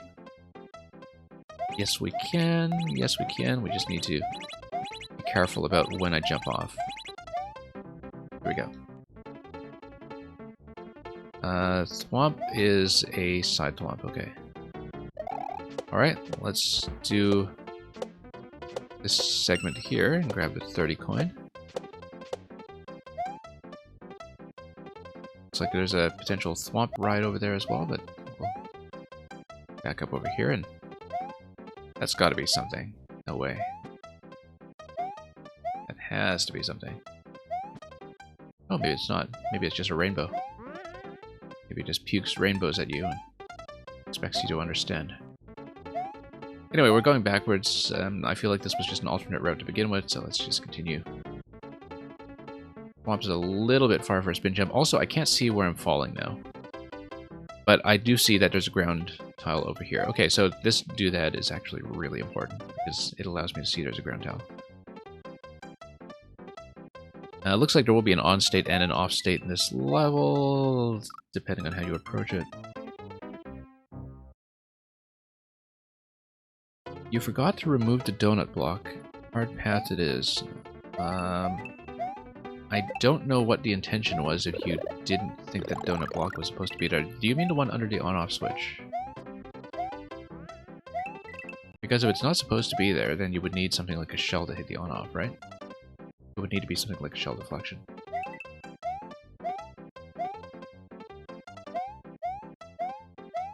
Yeah, because I guess you're supposed to notice that and come back to it if you see an object that you can manipulate. Unless you have to go down with a cape, slap the on-off block, and then float down to the exit. Something spectacular like that. I don't see where that could be done though, so we'll worry too much about it.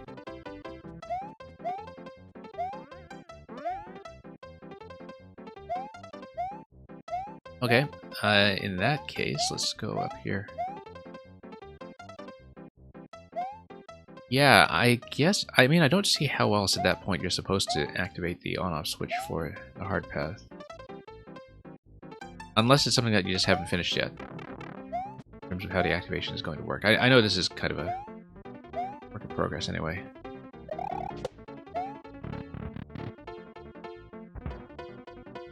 Twisters, okay. What a twist. P-switches galore and... P-switches galore. What does that do? Possibly the P-switch is relevant to something else. Ah, yes, I see. P-switch is over to rainbow. Okay, in the interest of buying myself more time on the other side, we'll get the P-switch again over here.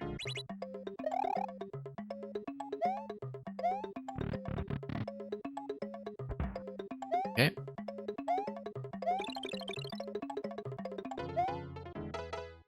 Wait a minute. So you hit the P-switch, and then it drops the blaster? And I guess you had a checkpoint. So you would need to scroll here quickly enough for this to drop to get you checkpoint. Okay, that's my understanding. And if you don't do that, then what do? You have to drop down here. But only if you have the off state, which allows you to exit that block. Okay, interesting.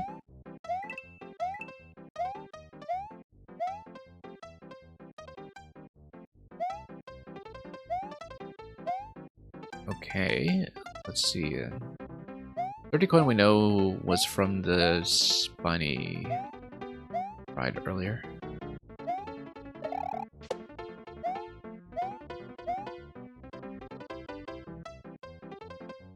Well, we can do the P-switch again, and then maybe that's required to drop the blaster gate to the checkpoint.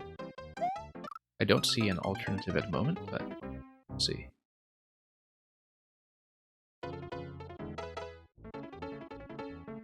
Also, we haven't checked down here to see if there's anything low, but it doesn't seem like it.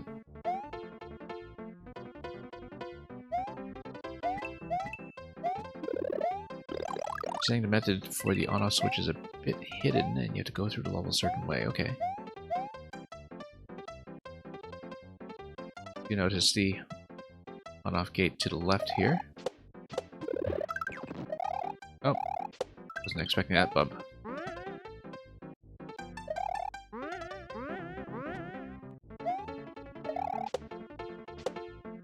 Okay, you've got a whole maze segment to the left here that I can't actually access yet. Whoa, interesting. What activated that? It's the muncher bumping it. Why didn't I see it previously? Oh, I see. Okay, no, the on-off switch... Maybe there's something with the vine curtain that would do it.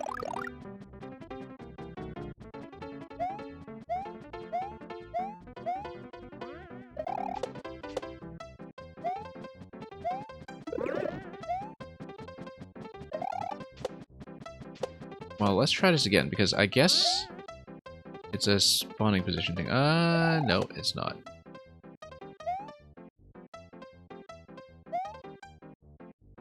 Yeah, because the muncher falls on note block, right? Or it should, and then it bounces up a spot. Couldn't quite see where its initial position was, but... yeah, because otherwise it would just go up. You want it to go down. And... if it did go down, then it would take you down to the on-off switch.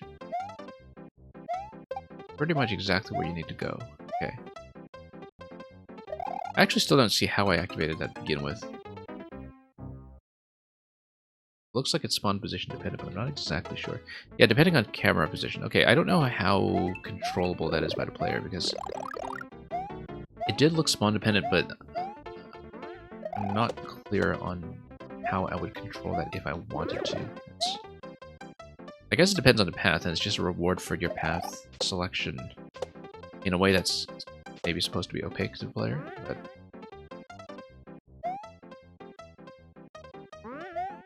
and once that is spawned, I'd have to despawn it to kind of make a different attempt at it.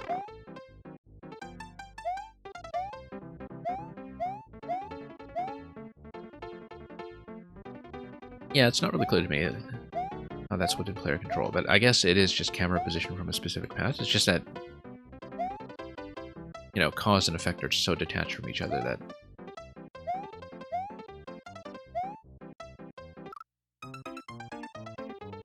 I'd have to basically stumble into that unintentionally. Certainly a new player would have to stumble into that unintentionally, even if they knew multiple revs were in play. And if your reward for that is just a hard path... oh... not sure why they would try it twice if they haven't understood the layout yet. But... she'll see.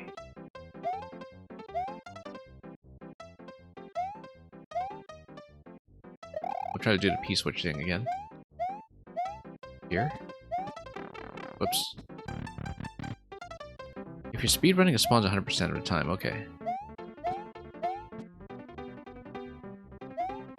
Oh. Yeah, so I guess that's more for replays. Perhaps. Oh, we're gonna be way too late on this. Yeah, because I need to spawn this in nice and early for Blaster to drop all the way down.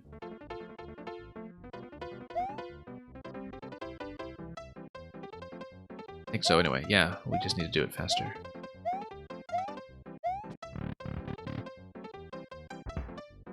Yeah, I know it lasts 10 seconds flat, but I'm trying to get into position.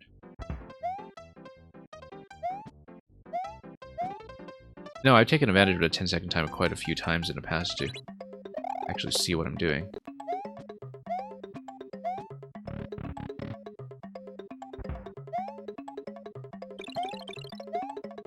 And, oh, okay, that's how it goes. Yeah. Alright, got a flower here. That's going to be extremely useful against these spike tops, I bet. Loop Hazard rating me with a party of 91 as I'm about to finish the stream. That's fantastic timing, but you are very welcome regardless. Maybe we'll stay on a bit longer. Thank you to Loop Hazard for bringing everybody in. This was meant to be the last level of the queue, but we've got so many people here now that if I'm able to do something more, maybe we'll do a quick reopening. Can't really stay too long today though, so...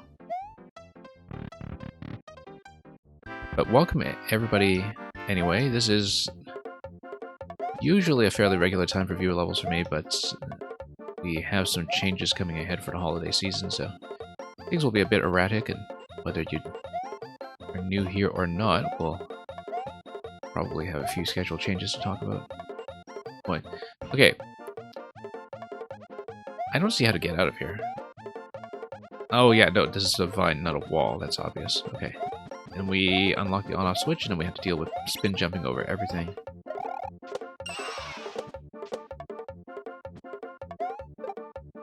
And we can use this to just nuke everything along the way. You reopen for another 4 hours. Yeah, I mean, we've had that scenario before, for sure, where I think, okay, we'll just do one quick reopening, and then I wind up committing. You just did a casual 14-hour stream. That sounds extremely casual. And yeah, I always have trouble finding people rated this hour as well. So, very glad to have you here, regardless.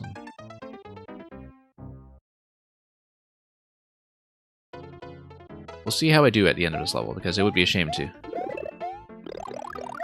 have you all come in just to shove you away.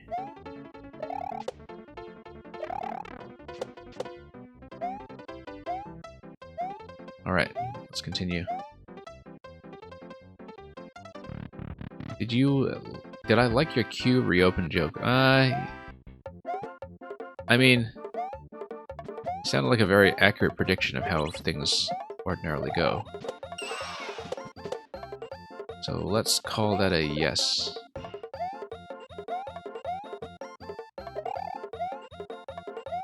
Okay, let's get out.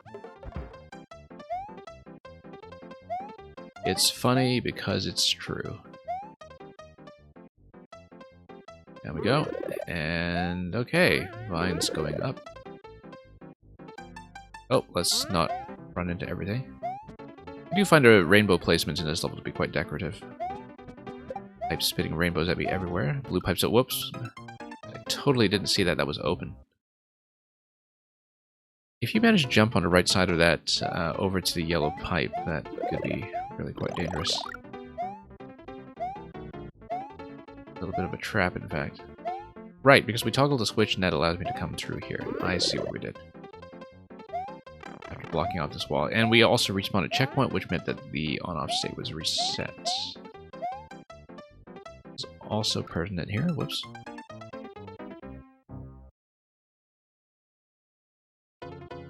After time was spent on cosmetics, yeah.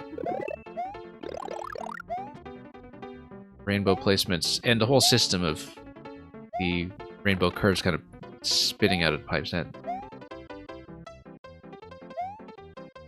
all looks very deliberate and painstaking.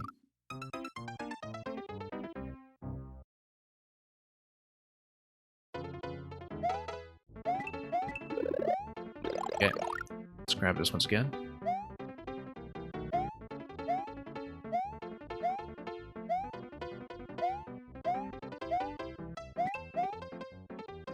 And whoops, what do we do? Let's pop over here. Do the spiny room once more. Yeah, sometimes the vines that are climbable really do blend into the artwork in a way that makes me guess that certain things are walls. I guess that's really very much the point, that you're also using the ground tile doodads here to overlay the red blocks, for instance, below where I'm standing, and so you've got a couple of things going on aesthetically to kind of complete the look. Make the plants and their tendrils just swirl everywhere.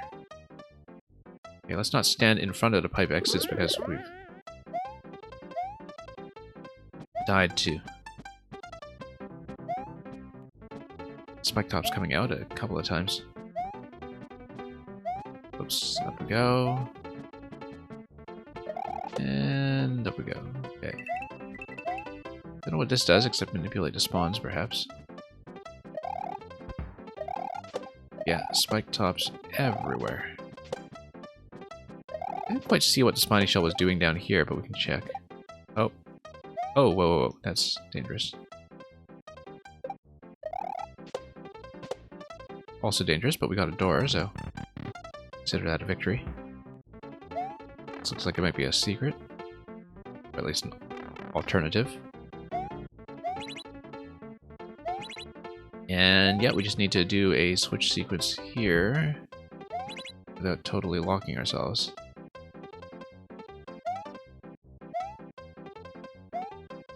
Okay, no, I do need to continue from this point. What am I trying to do then? I'm trying to drop the P-switch and then...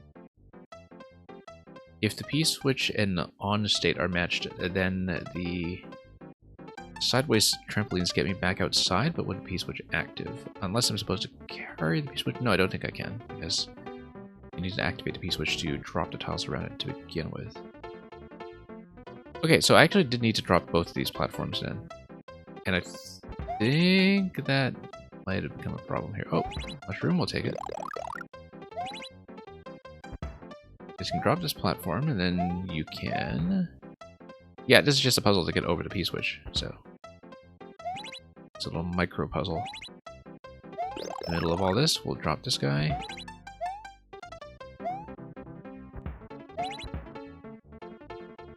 And then drop back out.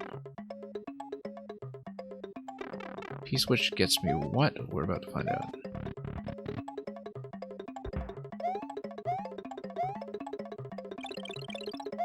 I don't see what that does.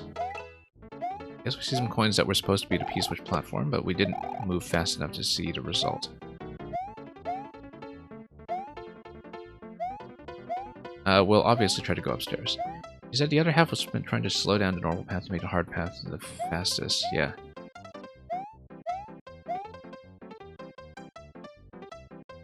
Okay. Nope. You totally do it. Need to get within... Oops. Go. Spawn. I'm totally going to fall into the pit or to clear here, but...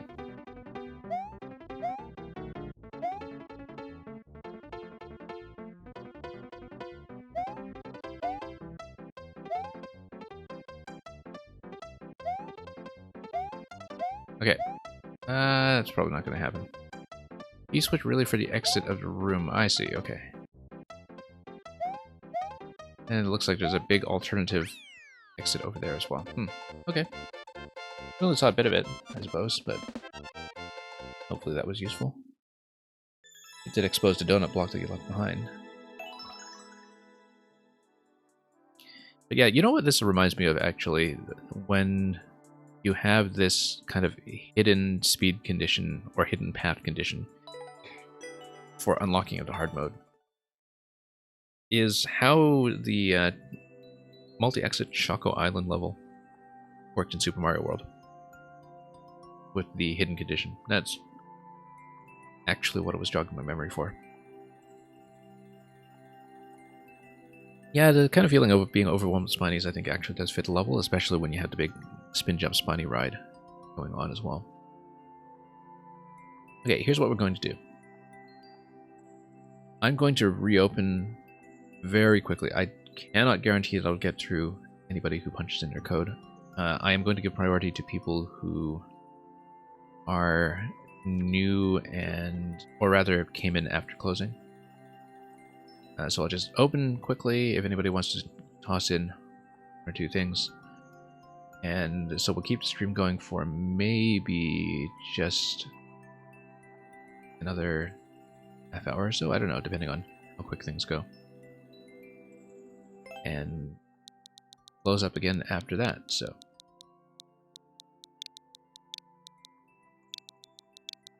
And if I have a choice of levels, I will probably be choosing things that are a little on the shorter side, since I did intend to log off around this time, so. Yeah, Doyle Remetti and Loop Hazard, thank you for submitting. You want me to try the low budget one? Oh, that's the one I'd already previously solved though, right?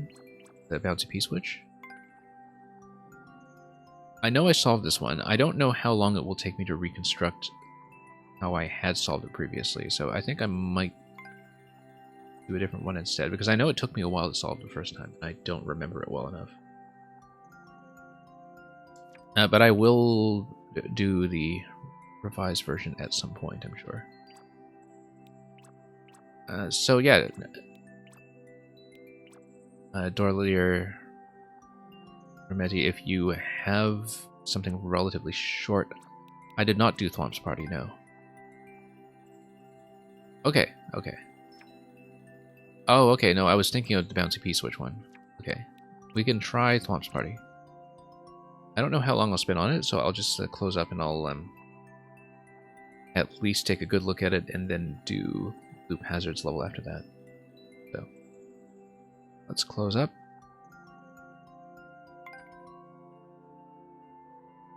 And more info only for the hint at the last step. Okay, so let's not spoil ourselves.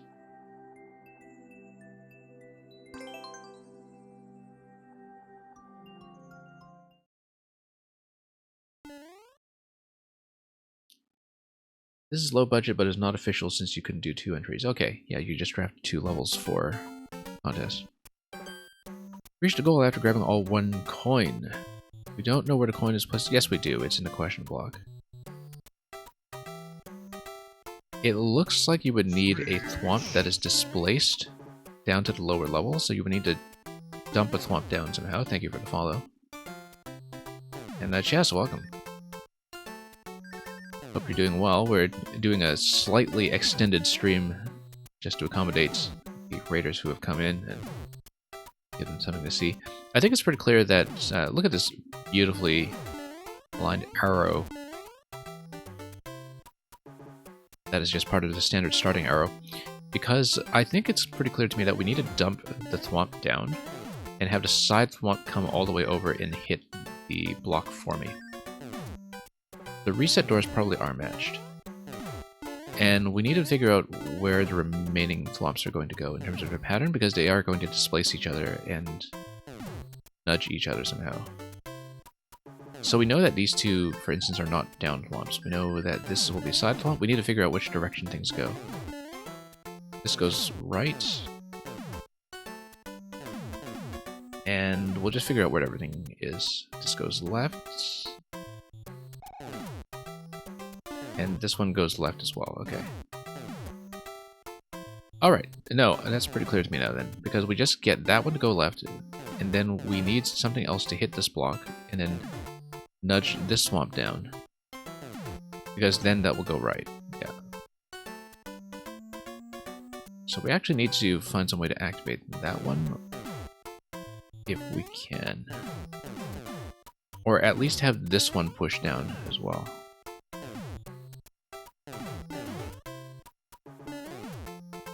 And in fact, we need to push this thwomp using the one that goes to the right. So we need to reset. Okay. It was a joke on stream, you don't remember where, that making a puzzle level with 1 item and enemy. So you did it with thwomps. Yeah. Like this might be reasonably functional. But yeah, we need a left thwomp to hit the initial piece there. Let me see how this is going to work. Because this is still blocked right now, and we need to get it out of the way.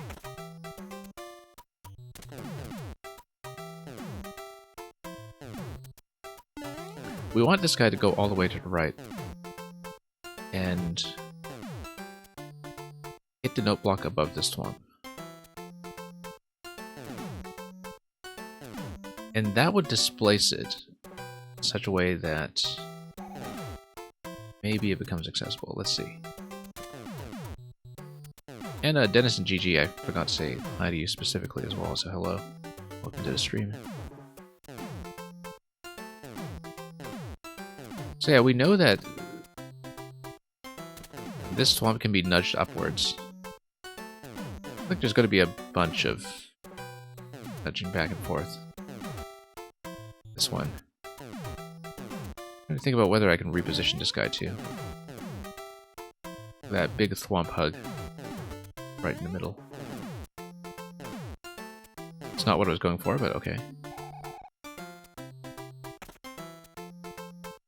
Yeah, previously we just raised this thwomp up so we could get the left note block activated.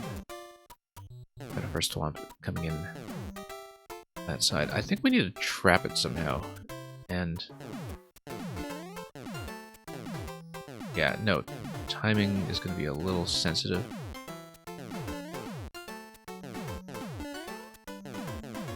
That should push it. No, not quite. Look at that. That totally destroys everything. Okay, let's just reset through here. I have to be careful about where to stand to actually activate any swamp at any given time, because some things are going to be a little timing dependent, I think. There we go, that's good, actually. Send this guy down, and we send this guy over. Whoop, nope. Timing was off. And this guy's way too high, actually. We need to send him over. Nope, block to the right.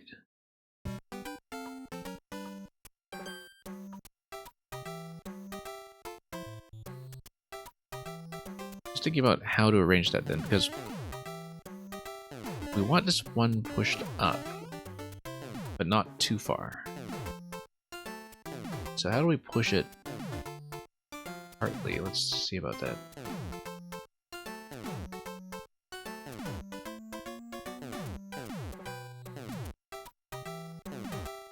Because let's say we activate this one first. Okay, that may or may not be fine because of the way this guy works. Oh, whoops, didn't mean to enter that.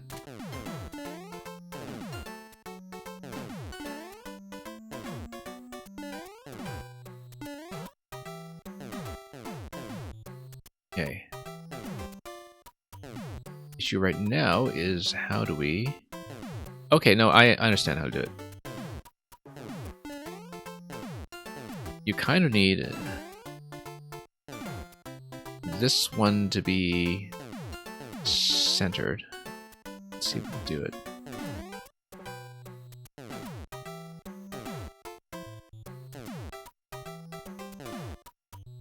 And that's fine, but then we need to retract it.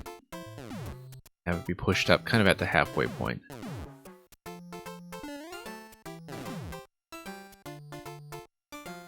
Okay. There we go. Oh no, too late. But you see what I'm trying to do there is that... no, that's not going to be right because it's facing the wrong direction. No, that's okay in fact because it should... It's not okay because it only retracts up to this column. Okay, that's... Because basically you need a thwomp that is able to brace the other thwomp and possibly hit this block from this side.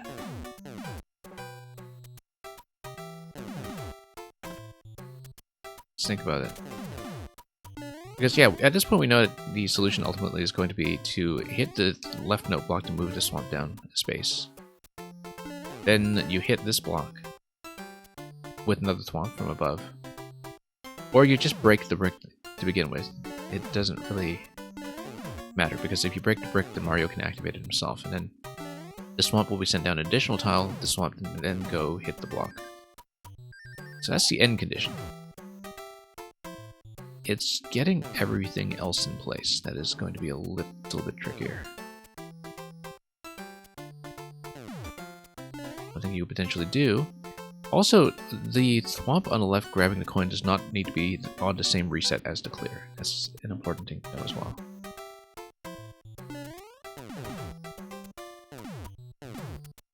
Okay.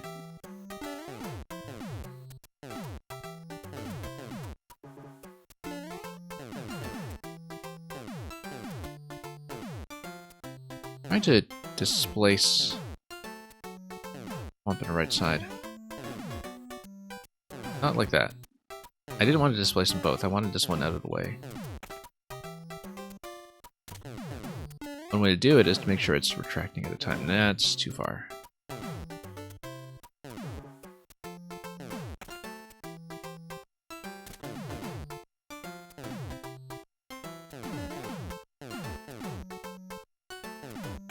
Yeah, we can position that a little differently, I think. Not like that.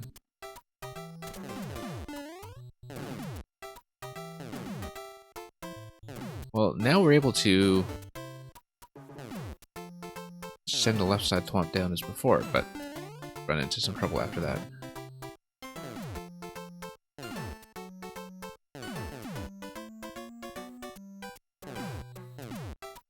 Mostly I don't know how to activate this guy yet. I think he needs to be pushed over with the note block, but we just don't know how to get somebody in that position. It's going to be this guy on the top left currently, because it's the only one who can go left or right.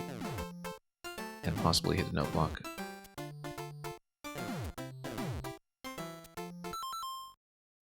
It's okay. Let's reset. Yeah, it is pretty timing dependent, which is something that we do have to watch out for. And how do I only get it to move up one tile? I don't think we do. I think we... Let's try to move this first, and then... Like that. Yeah, that's good. Mostly. Not quite. Timing wasn't quite right.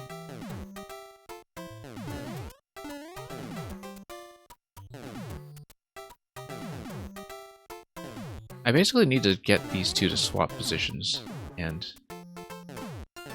without a good way to push it back down, it's hard to see how that's going to happen.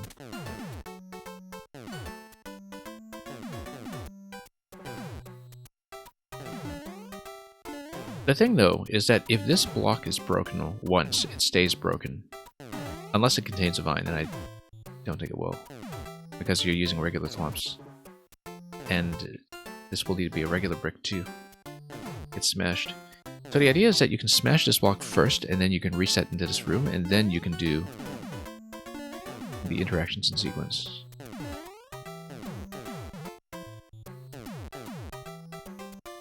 But that would still mean that I need to address the problem of how to move the thwomp over on the right side. So for example, if I do this, I mean, we don't want to just take the death in there, but thinking about how we can reposition the right side thwomp. Yeah, Door the Remedia, owing to time, I don't necessarily think I will sit through this all the way to the solution if we run into too many problems. I do want to make sure we get to Loop Hazard's level as well. And I usually will sit through a whole puzzle, but today, since this is at the end of the stream, I might not be able to.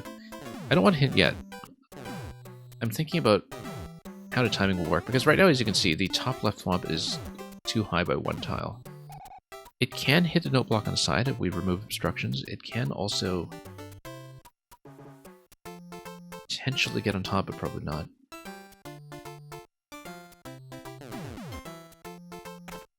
Oh, whoops. I kind of want to push the vertical thwomp if I can, but it's not going to get pushed.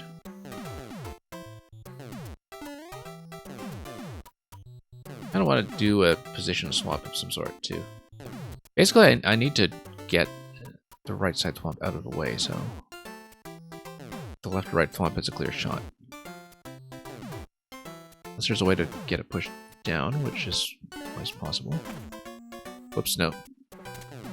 No, because the thwomp coming down will just land on whoever's there. And notice that you actually can kind of bump the vertical thwomp. Timing is pretty specific, though. But I actually did manage to displace it horizontally, I think. Or did I? Let's see. Yeah, I bumped it over slightly. I don't quite know how I did it. In terms of where in this pattern it would be vulnerable to being pushed, probably along this. I'm not exactly sure, because we managed to get a push on this thwomp without quite understanding how I did it.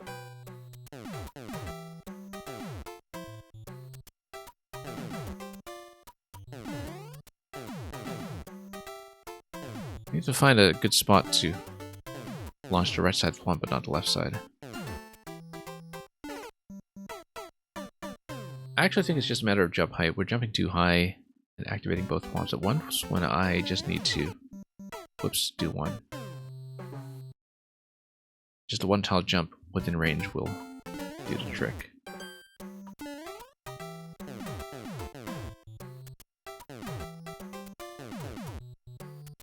Okay, and then we need to do some kind of rearrangement.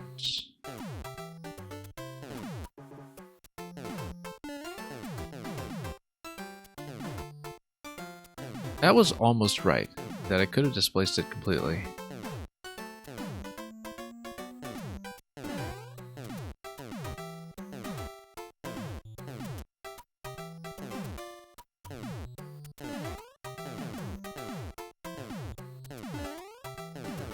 Hang on.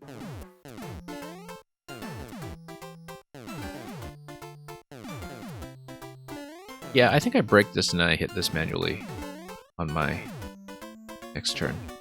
So the idea is that I want to get a right side thwomp moved up. And I know I can do it. And then we activate the left side thwomp. My timing is not great.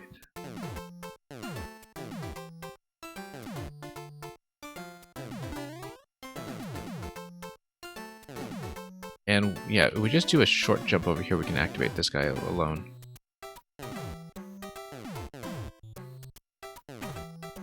Whoops, didn't mean to jump in, or rather enter the door. Not quite the timing I'm going for. Might be able to do it though. Let's just... Oh, a little too late on that.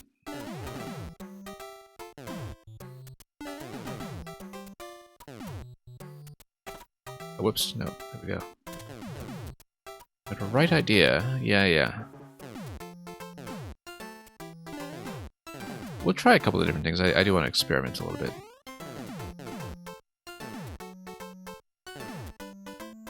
Yeah, because notice that you can kind of nudge the... So, it's in the backwards movement that the side thwomp can be pushed. The down thwomp, rather, can be pushed.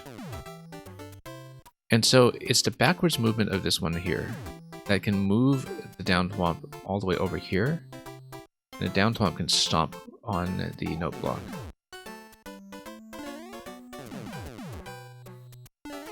Oh, whoops. I'm too high. Loop Hazard going to replace the code with these magic moments.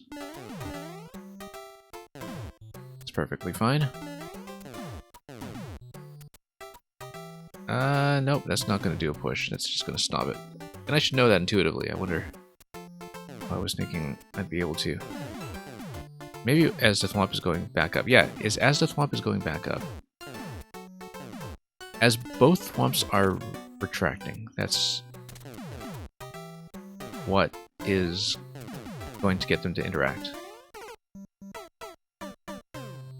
We need the vertical thwomp to be in the process of going up, while the thwomp facing left is in the process of going back to the right. That's how you do the push. But timing is tricky.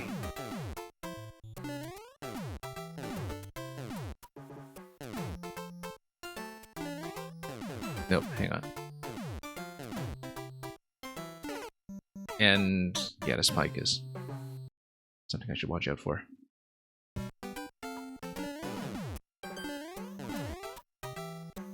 If that is possible, it will be very hard to execute.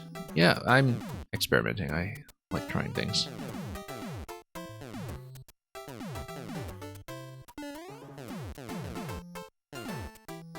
Oops.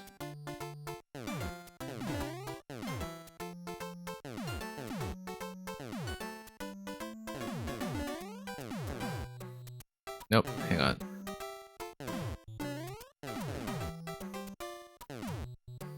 Yeah, it doesn't quite work. There's definitely a little bit of a displacement on the swamp now, though. You can see. Which might be interesting. Although now we've just got both of these stuck on this side. We might have broken something here, actually.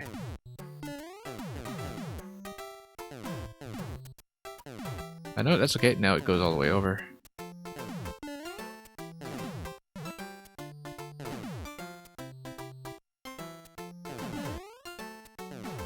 And then now it's completely cleared that ahead. Let's see.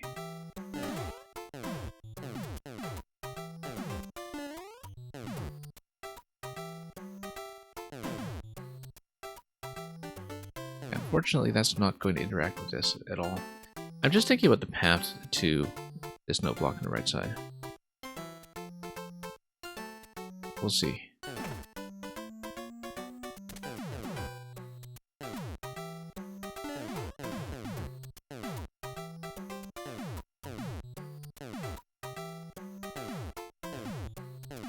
Well, that's kind of on the correct column now. But the thing is, the thwomp is only going to retract to its initial placement position. That's not necessarily going to help. Nope, I wanted to push the right side thwomp. Interestingly enough.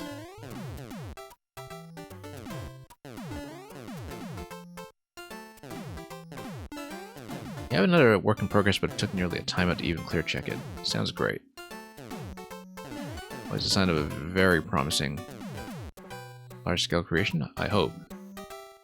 That is not just something that is finicky to interact with, that is inflating the clear check time.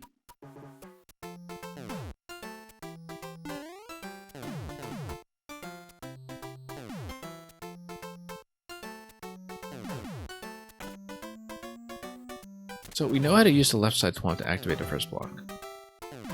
We just don't know how to get this in position here. Maybe a particular sequence. You see, it looks very freeform. That's one of the that's tricky about this.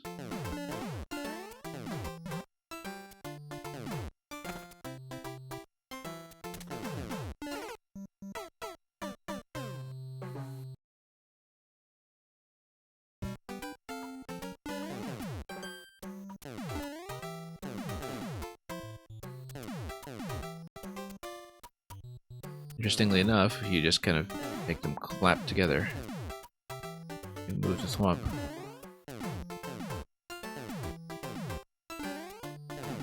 You can only do that so far though, because after a certain point you just can't really jump without coming back out.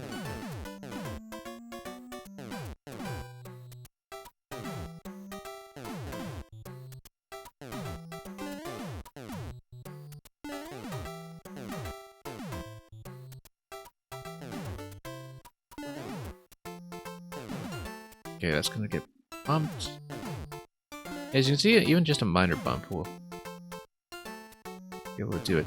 Yeah, I do want to do this one, Adore Meti, but since we're late in the stream, I might save it for a dedicated puzzle stream. Because there's a particular arrangement here that I'm trying to get. Basically, I just don't have a path to this note block to the right yet, and that's the main thing I'm looking for. We know how to do the first bounce here. We know that potentially I might break this block, come back in, and then use Mario to step on this manually. I think there's a lot of potential there. But we need to push all of these guys out of the way to get the one going left to right to go over. You see, the one going left to right is actually in a good position now, but everything else is a bit of a rough state. And now we can't activate it because it's over the line. Yeah, Zocker TVT, we're coming to the end of this stream, unfortunately. I've already extended it by about an hour or so. We may have to see yours at some other time. I am planning to run slightly later hours later in December because I have a temporary time zone change. But I'll hopefully be able to see it then.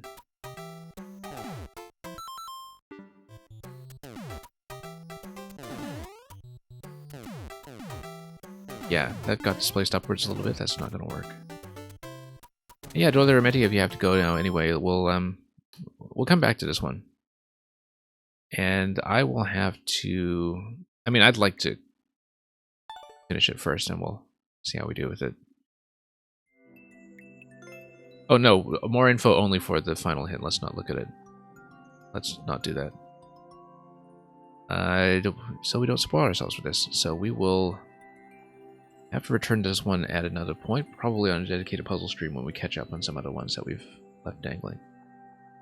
This way we can actually see Loop Hazard's level, which I'm looking forward to, given that Loop Hazard graced us with such a massive raid. And so... And yeah, as we were discussing Adore the Remeti, when you have your finalized code for the contest in the puzzle server, I will try to grab a backup copy of that just in case. For those of you who are not aware, this week I am going to be one of the judges for a puzzle contest. The deadline for the levels is tomorrow, so not much time to start one now if you haven't entered already, but we'll be going through puzzle levels that all have a kind of double-sided theme to them, like switching between light and dark, poison and fire, even swapping some objects around. It's basically based on parallel worlds, which is why it's called alternate dimensions. And we'll be playing that later in the week. For now, though, we will look at Loop Hazard's level.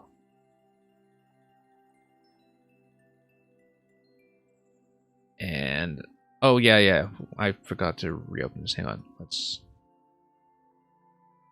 mark that as lost first, and then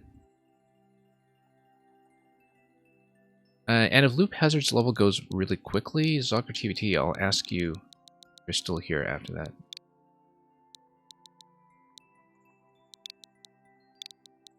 But we'll do this one first, and yeah, I've got it. It's in the bot. I just closed off after it earlier. These magic moments, like a more complex version. Let's take a look at this one.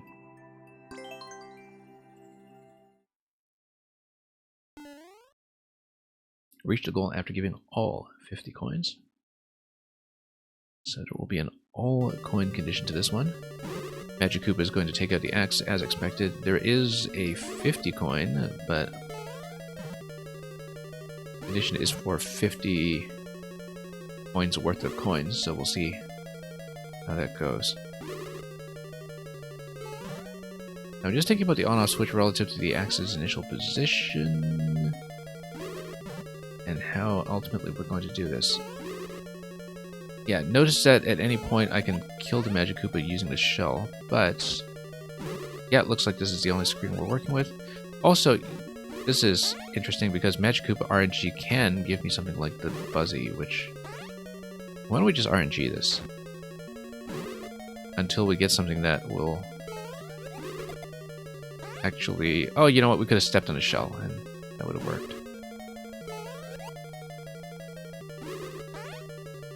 Yeah, it is going to be basically getting the Magic Koopa to give me something advantageous that allows me to hit the on-off switch. But then we would still need to take care of the key, wouldn't we? So we now have access to that, but we need the key, which then requires me to probably use a mushroom from the Magic Koopa, because we know Magic Koopas can spawn mushrooms. Unless there is some kind of entity limit control with power-ups, but we could probably just RNG it until we see whether that's the case. If we get a mushroom, then we can get the Magic Koopa to give me something else I can jump on, like a Goomba, that would then get me up top, and I can do a damage boost from there.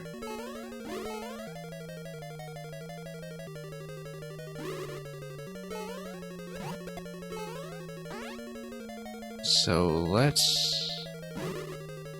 see. I don't know if it's ever going to spawn a mushroom, so we'll have to basically re-roll until it happens. If it does. It does. Okay, good. That's standard. So no entity restriction beyond that. We just need to go back, take a damage boost. We obviously can't do this off of a Spawny. Can do it off of Koopa though. We'll grab this. Hang right.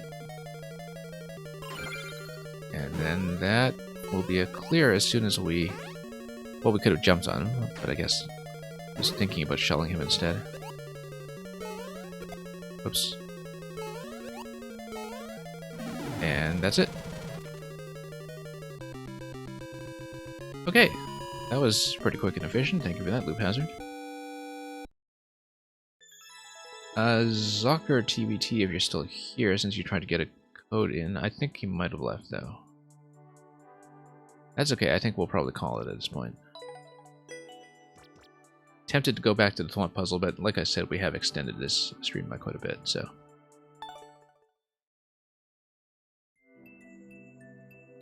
Anyway, this was a more complex version, apparently. But, yeah, pretty simple and elegant. I mean, obviously, I think the world record is pretty heavily dependent on re-rolling into it. Unless, of course, you're very good at RNG manipulation and have a tool-assisted speedrun to basically give you the inputs to spawn mushroom or shell in the intended order. But we're not doing that, so. Thank you all for all the levels today. Like I said, puzzle contest later this week, and then a bit of a scheduling change over the rest of December, but we will let everybody know how that is going on places like the Discord. Yeah, Antho, thanks for coming in, but we are closing down for today. Unless you have something really short. If you have something really short, then I can take a look, but I was just about to say goodbye, so you may have to come in next time. Let me just see quickly. Yeah, 8 out of 460. We're... you know what? Let's finish on it. Let's be flexible. But this is absolutely going to be the last level, okay? I already closed down the bot, but this will absolutely be the last level. And we'll see how it goes. 3-minute world record, but on very few clears. We've had a couple of false endings so far, so I guess we have to do the true ending. Shops everywhere.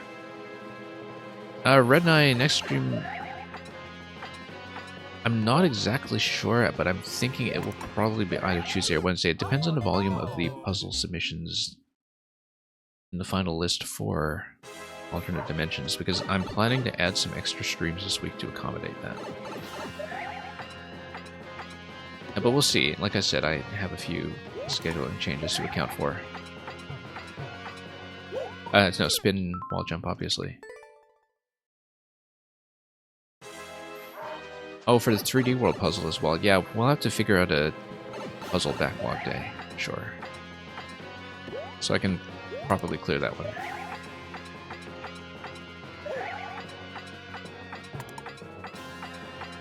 Okay. Wall jump everywhere.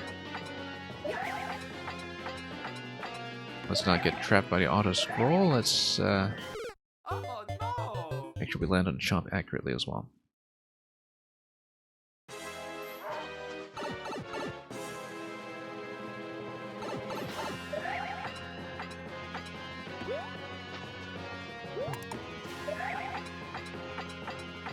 Okay, up we go.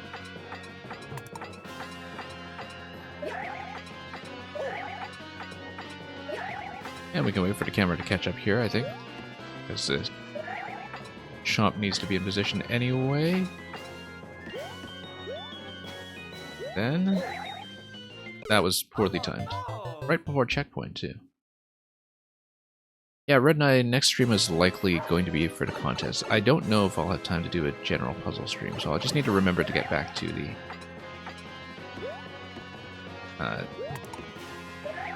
shell puzzle as soon as I can. Oh, we should have put it in the queue earlier, actually, but I really do plan to finish after this level, so... And that's assuming my solution works. I'm not sure if it will, so I don't want to be stuck here for an extra hour if it doesn't.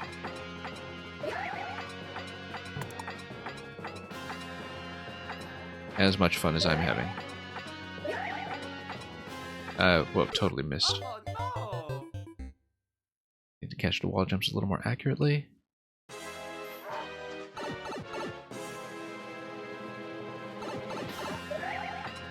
And yeah, Red Knight next time will do, I think.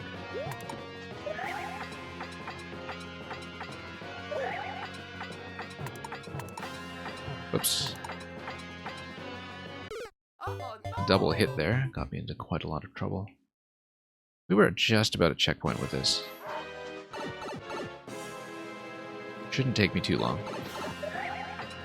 Actually, pretty gentle level. We just need to be a bit more accurate, especially on the smaller chomps later.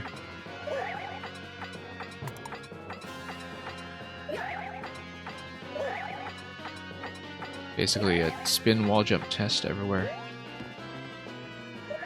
Spin accuracy test over here. And yeah, I should have done a short bounce. Inserted one in there just to make things work.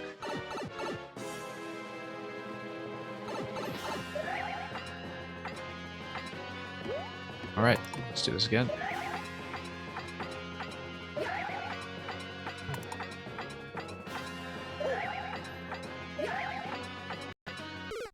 Nope, totally fell off of that. Conceptually simple, just very easy to make mistakes along the way.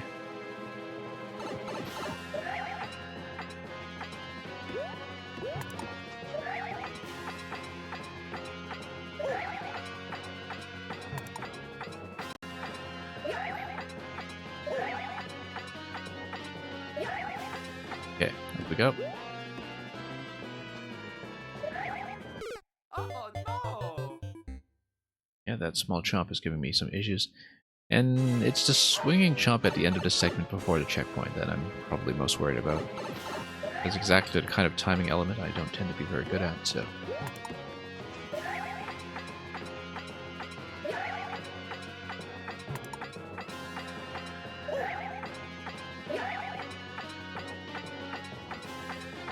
Okay, need to bounce to the left. And we have plenty of time to cut up over here. There we go. Oh no! And we got plenty of time after checkpoint here to kind of readjust. And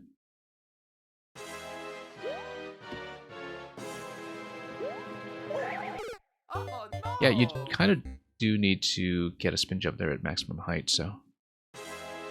Just need to figure out exactly the entry timing that I need in order to get that. No. That's why there's a checkpoint there, I suppose.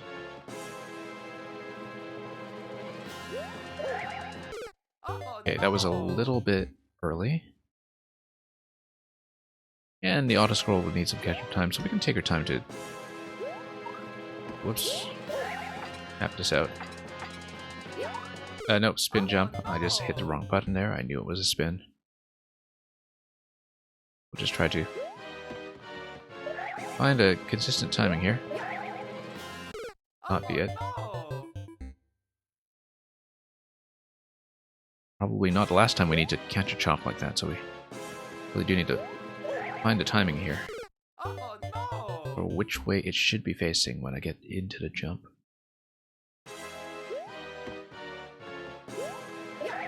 Oh Oops. no! I have too much wall slide time there, I'll just end up far too low.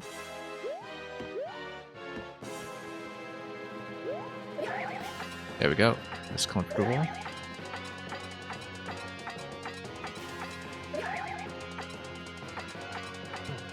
Nope, just bumped my head. Oh no! Again, pretty simple. You just need to have a good angle coming out of the spins. Okay. And occasionally, you just need to let the camera catch up, which is fine. It just means that I have some adjustment time if I'm a little bit Oh no! off, and if I'm bumping my head on the ceiling. As I've amply demonstrated there, that's not the timing I want.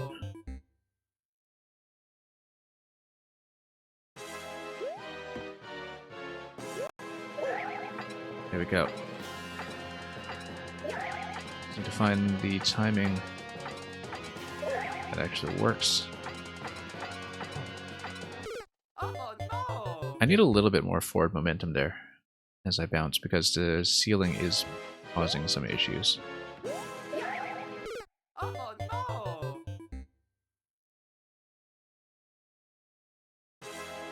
Yeah, definitely a helpful checkpoint placement given how hard I find it to position this jump accurately. From that bobbing back and forth on a chain. This guy literally yanking my chain. Okay, let's let the camera scroll up a little bit more. We afford to do so. Oh Till we find a consistent pocket.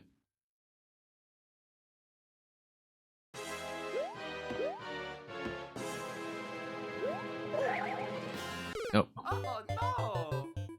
I thought I had found an appropriate timing, but you have to account for not only the swinging back and forth, but the fact that it is going side to side on the track as well. So depending on its position on the track. There's a little bit of variance here we need to account for. There we go.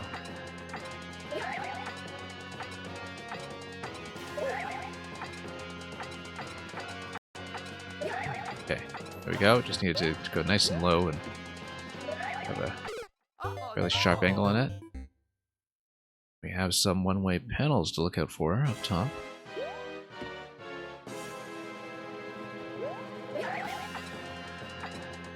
Yeah, I think I see the part of the animation to look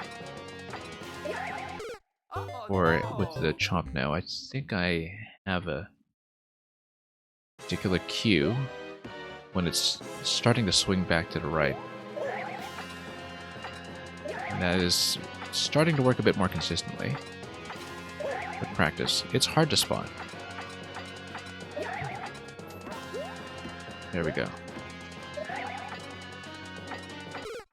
Yeah, should have done the high bouncer. I thought I had room for an extra bounce, but didn't enter that very accurately to begin with.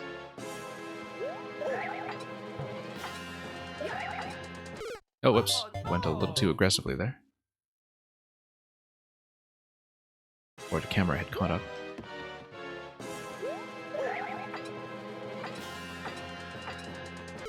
Oh no! Almost there.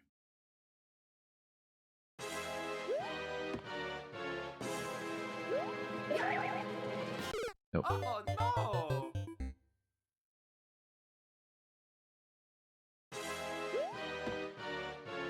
Yeah. When it's starting to backswing, just like that. Yep. Got it. Oh no! And again, just came in a little low on the wall.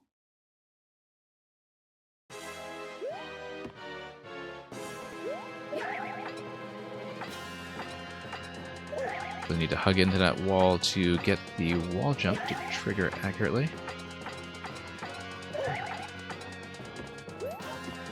Got that so far.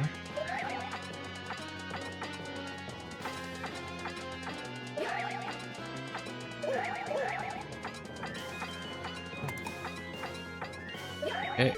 Oh no! I was definitely worried about that chomp looking at it, and clearly I had good reason to be. I would need to reposition on a chomp a little bit to get enough height, I think.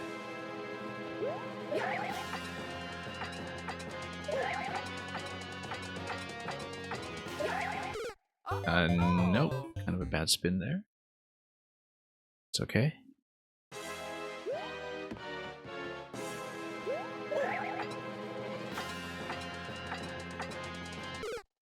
Yeah, once again, just not really repressing it into the wall very well. Or the spin wall jump.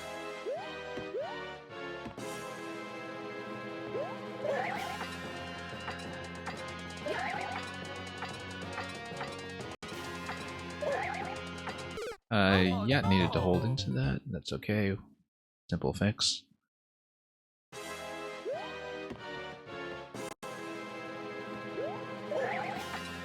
We're getting better at that chomp at least, but then we have the small chomp later on to worry about.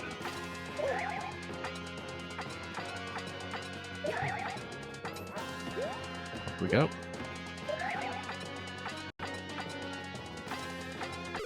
Oh no! Started hitting some of the lower thwomps safely. That was not something we should rely upon.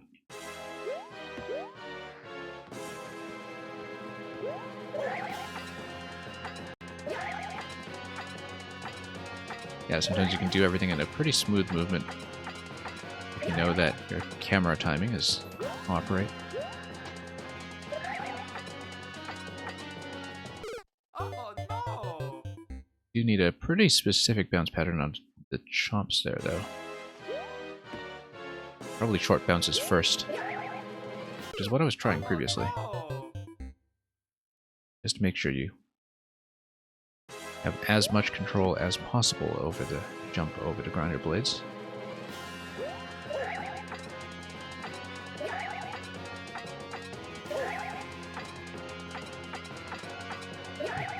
Okay, there we go.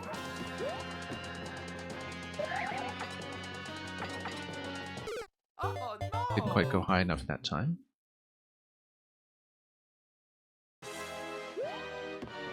That cloud near the corner by the piranha plants, that makes me I wonder about how I'm supposed to fall in that segment, and I guess all of these plants have clouds beside them, though, which is part of the aesthetic.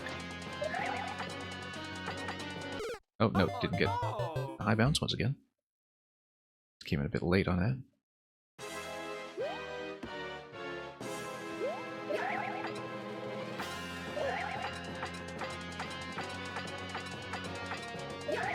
We'll get up here as soon as possible.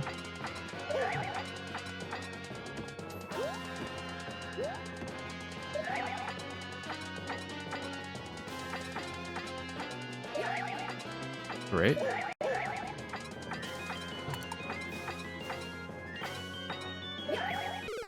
Nope. No. That one looks a little difficult to control.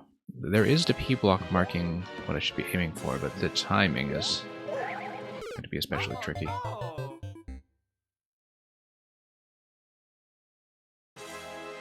Definitely looks like the hardest jump to estimate so far from what we've seen. Oh no.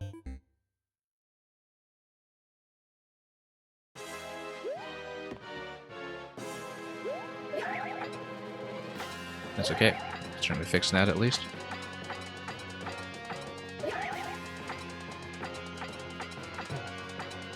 Oh no. Everyone in your life keeps telling you to do this thing called sleep. Well, I must not be a person in your life then. Oh no. Welcome to Thunder. You're an insomniac, you're in good company here. It's apparently the market that would place you.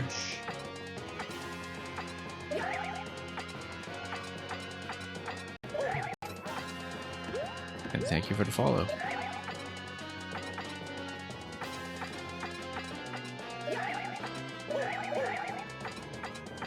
Okay, we got this. This one. There we go. That was tricky. Boss time. Okay, let's not die to the scroll. That would be bad. I see. So we toggle the switch, and then it's boss time.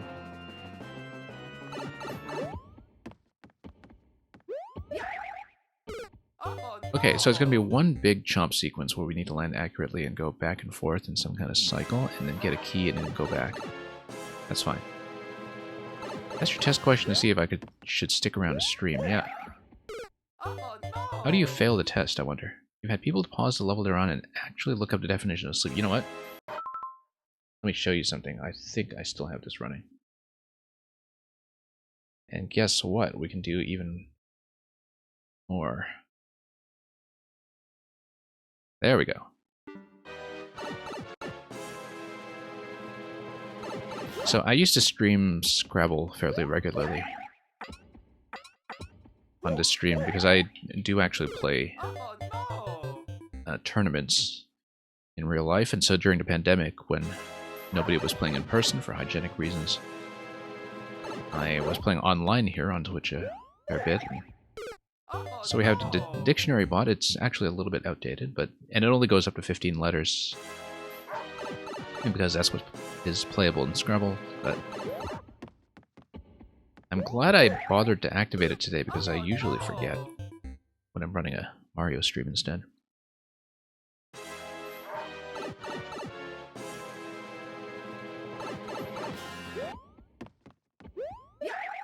Okay. Oh no. Anyway, we do need to run around and grab the key and just go back.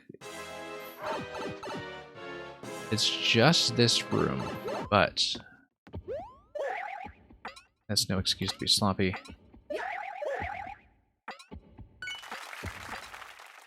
Nope, missed the wall jump. We nearly had that, actually. Maybe just one too many bounces in there.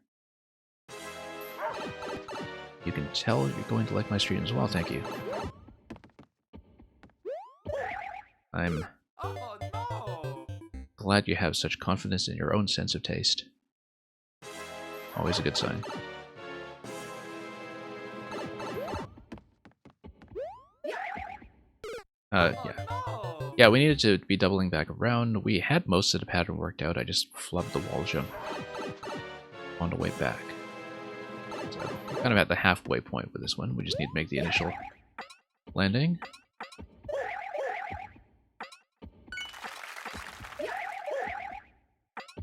So that was really satisfying. Quite happy with that. We need to do something with this pet chomp here, though. Oh yeah, we need to release it, don't we? Or just go over it. Let's release it sympathetically. And it's going to be trapped behind a one-way panel anyway, so we'll be nice and safe. I think. Not going to test that. If you are still tall and if you didn't die to the attack dog, then you get a GG. So that was the little bonus level, which Antho submitted just as I was saying goodbye. I don't actually know if Antho stayed to watch it, or if the bot rejection scared them away, but regardless, that was actually kind of a fun platforming one to finish on. And yeah, it was just a one puzzle that we didn't finish today, but I think I actually cleared everything else, so thank you once again to Loop Hazard for the raid, and to everybody else who came in and followed and chatted or submitted levels today. Really glad to have you all here as always. Like I said, schedule is going to be a little bit different later in the month, but we will be doing the puzzle contest levels later in the week at some point. Specific times to be announced, because I've kind of been recovering from a sparse schedule lately where we're kind of down to 2 streams a week, but we're trying to pick it up again and do some more. So great levels today, and it's December. Everybody's schedules are an absolute disaster, especially that fellow who's supposed to climb down chimneys and I don't know, put Goombas in their green boots or something. We're going to search around for a raid to pass this crew off to. It will likely be Mario Maker, even though not a lot of people are logged in right now, but we'll look around to see who's available, and maybe we'll send you on to somebody interesting doing something else as well. I'll search around for a moment, and in the meantime, thank you so much for watching. Thank you for all the levels. As always, happy making and playing, and enjoy the months to come, whatever it is you're doing. We'll see what our next destination will be, and I will see you there. Until then, stay well.